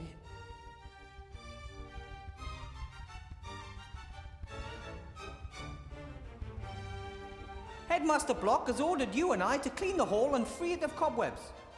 Already on it? Yeah, but it doesn't seem to be progressing. Oh, you could of course do it better. Not that, only maybe you could use some help. Do you have any other cleaning supplies? A broom, dustpan? Sure, got it all. But I ain't giving you none. Get your own. What's your problem? I'm offering you help and saving you a lot of work. Oh, boo-hoo, cry me a river.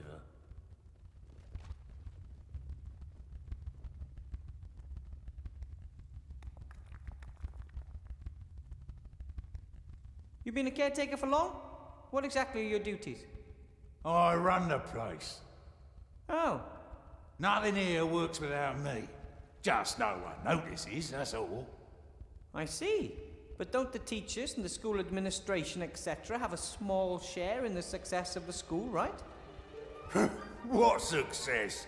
You've had a look round this dump. It's disgusting. All dirty and run down.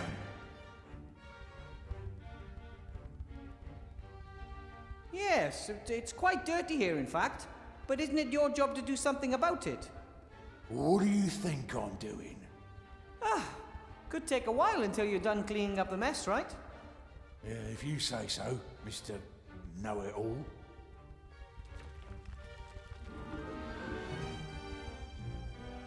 I bet Council Leader Van Buren got you the job here. Course, she wanted the best. Oh, great. I think she'd be perfectly happy if no progress was ever made here at the school. Know what your problem is? You're a windbag. Bert thinks so too. Who's Bert? Buddy of mine. He thinks you're a windbag too. But I don't even know Bert. Even we just met. So you're saying I'm lying? That's exactly what Bert, me and the others hate about you. There is no Bert. You really live in your own little world, you windbag.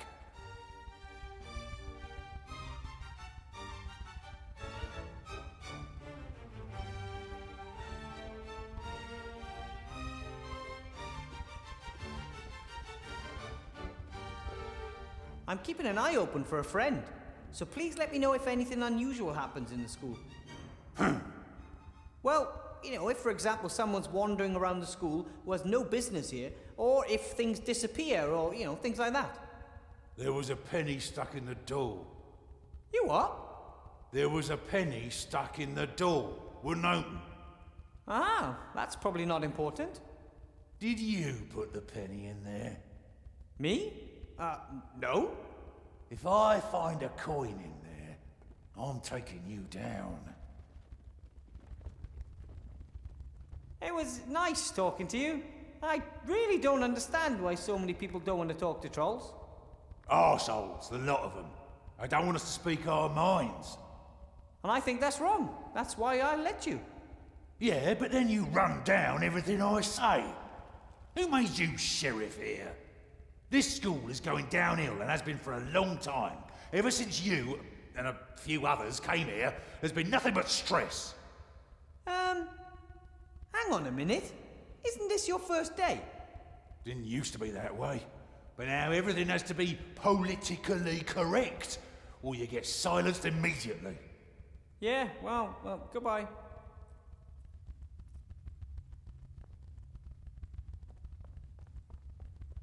I can't leave until I've completed the 3 tasks and informed the headmaster. I don't want to let the Archmage down.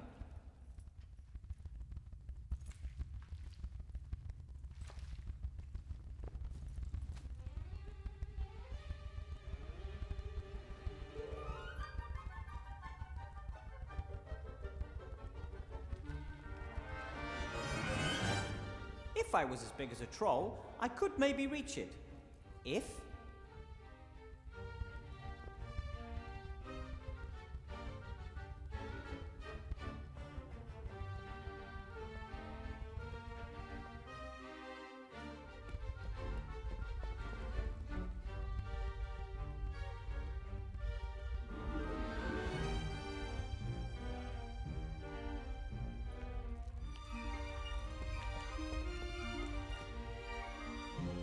Oi, stop that! He kissed the picture of the princess. Probably better if I put the book in a safe place.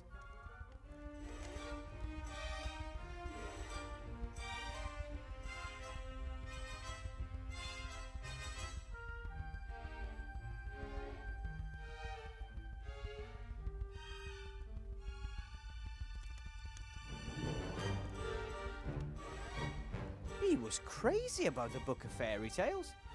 Well, rather, the picture of the princess is in it. That's just not right. I saved the Book of Fairy Tales from that annoying kobold.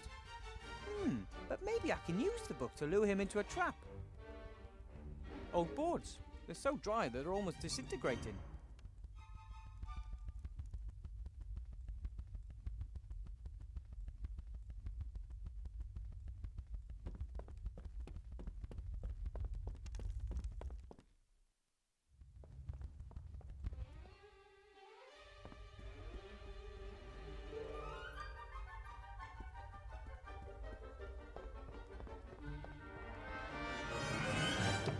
I hope that is not school property that you intend to burn there, Professor Weathervane.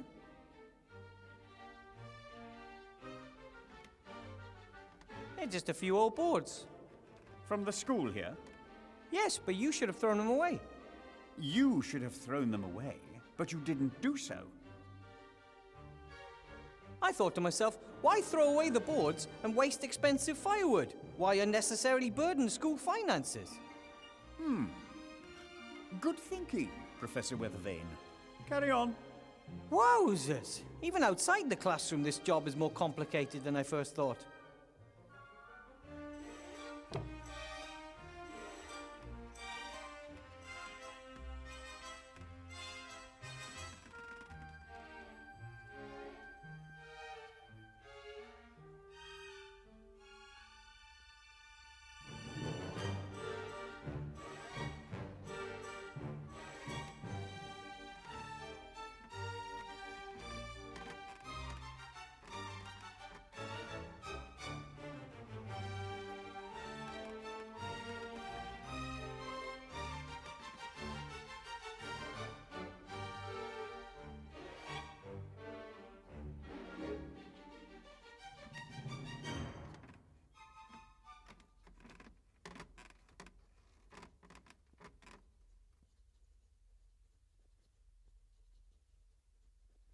I don't know how to conjure fire. It might have been part of my mage training, but I never learned.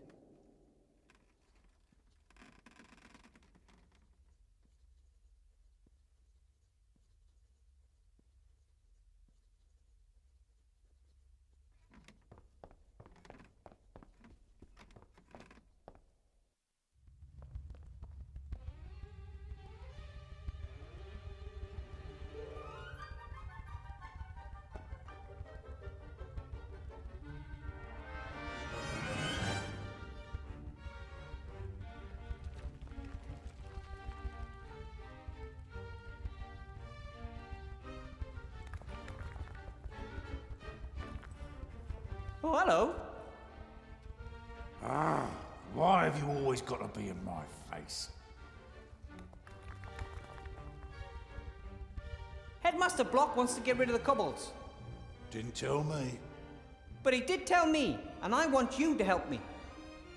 Want whatever you want. I know why you don't want to help. You can't.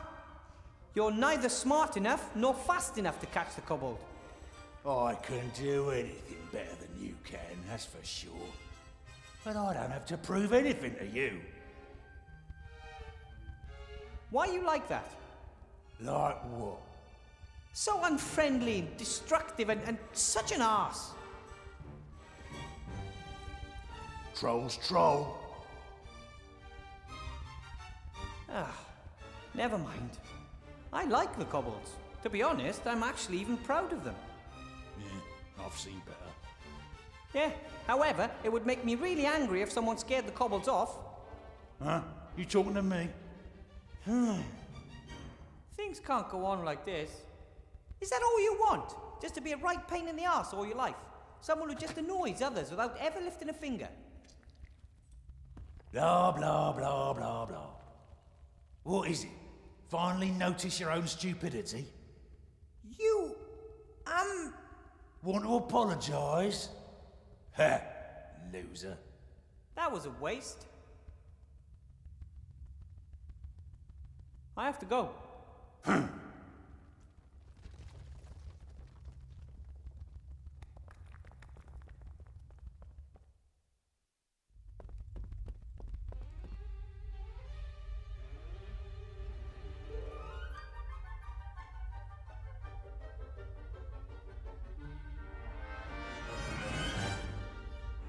He was crazy about the Book of Fairy Tales. Well, rather, the picture of the princesses in it. That's just not right.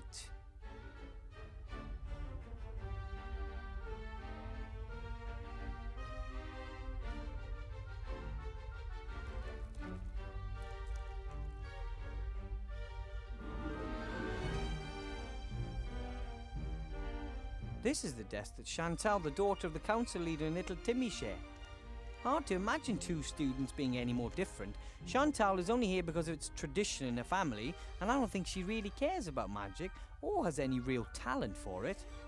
Timmy, though, well, he is eager to learn and was so excited the last few days. It's for students like him that we have to get this school back up and running.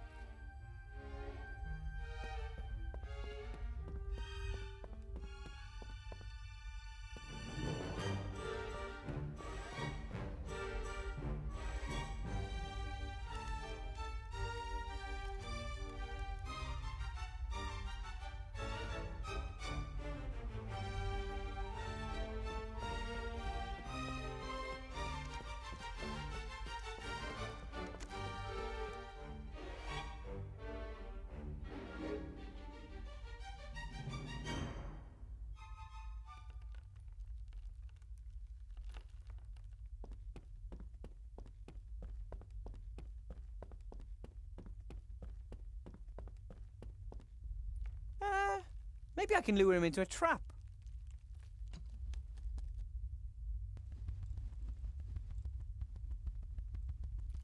Hey, look! That book!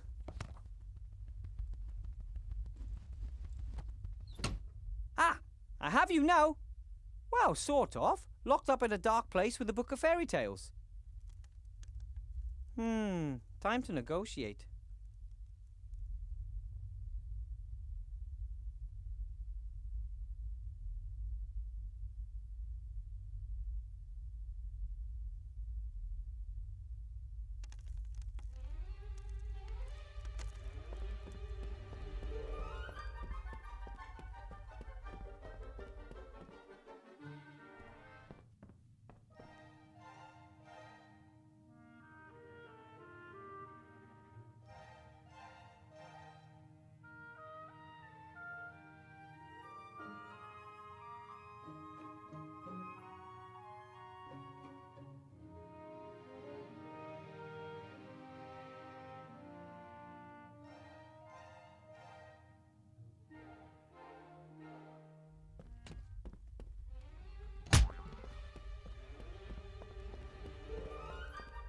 Maybe it was always a carnivorous plant.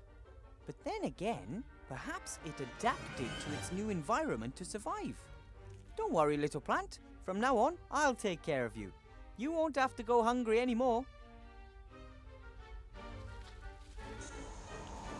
Ugh, that's disgusting. Oh, that smells like rotten eggs. Oh, like Grandad whenever he's eating bean soup.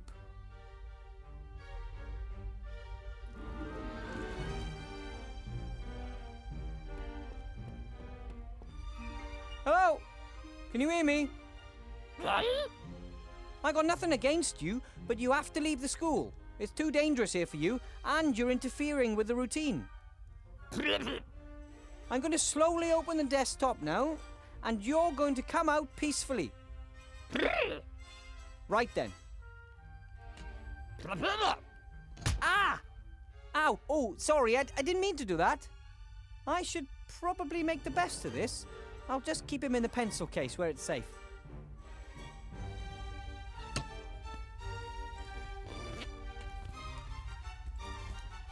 Oh, I think he's woken up and he's looking for trouble.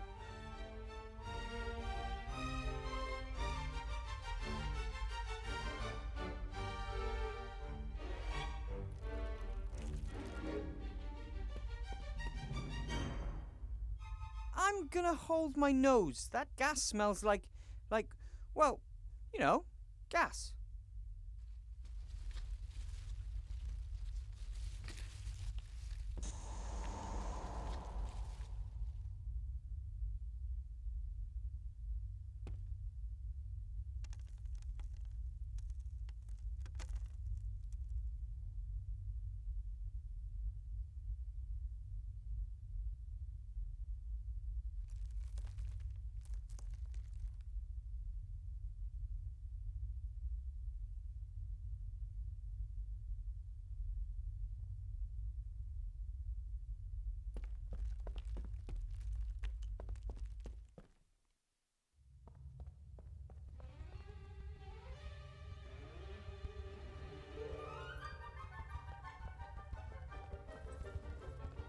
Absolutely not. He pounded the other cobble to mush. I don't want anything bad to happen to my little wing friend.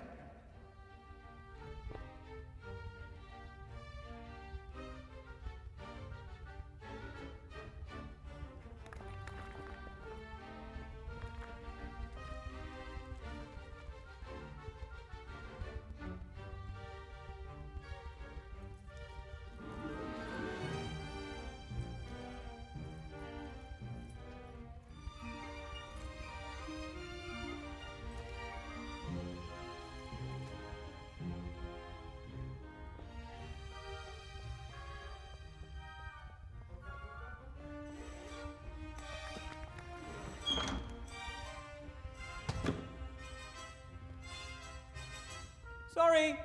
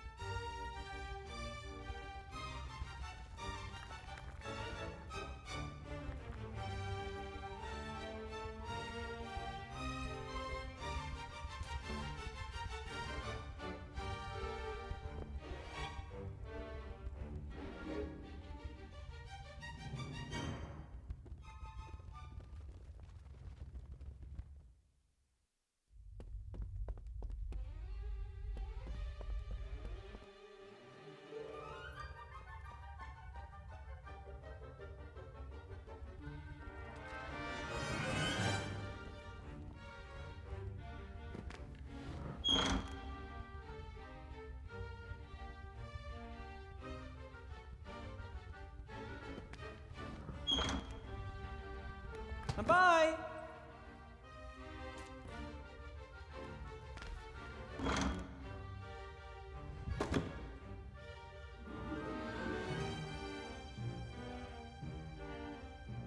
That's it. I locked him out.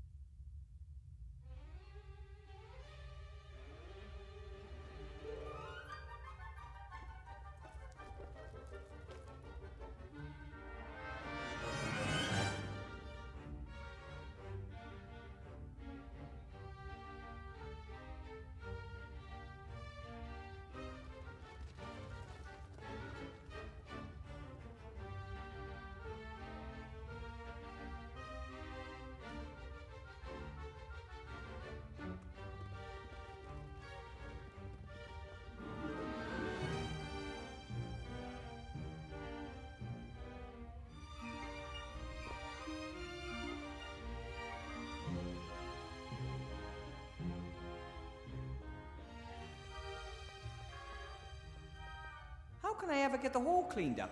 And by, 72 o'clock?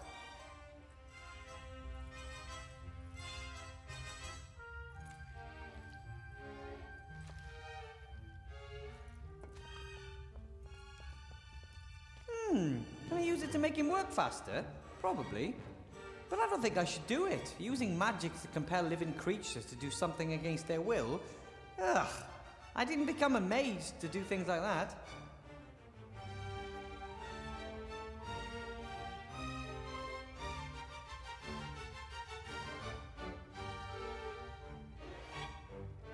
Where there are 2 pages to be found, there are sure to be even more. Based on the page numbers, I would say that there must be at least 5 more sheets.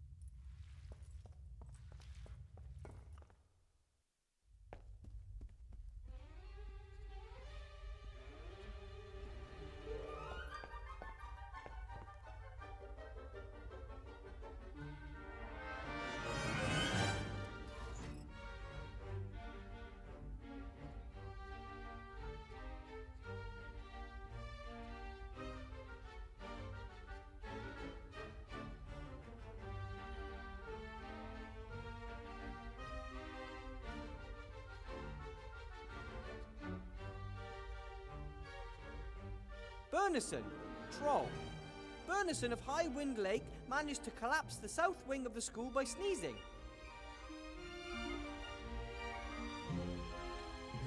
Allardyce, Albert. He seems to be an excellent student. There are many entries about improper interjections and questions. And what's this?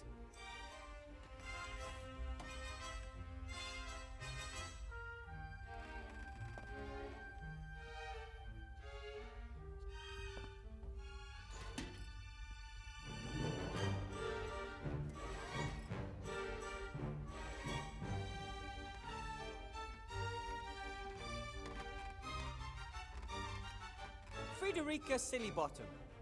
Frederica Sillybottom has applied to the City Council for a change of name. She shall henceforth be known as Frederica Sillybottom.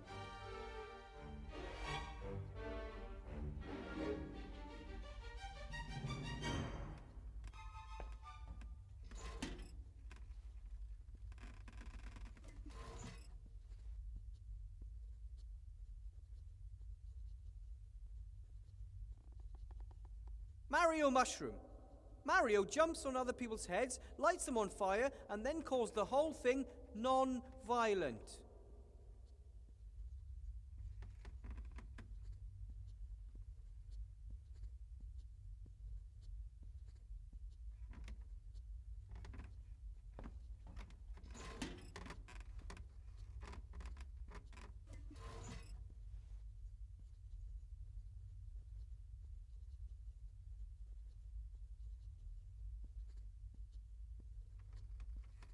Peter, troll. The Hunters Guild has asked us to find a new caretaker. It seems the grumpy troll snoring and farting is scaring off the wildlife for miles around.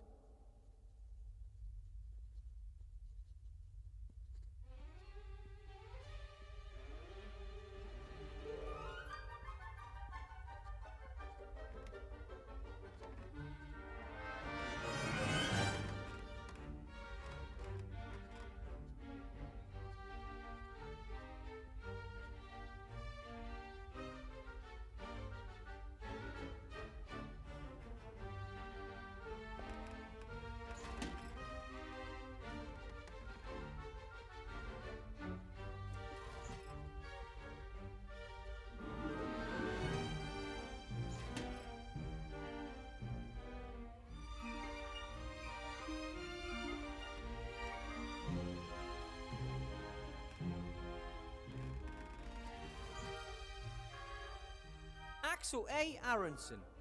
Axel cannot pay his school fees as he gives all his money to dodgy game developers.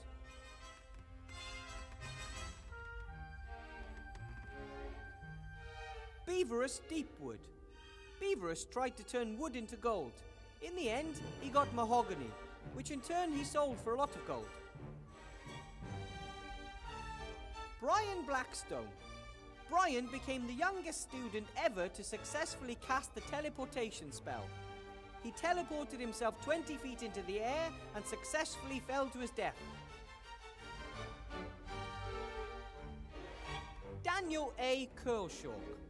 Daniel conjured himself a magical forest and has not been seen since. D. Zaster. D died in a devastating explosion near a fireplace. His last essay on the development of my fart spell will be passed on to his surviving family.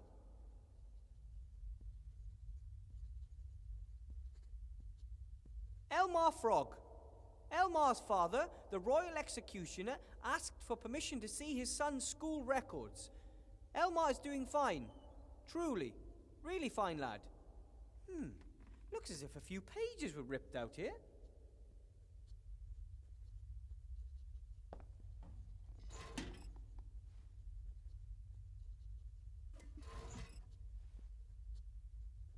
Fluffy Foffofoff. Fluffy transformed pure gold into a tasty piece of bread, so refuting the old saying that you cannot eat gold. Hiker Granger. Despite repeated warnings, Witch Hiker is still using the school's Palantir to make long-distance calls.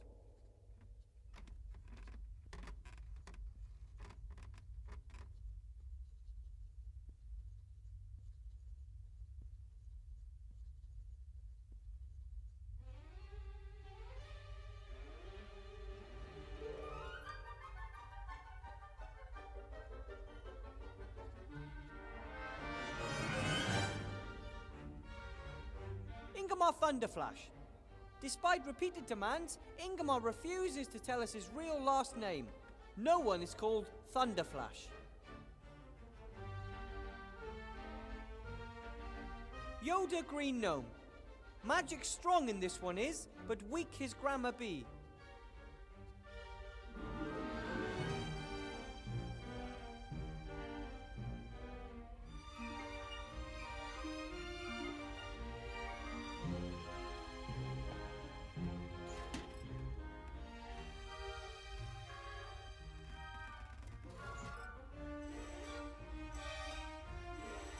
Lennart the Akagamic.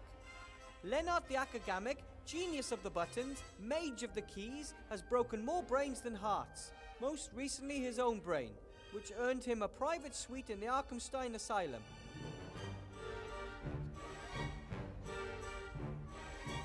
Levin from the Hills. Gifted fire and water mage. Unfortunately, his talents cancel each other out, so is regarded as one of the most incompetent mages in his class. Marcel Makes-a-Lot. Marcel summons large hairy mammals and refuses to stop doing so. Marco Marco intentionally uses words like and because he believes it would be too embarrassing to write them down here.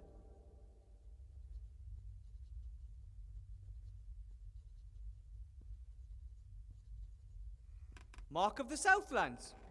Lord Mark of the Southlands yesterday set fire to several teachers and flooded the gym. Again.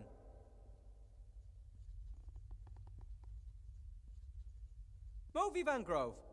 Movie Van Grove transformed the school sheep into an ape, although the librarian expressly forbids apes in the school. Armadillo. Armadillo was expelled. It turned out that he was an armadillo in a penguin suit with a sign that said moo. Okay, now that's just weird.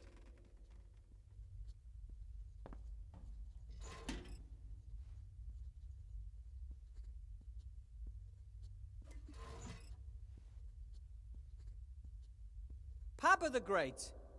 Pabba the Great, the only student of this academy whose width exceeds his height, today received his degree. He will be missed.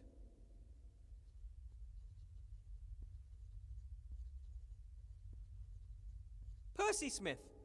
Percy detonated a stink bomb during run-in training. The students never ran faster. Student Smith received an award. René Beetle. René claims to have been in a sky full of diamonds with a certain Lucy. Visits from females are strictly prohibited in this school. So are mushrooms.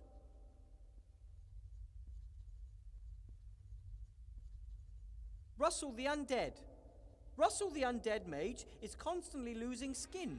There have been numerous complaints from the cleaning staff. Sasha Shalislash. This entry was only added to make life difficult for anyone who has to read it out loud. Sorry. Hey, it's not very nice. Serena Derpmancer. Serena discovered a completely new kind of magic. A second, completely unrelated incident then destroyed the entire laboratory. Speedster. Document not found. Did you mean speedster or speed star? Theragor Biratan. Theragor lost today's archery contest after he fired his arrow in the wrong direction. We sent his family flowers.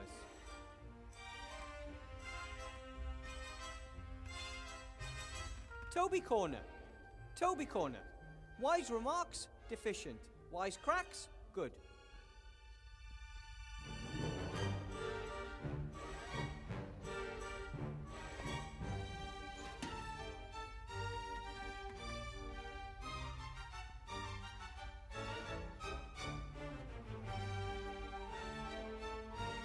A fire maker is an amazing piece of engineering. You fill it with flammable gas, which is then ignited using complicated technology.